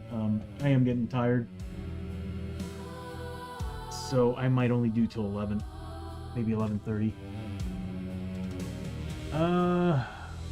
So 2 encounters, 2 doorways. So both ways are doorways. We get 2 encounter cards. I hate 2 encounter cards. Release me! A chilling voice creeps into the back of your mind, coursing. Oh my God. The kerning in this is annoying. Coaxing you to find it and set it free, to release it from its binds. And the reward would be beyond reckoning. It is hard to resist the temptations. Why is it always a spirit test? Oh, I hate the Caverns of Cynder now. Okay, here we go. Please be Lester, please. So on a 1 or 2, it's Chiyo. 3 or 4 is Hoshoryo. 5 or 6 is Lester. 7 or 8 is, 5 or 6 is Abbie. 7 or 8 is Lester. Oh God, it has to be Chiyo. Do we have any more potions? It just had to be Chiyo. We got 1. First we're gonna have a roll. We're gonna see if we pass the 6+. If not, we're gonna spend Lester's potion. Give me your 2 more dice. We don't have any more. Okay. Statistically, we should be able to make this. We'll spend the canteen. God, we are going through just about everything we got. This mission is not going well for us. Please make a 6+. Please. Thank you. Okay, so we did. If passed, you are able to resist the initial grip of the voice. Gain 25 XP.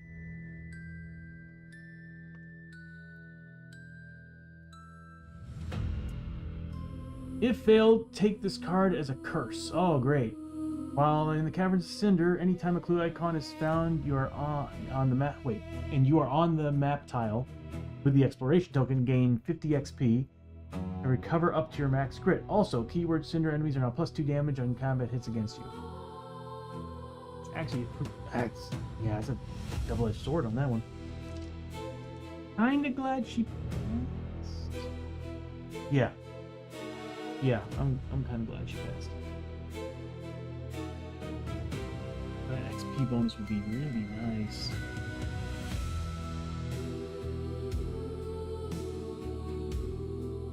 Oh yeah, there's one more. Oh, oh no. No! Not a tear in time and space. We spent all our potions. Oh, we spent all our potions. Oh, this dungeon has been pure trash. Okay. Hissing and crackling, a shimming tear in the fabric of space and time has split open here, staring into the void beyond. Your mind reeks at the endless vista of swirling colors and infinite black. You look on in horror as the tear splits further open, reality unraveling before your eyes. Every hero needs to make a 4+ roll. If successful for each 4+ roll, gain 5 XP, and the tear in reality starts with 2 extra wounds at the start of the fight. Oh, this map is a long map. For each 6+ roll, instead gain 20 XP and starts with Paradise Wounds, which is ideal. Then attack 1 Terran Reality. Terran Reality is +2 defense during the first turn. Okay. How's our lore? We got grit. We got good lore. We just need 4 pluses. Oh, don't say that. Okay, here we go. Why was it another Terran Reality? Why? We run into this card so freaking often. So flippin' often. I'm gonna make this like a boss enemy thing, because good god, dude. Alright, here we go. This is Chiyo. She's a 4 lore. That's a 6. That's also one. She's gonna spend the grit, because we need to get as many as possible. Wow, we're spending everything we got.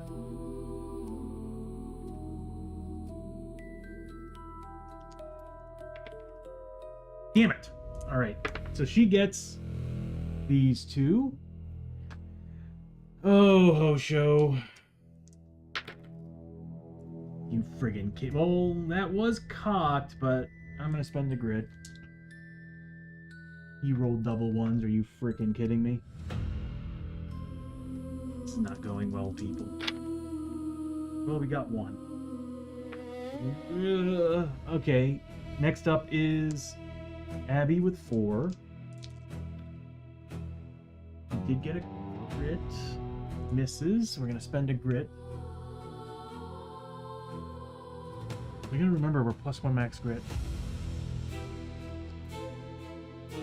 And I need to add the new animation. I keep forgetting to do that. What is... That's the same roll. Okay, next up is... You know what? New dice. There we go. I'm gonna grab you 3. There we go. And next up is Lester. Okay, we got a 6 and a 4. Grit roll. He has grit, right? Yeah. I really wish we had some potions. Can she get potions at the start of the adventure?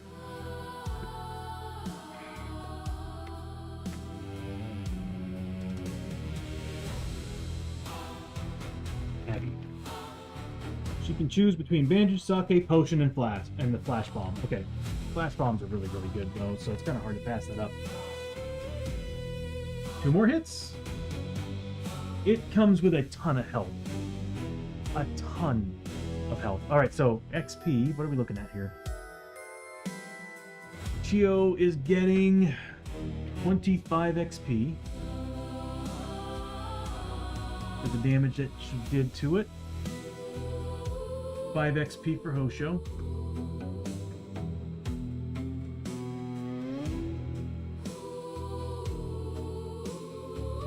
Abbie's getting... That was hers, right? Yeah, so she's getting 20. And Lucky Lester did pretty darn good. He's getting 35 points of experience. Damage-wise, let's go ahead and pull up the Terran Reality first. We can see what it has for health. Oh, it's brutal, too.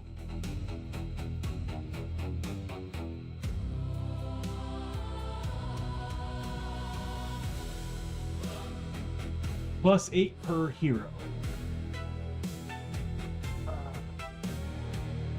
Was it 32?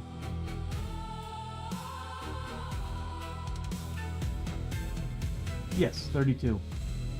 +16. It's got 48 health. It's got 48 health. Oh, that sucks.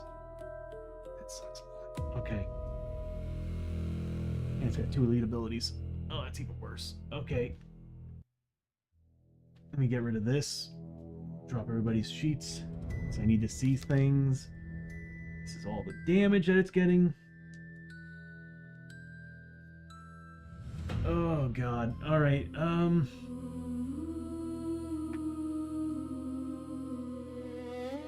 it's getting 46 base, right? It's getting 32. No, hold on. 16 plus 32. 48. Damn.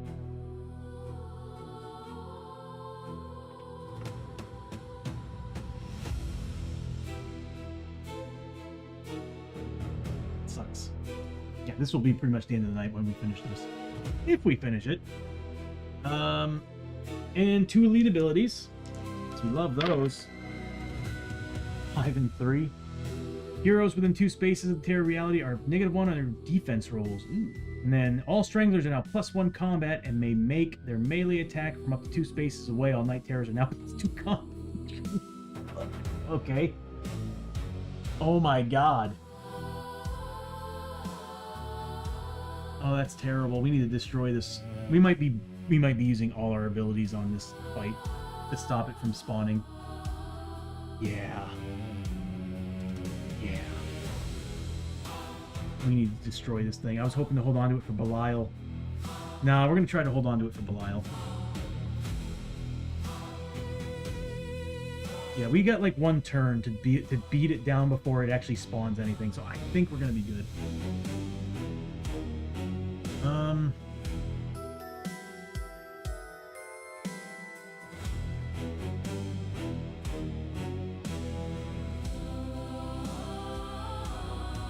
Okay, so I got 3.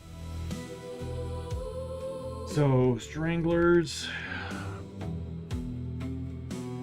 +1 combat. Attack up to 2 spaces away. And then they also got... Oh, and Night Terrors are also... Night Terrors +2 combat. That's not good. Heroes within 2 spaces are -1 on defense rolls. Heroes within 2 spaces are -1 defense. Let's hope we can take it out before we actually do anything here, before it spawns. So first thing, how many do we have here? Is that 5? So is that 2 damage each, right? Yes, so that's already 10 points gone. And then 3 peril dice worth. Please be 6s. Okay, that's not bad. We got 9. Is that 12? So another 12. So we got a solid 22 points of damage removed from him for the fight. Not bad.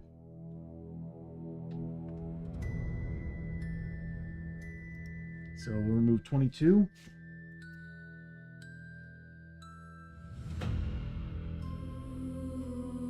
Yeah, that's right. That turned out pretty good. That was some good rolling on the peril dice. So it's at 26 health.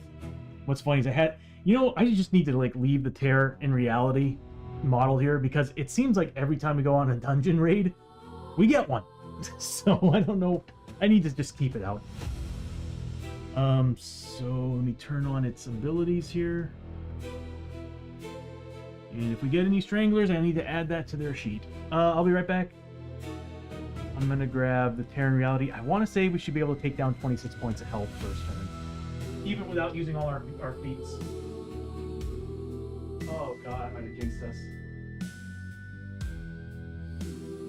Such a cool model though. So that's the Terran Reality. And it goes at the far end.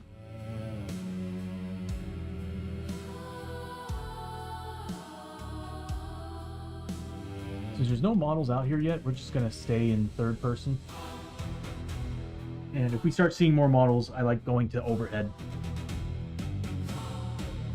So we'll just kind of reposition this right here to show that's how much health it's got. And that is it. It would be a Terran Reality.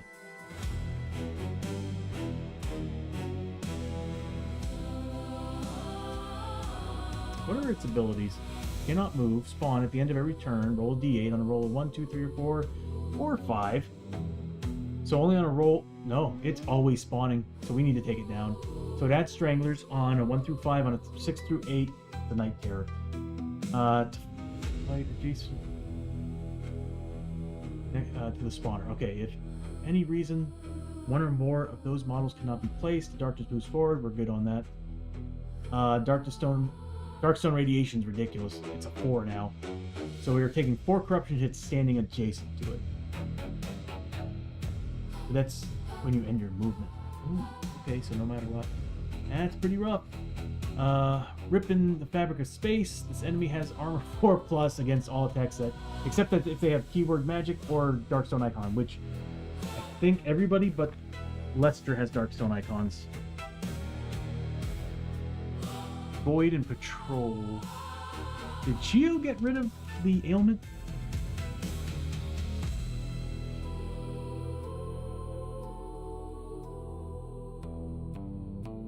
It's Void. So she's going to be initiative 5.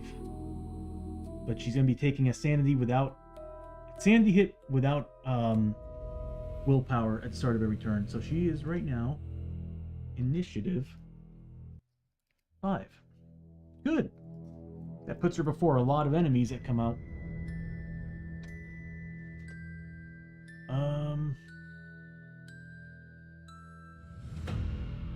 Is there anybody else that has something on them that I'm forgetting?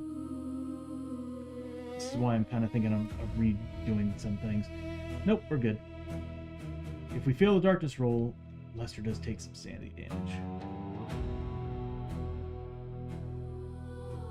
Not good. Alright. That is it.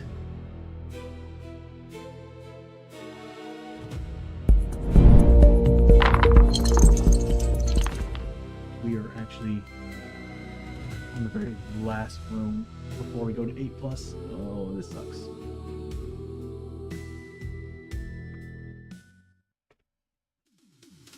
$2d6 roll. We're making it on 7s. Okay, we pass. Start of a fight. First thing that happens, Hoshoryo gets D3+1 in Fury. Oh my god, he gets 2 points of Fury. It's better than nothing, right?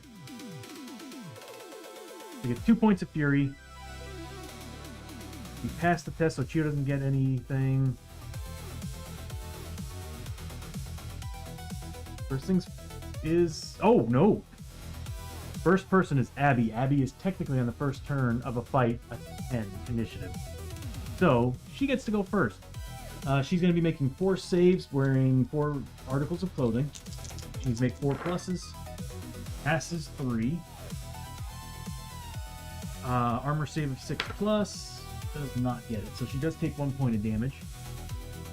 And fighting these guys in the Caverns of Cynder is not going to be a good plan for us. She's making a grit roll. Does not get it. And now she's going to move. There are no lava spaces on this tile, so we're good. She's going to move 1, 2, 3, 4. She's going to be -1 defense being next to it. Hold on. From here, she can still hit it. Okay, with her laser pointer, so we're good. Alright. Her gunslinger ability gives her 10 initiative, but it also gives her +1 shot of one of her weapons. So she's using 2 outlaw pistols. She's getting 4 shots with 1, +1 for the gunslinger ability. That's the one I'm choosing on. Her offhand, we're going to use blue dice, is the same weapon with everything on it. They're both the same. They're both made up the same, so that's why I could like this. But anyway, you're getting 3 pluses on these bad boys, 4 pluses on these, because when you're using pistols, when you're dual wielding ranged weapons, your offhand is always going to be -1, unless you can find a way to ignore that. So she's getting 3 pluses on these, 4 pluses on these. Any 6s, she gets an extra hit.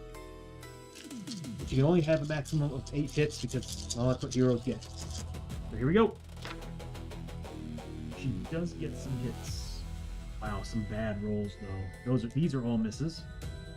So these are getting 2 extra hits from these.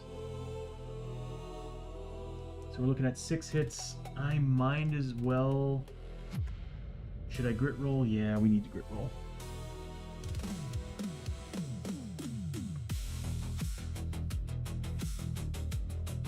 I hate doing this, but I gotta. We need the 2 extra hits, which we managed to get with the 3 pluses. So we got our maximum hits. We got 8.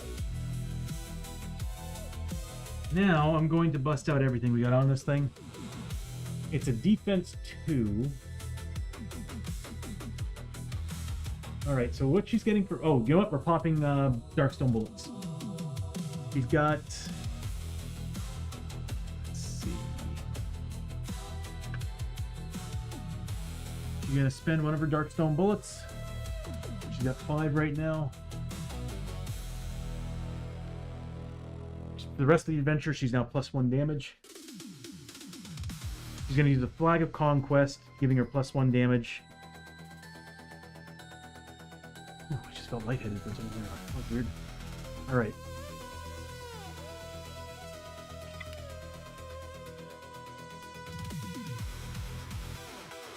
Void and Portal. I don't think she's getting anything else. We're going to go ahead and spend... I hate to do it, but all her Darkstone bullets. Can I just have a stroke?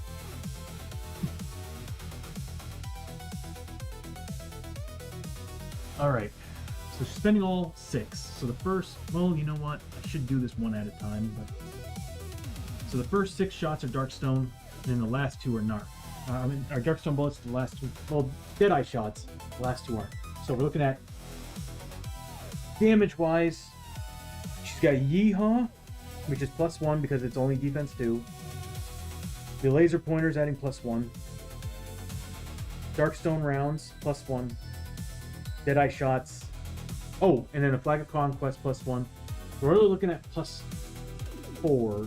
Darkstone bullets +2, so we're looking at +6. So it's going to be +4 to every one of the Darkstone Deadeye shots. She might actually kill it. Might be wasting the Deadeye shots.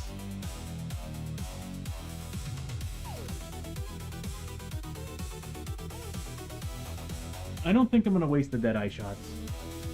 I don't think I'm going to waste them. If I roll 1s, though... I only got 26 health. Nah, we don't need to do this. I'm going to keep all the Deadeye shots. So we're looking at +2 to each one of these hits. That's already... Is that already 16 points of damage? It's already 16 points of damage. Oh, it has armor. Oh, it does not have armor because she's got weapons that have Darkstone upgrades. So we're ignoring that. Alright, so here we go. Doesn't get the armor saves. Aww. Alright, here we go. First one, +2. That's 6 points of damage. Yeah, I think it would have been a waste using the Deadeye shots. Next one. 3 points of damage. 3 points of damage. I knew it. 3 points of damage. Right now we're looking at what? 6, 9, 12, 15. Are you freaking kidding me? 18. There we go. +3. I think that might be it. So where are we at right now? We're at 15 between these, right? And then we got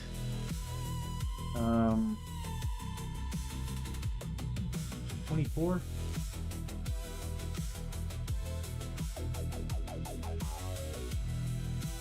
Yes? Hold on. 6, 9, 12. 6, 9, 12. 15.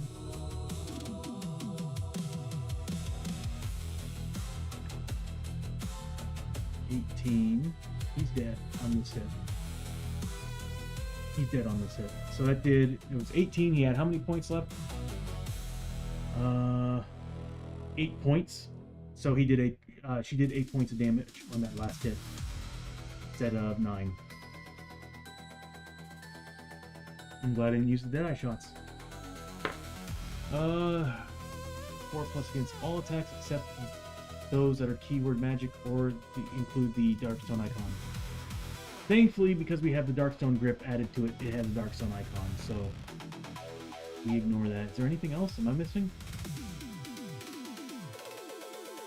First turn, Abbie just beat the living hell out of this thing.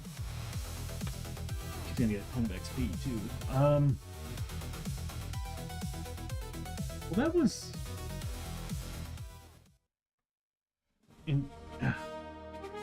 anticlimactic to a degree. Like, I was expecting a little bit more out of this. I guess she's just pissed off after dying. She took it all out on the Terran reality. She's like all pissed off about that bandit. Wow.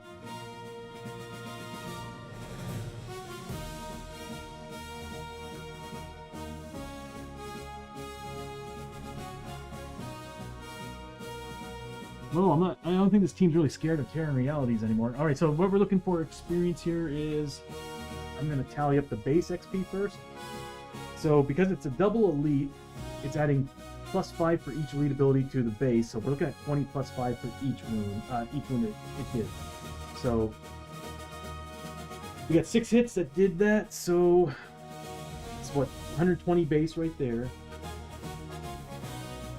And then we got 30 on the first, 15, 30, 45, 60 for those other ones. And we got, what's that, 8? So 40 for that. 250 points of experience. Yep, the XP hoarder, everybody. There's one in every team. Already on her way to level 8. I think she needs like 8,000 experience. Let's take a look. I really don't know.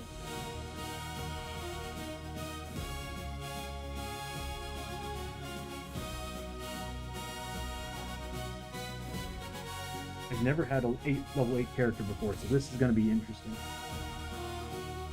I'm really hoping to give us another Darkstone magazine, because I would really like them to... I would love it if they gave us well, it's a lot more than 8,000. It's 10k. No, it's not. Do math, Tony.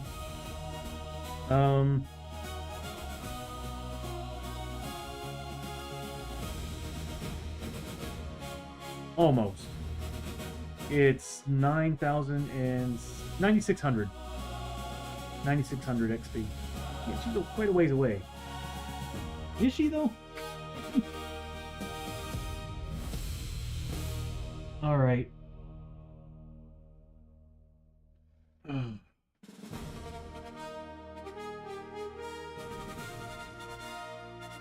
I pressed cancel, there's nothing.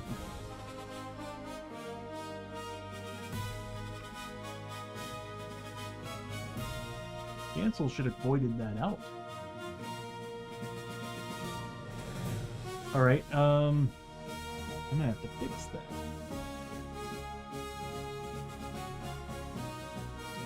Alright, so we took on Terran Reality, and that was it. We get a loot. Well, actually, first thing that happens is catch your breath. Everybody gets to catch your breath. Abbie's getting... She's at max health, and... No, she's not. She's at 24 out of 25 health, so she's going to actually heal 1. So it's 1d3 back, and if I rolled a 1, she'd get 1 point, so... Everybody else has options. You either get back 1d6 in health or sanity any mix, or get a grit. And I'm looking at this, I'm thinking we can get our grit back, so grit all around. We really need to add that animation. And probably update a couple parameters, like when they update too. Okay. Alright, now that that's done, we now have loot. Everybody draws a loot card. What time is it? Yeah, I might call it. And we'll pick this back up maybe on Tuesday. So everybody's going to get a loot card. What I'll do is I'm going to draw 3 loot cards, and then we'll draw the last one for Lester. So, okay, so Chiyo's getting $250 and 20 XP.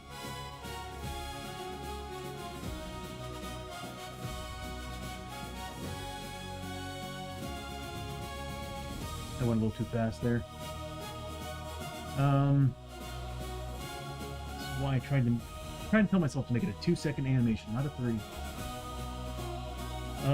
D6 times 50 for Hoshoryo. Oh, $200. So $200. Yeah, I might speed up the animation to 2 seconds. And 20 XP. And then 50 gold for Abbie. And 20 XP.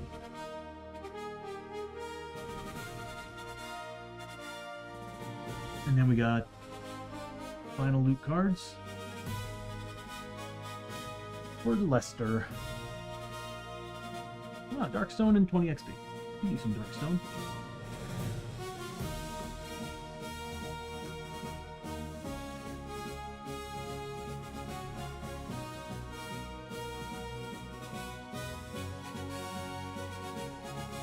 Yeah, it went through. Oh, there's some weirdness happening at the bottom of my screen.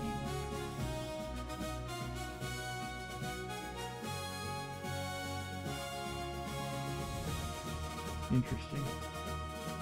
Okay, well, anyway, we went and finished everything. We did Catch Your Breath, loot. You know what? I want to explore a little bit more.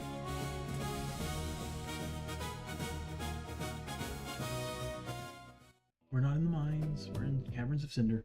All right. Flippin' Terran reality. What a dick. All right. Next up is end of the round. The donkey didn't even get to go. Oh man. At least we destroyed it. We need a 7+.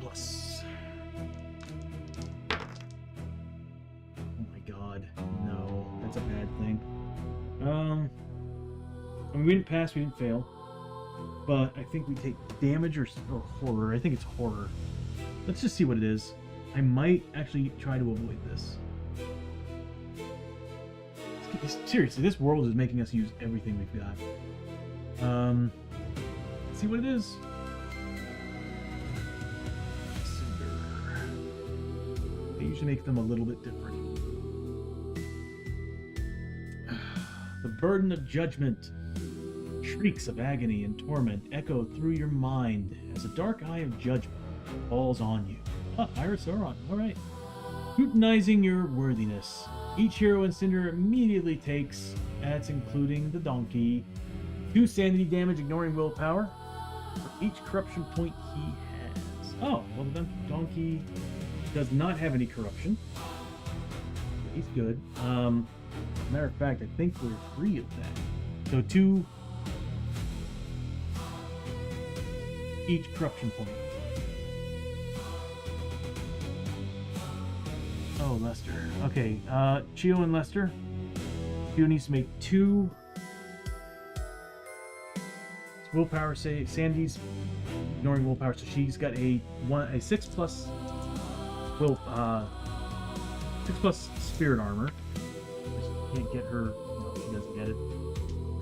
She takes 2 points of sanity damage. It's ignoring willpower, so but she can still use her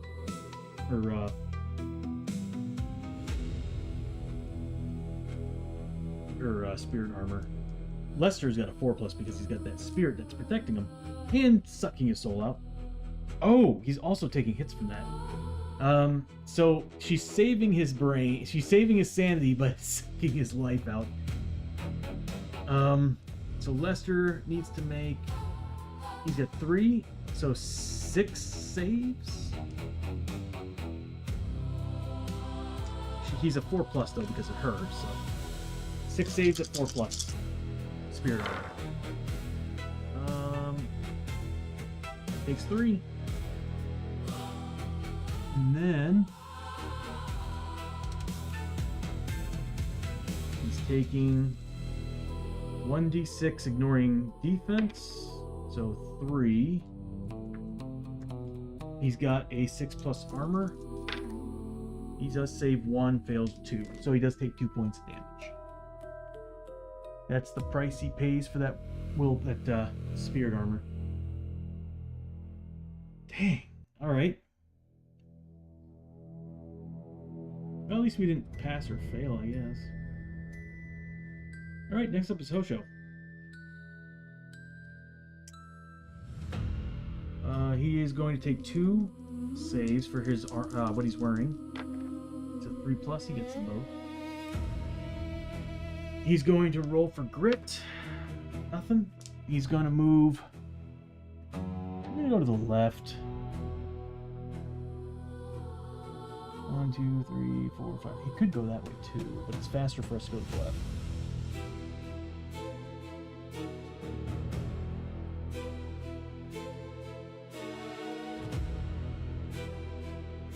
Yeah. It's faster to go to the left. 1, 2, 3, 4. He's going to search that doorway, finding Pit of Torment. I need to get the advanced in here. I keep telling myself to do that because they can be fun. They can suck too, but they can be fun. God, you know what would be really, really cool? Is it the final tile that we actually find Belial on? Anyway, the final tile that we can find Belial on was the throne. That would be the most coolest thing ever. It's gonna be going this direction. I'll move this up a little bit. Yeah. We're gonna have some trouble here with the tiles.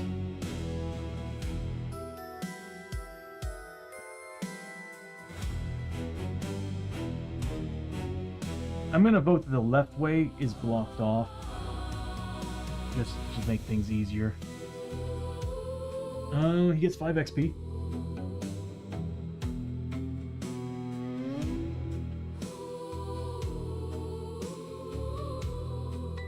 And that's it. We found a room. We have really good chances to find clues at this point. Because we've already gone through 2 the non-clue tokens out of the 4, so there's 4 of each. 4 clue tokens, 4 explorations that have clues, 4 that don't. So if we don't get it, oh god, all right, I don't even want to think about it. Next up is Abbie. She's going to be making 4 saves. At 4+, she fails these 2, these 3. So she needs to make armor saves of 6+. She needs neither one, so she's taking 3 points of damage.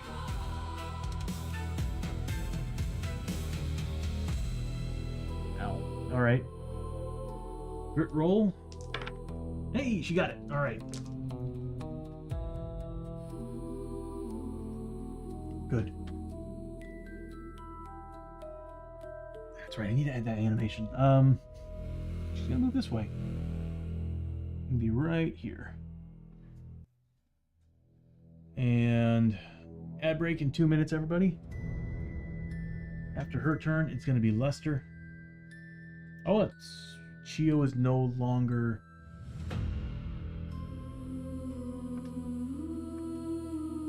initiative 5. It's cool that it updates for me like that. Alright, Lester is taking 5 hits, 3+. Fails 1, pretty good. And then a 6+ roll on that, nothing. He takes 1 point of damage.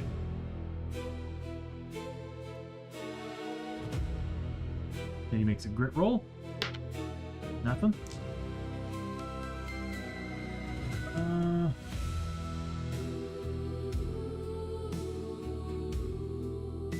Glad we didn't use all our abilities. We didn't need to. He's gonna move 1, 2, 3, 4. Oh, there's a lot of lava spaces. There's a lot of lava spaces. That sucks.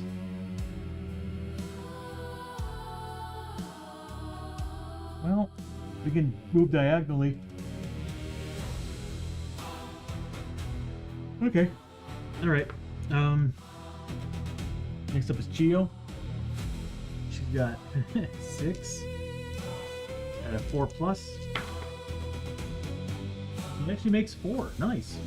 Fails 2, so she's taking 2 hits. 4+ armor saves.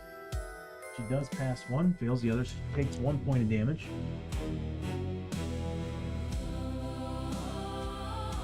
Kind of weird that you get the least amount of health, least amount of sanity, and I actually always have her in the front lines. This is the reason why I wanted her to have that helmet Hoshoryo has. She needs it. She can ignore fear and terror. That would be amazing. She's gonna roll for grit. Nothing. She's gonna move up. 1, 2, 3, 4.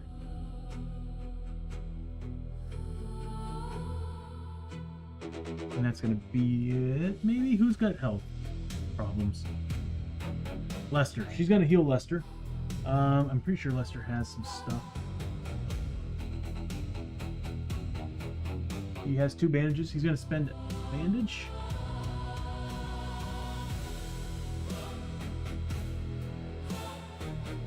She's getting +3 to this roll since she's a frontier doc. Oh, she also gets a key point. I might spend that on healing him.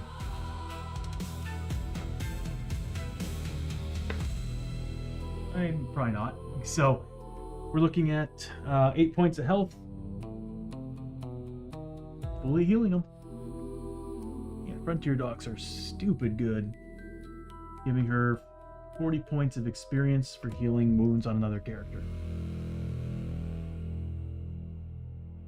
And again, her best way of getting XP.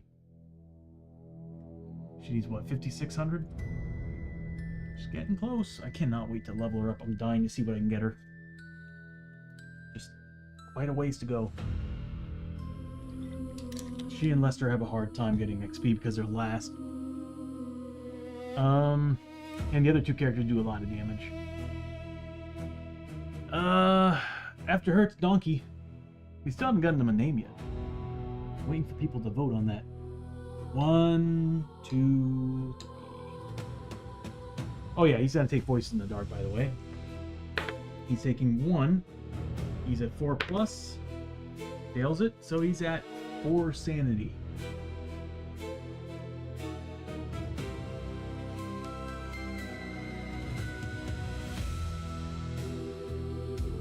Close. We need to be careful though, because if he does go down to 0 sanity, he is going to die. They usually meet a gruesome death, so we might have to wait for the donkey. I wish there was a way to get him more movement points. Time for an exploration token.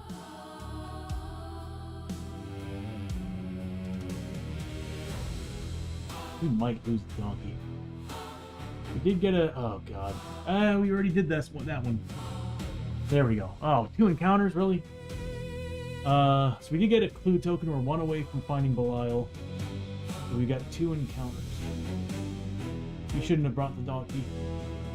We should have not brought the donkey. Welcome back to the ad break, everybody. I'm just realizing we're fighting Belial. If Belial ever chooses the donkey, he's gonna one-shot him. We're gonna lose the donkey. Alright, I think I've been saying that a lot since we're living. Found a clue token. There's 1 doorway. It's gonna be located... No, we're gonna re-roll. Okay, it's going to the right. So that is locked off. The one ahead is locked off. Going to the right.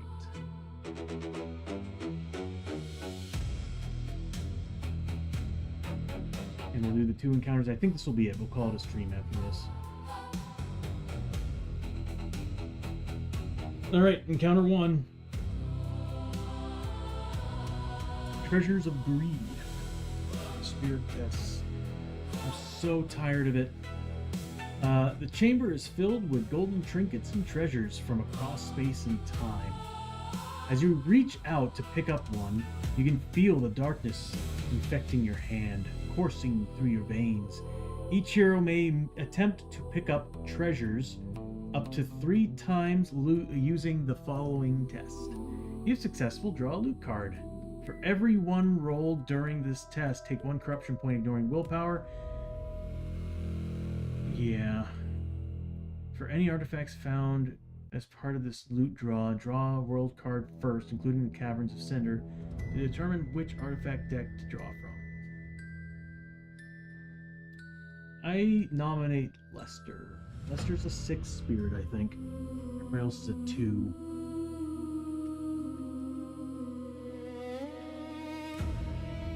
Yeah, we'll have Lester do it. He's our guinea pig. Everyone rolled. Take 1 corruption. Well, I need him to mutate, so this kind of worked out. Alright, here we go.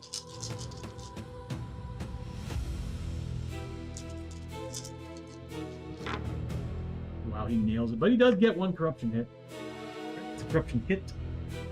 1 corruption point. So he does get a corruption. So he does find a loot. He finds loot and gets corrupted while doing this. Not a bad card.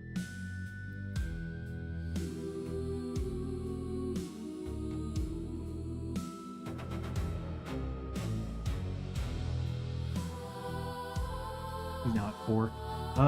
And he gets a loot card. I mean, I guess you gotta make everybody do it, because it doesn't matter if you pass or fail. It's just if they roll a 1.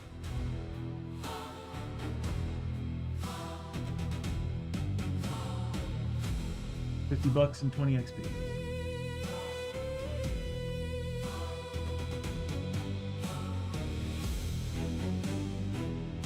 Yeah, I need to make it 2 seconds.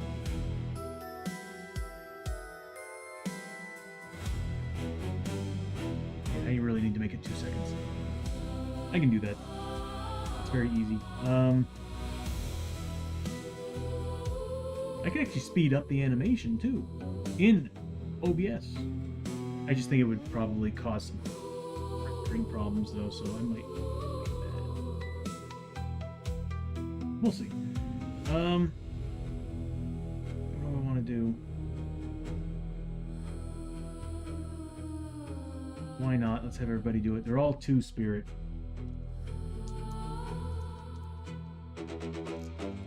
Yeah, we don't have the spirit guide anymore, so we don't have that.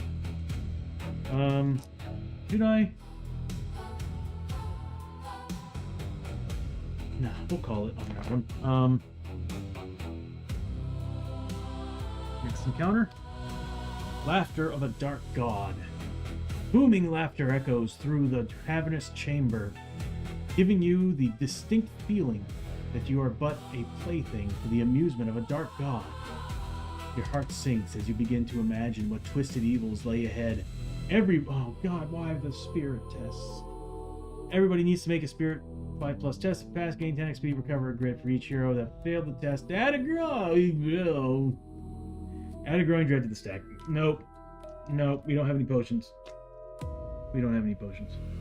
We do have grit though. This sucks. Chiyo first. Come on, Chiyo, you can do it. Grit roll. We need to do this. We need to pass this. Again, we're this place. Freaking Caverns of Cynder. 5+. We got it.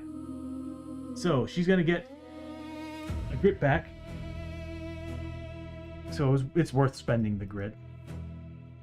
And 10 XP. Next up is Hoshoryo, who's also a 2. He's gonna spend a grit.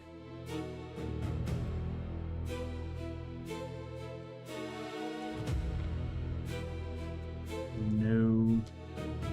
Add a growing dread to the damn stack.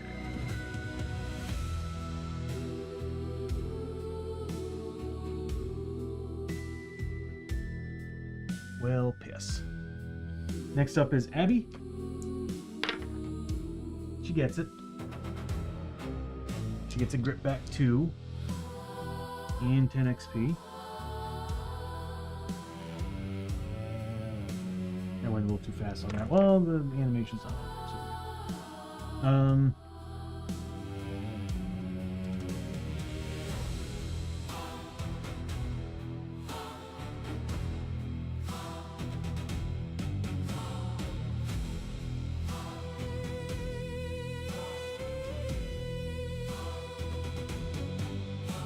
And here's Lester. Dude's got a 6 spirit, so he should get this. Oh my god, he does. Alright. He gets 10 XP and a grit.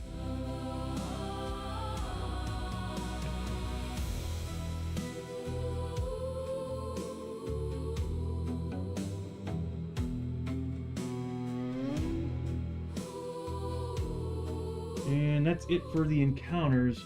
I have to say let's keep going. But we really need to wait for that donkey.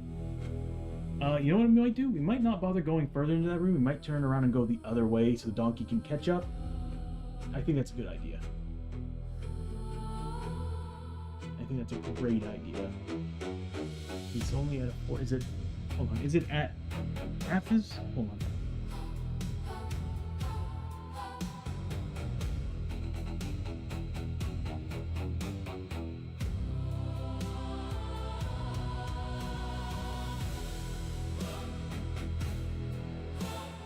Okay, so now he's actually moving +2. He's double movement, so he's movement 6 now. He's spooked. So actually, when that happened, he actually should have moved up more.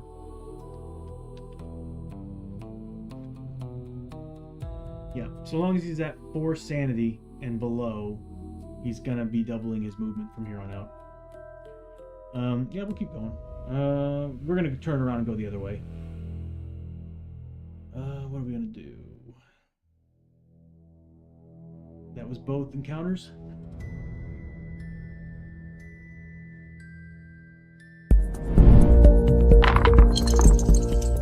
1, 2, 3, 4, 5.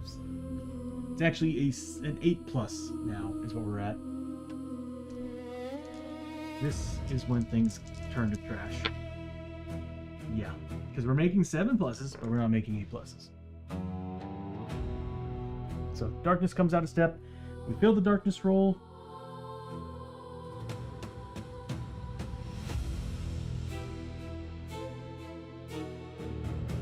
So D3 sanity, no willpower.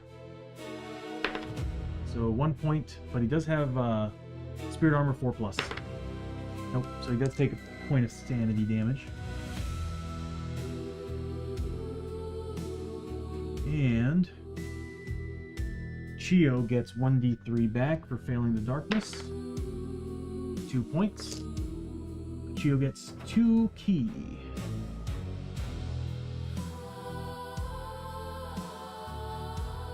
She's almost at max. You need to start spending them. Damn. It's starting to move out now that we're at the 8+ realm. We need to hurry this up.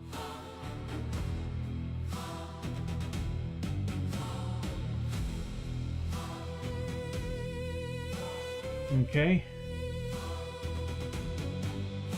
Next is Hoshoryo. I guess we'll keep going till we find Belial. Or... yeah. I'm gonna say we got 15 minutes. So next up is Hoshoryo. He's taking 2 hits. Saves both of them. That's from the burning. It's 6 movement. 1, 2, 3, 4, 5, 6. And he looks through that doorway, finding a lava lake. Not a good place for a boss fight. Not a good place at all. I want to get this mission done, but I don't want it to be here. Don't want to fight Belial in this specific spot. Am I missing this tile?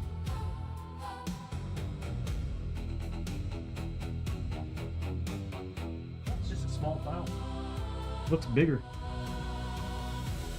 It's coming in from this direction. Gotta admit though, I love it. Caverns of Cynder is just... I'm having a hard time connecting.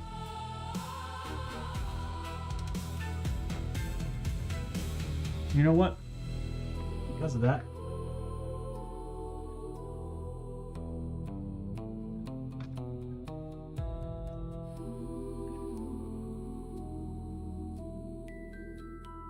yeah, that fits better. The only problem, that adds a space.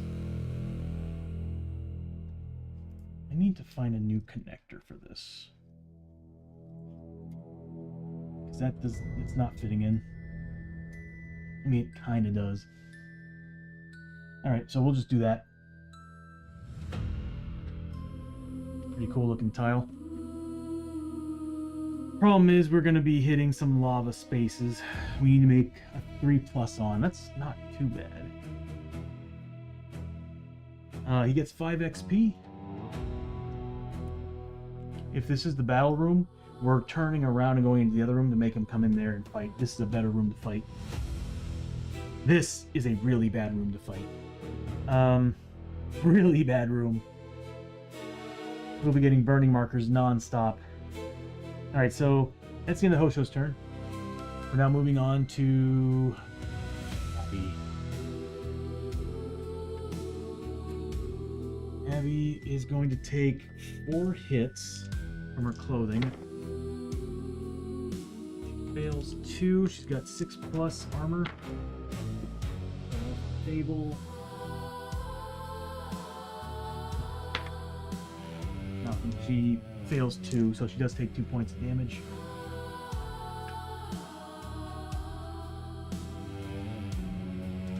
And then what is she gonna do?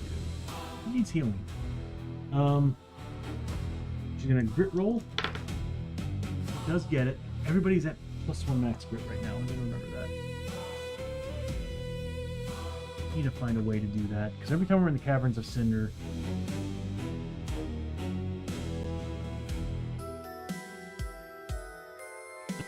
right now everybody's at 3 grit. Everybody's at +1 grit.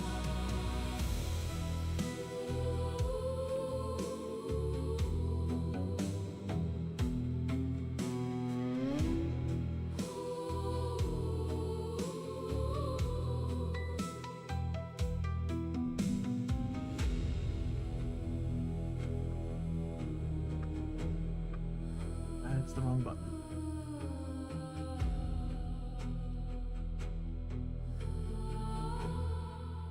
So if I press OK, it actually sets it to 0. If I press cancel, it uses the prior. Okay, nice to know.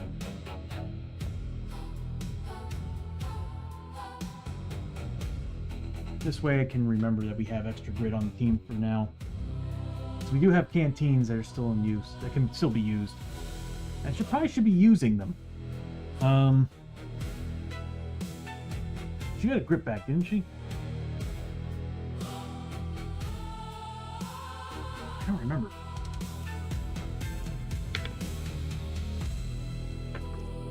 We'll just use that. So no, she's not getting grip back.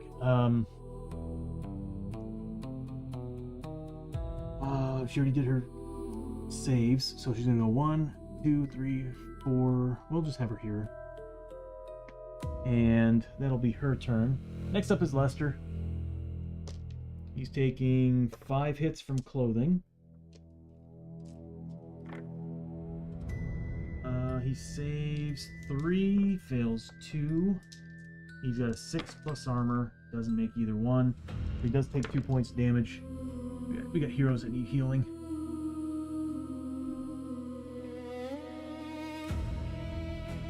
And then it's Chiyo. Chiyo's taking 6 hits. She needs a 4+. Half and half. Okay, so she's taking 3 hits. She's a 4+ armor, thanks to Takobake armor. She takes 2 points of damage. Yeah, some characters need healing. We are going through our bandages here. Oh, yeah. Lester should have been here. Chiyo's not going to be able to get up all the way. But she hasn't grit rolled yet. Nothing. I don't think she has... Nope. I don't know if I want her to use her grit already. I kind of want her up there in the front. Well, she just needs to be behind these two. So, 1, 2, 3, 4. She's only a 5 movement, but she's going to stand behind Abbie. And she's going to heal her and Lester. No, just her. She's going to heal Abbie and herself. So she's going to spend a bandage from Abbie.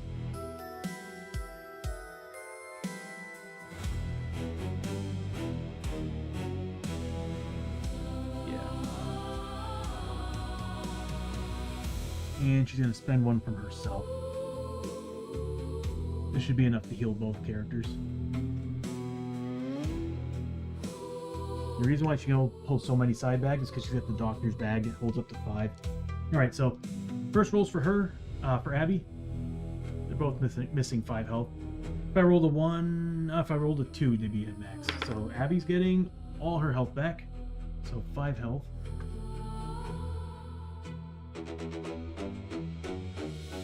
Giving 25 experience. Chiyo. And Chiyo's giving herself full health.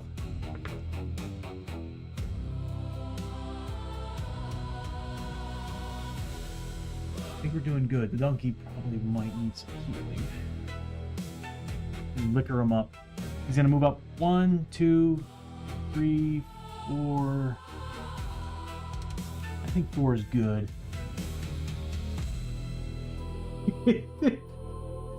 He's actually kind of in a dangerous spot, but oh my god. We got flash bombs, so if he is in there, if Belial's in there, we can flash grenade him. Okay. Alright, let's do this. What is the exploration token for that room ahead?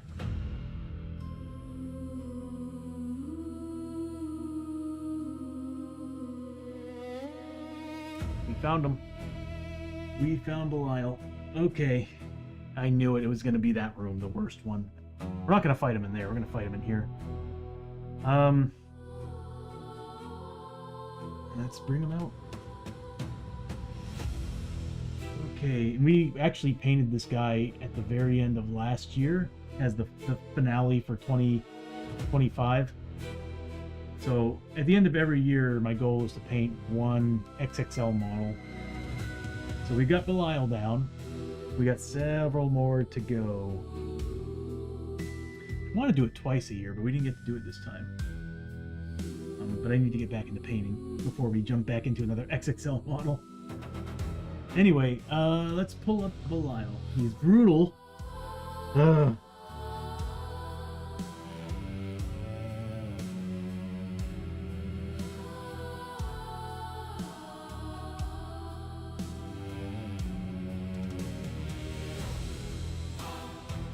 his card?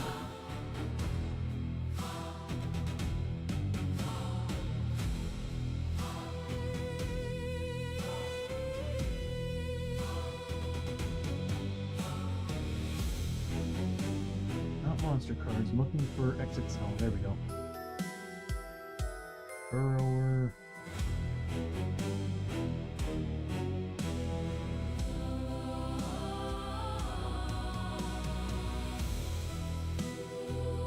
Spell it wrong?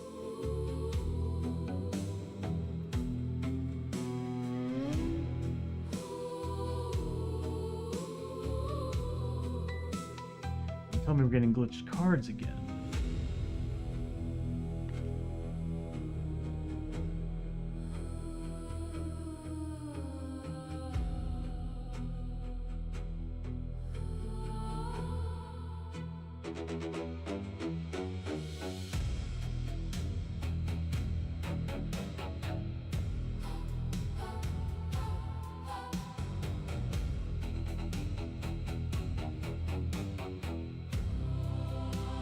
Oh, it's because I'm choosing the wrong card. Okay, hold on a second. Hello. Alright.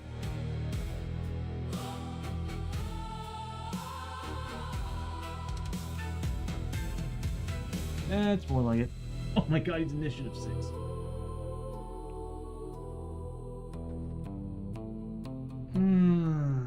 Okay. This doesn't matter. Let's set it. Oh my god, look at all his rules. He gets shadow magic, doesn't he? He gets shadow magic. I guarantee it. Oh, he's endurance 4. Oh my god, the health.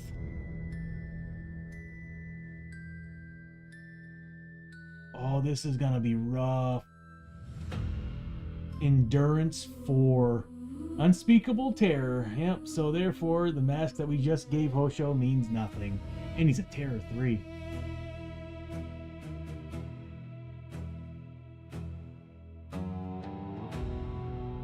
I'm sorry, what?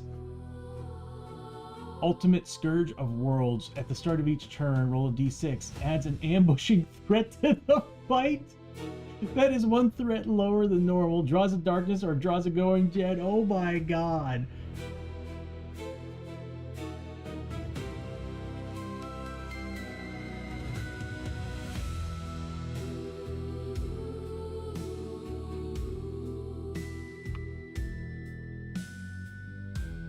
But we can use a grit to try to cancel it on a d6 roll 4+. Okay, that's good. That's good. 1 hero. Shadow Mages. Or Shadow Magic, yeah. At the start of its activation, Belial casts a random spell from the Shadow Magic deck. Armor of Darkness. Critical hits only reduce Belial's defense to 2. Oh, but he's got endurance 4.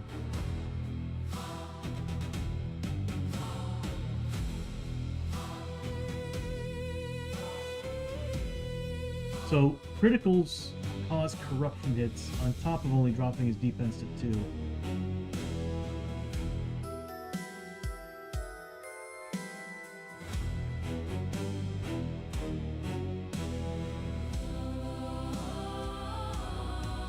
Once per turn, each hero may choose 1 critical hit against Belial to target the key hanging around his neck.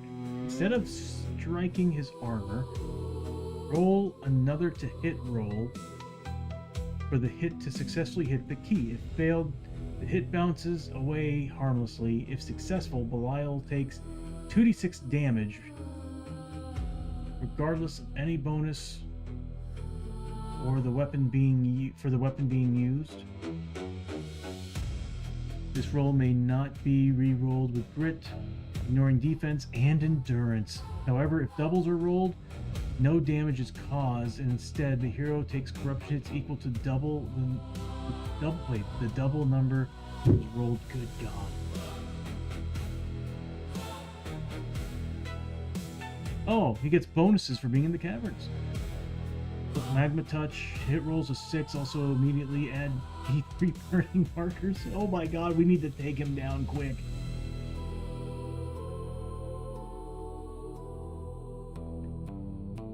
What sucks is that endurance makes Hoshoryo's abilities useless. He's got so much health. Oh, we need to make sure we hit his key. Oh, and elite abilities. Yeah, we're not fighting him tonight. This is nuts. 1 and 4. 1 is usually really bad. Stare into the abyss. Any hero adjacent to Belial at the start of their activation takes Unspeakable Terror 5 instead of 3. Oh my god. And then 4. Soul Devourer. Heroes KO'd by Belial roll a d8 on the injury or madness chart instead of normal 2d6. This is gonna be a rough fight.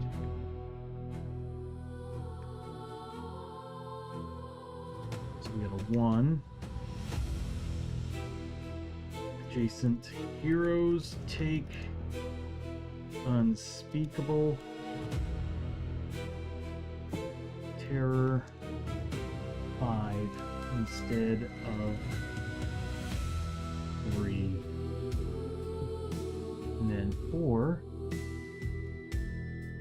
KO. Wow. KO'd heroes.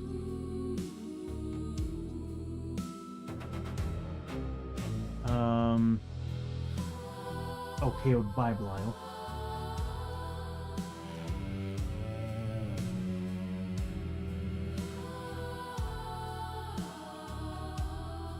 Roll D8 instead of the 2d6 on injury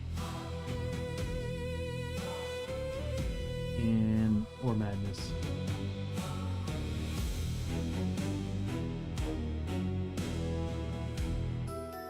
Eruption of lava. Anytime you hold back the darkness roll is failed, every hero on the same map tile as Belial has a lava space marker placed in their space, as well as D3 more spaces, randomly spaces adjacent to the hero.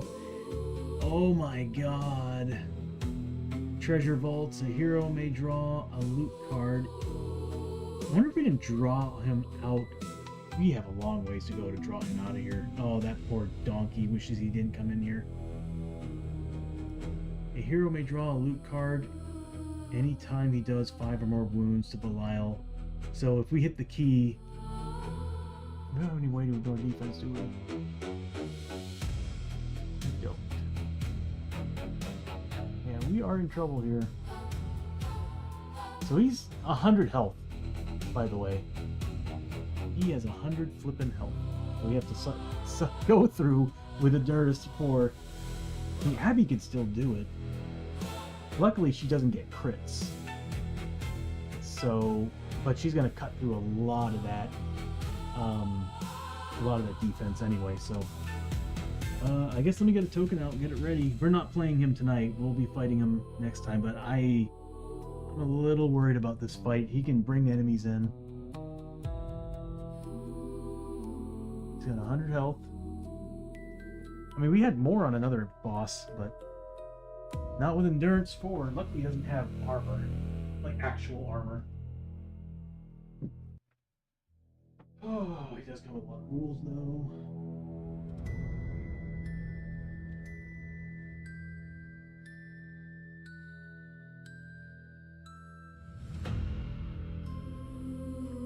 And there we go. Our painted Belial model from the end of last year. It'll look better over here.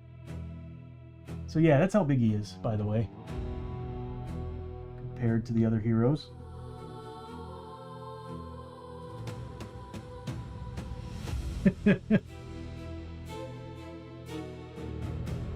So he's not in ambush, so he will be like right here. He's in the lava.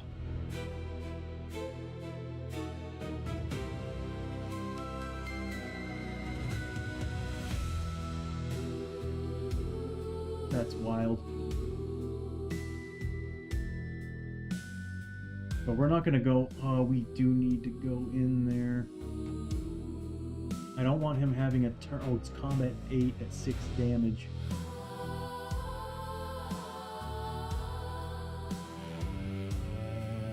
That donkey's in trouble. That donkey's in serious trouble. If he attacks him. Doesn't look as if he has anything crazy. His shadow magic, though... We have yet to see shadow magic in action, so I am a little worried on that one.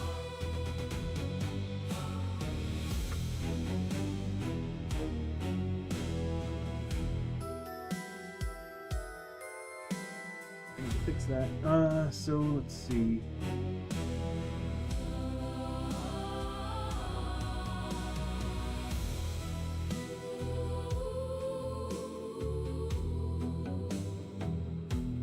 Put in the wrong one. I sure did.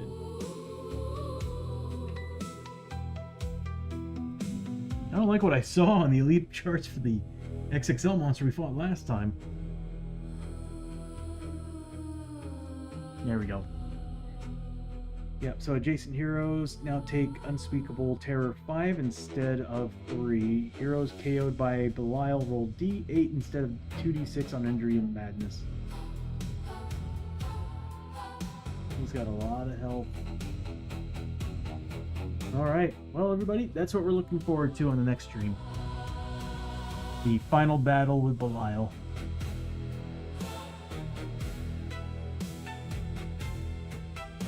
Really want everybody to make level 6 before we move on to the next season, but I don't know.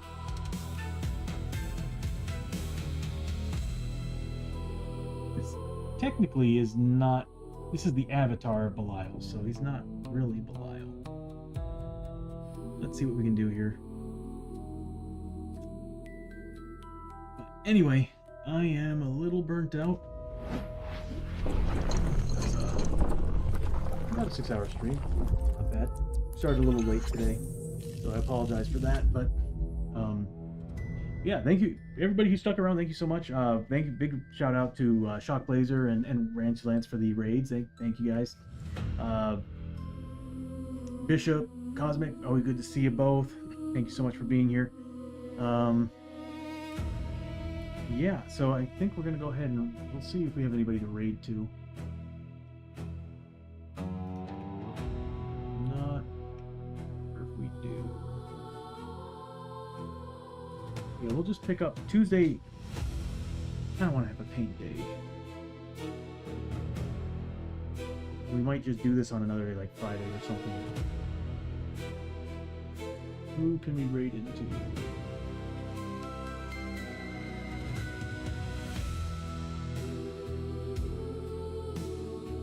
There's people board gaming. Seeing a lot of digital board games.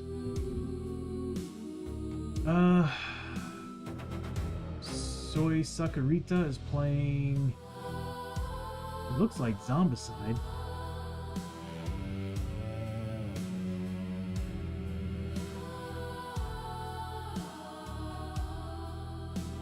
I think somebody's playing Twilight Imperium.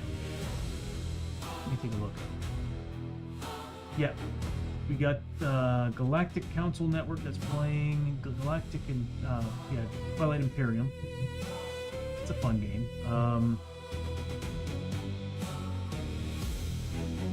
Yeah, we'll go ahead and raid into them. So yeah, everybody, again, thank you so much for being here on the stream. I'm going to try my best to get as much done on here as possible. And I still got a ways to go. I'm doing a lot of testing. As you can see on Lester, he's got a little icon that keeps popping up. So I'm just constantly doing a lot of testing on his. And when I'm done and it's working not perfectly, but working properly, I will port that over to the other 4 characters and we're good to go there. And then I kind of want to add an ally sheet to the stream. At least one. So we can have like the donkey or the monkey or something on there. And that will just kind of pop in and out. Anyway, everybody, thank you so much for coming out. We're going to go ahead and raid into Galactic Council Network, and I will see you all on Tuesday, hopefully doing a paint stream. I'm going to try for a paint stream that day. But until then, you have yourselves a wonderful beginning of the week, a great Monday. We'll see you all on Tuesday.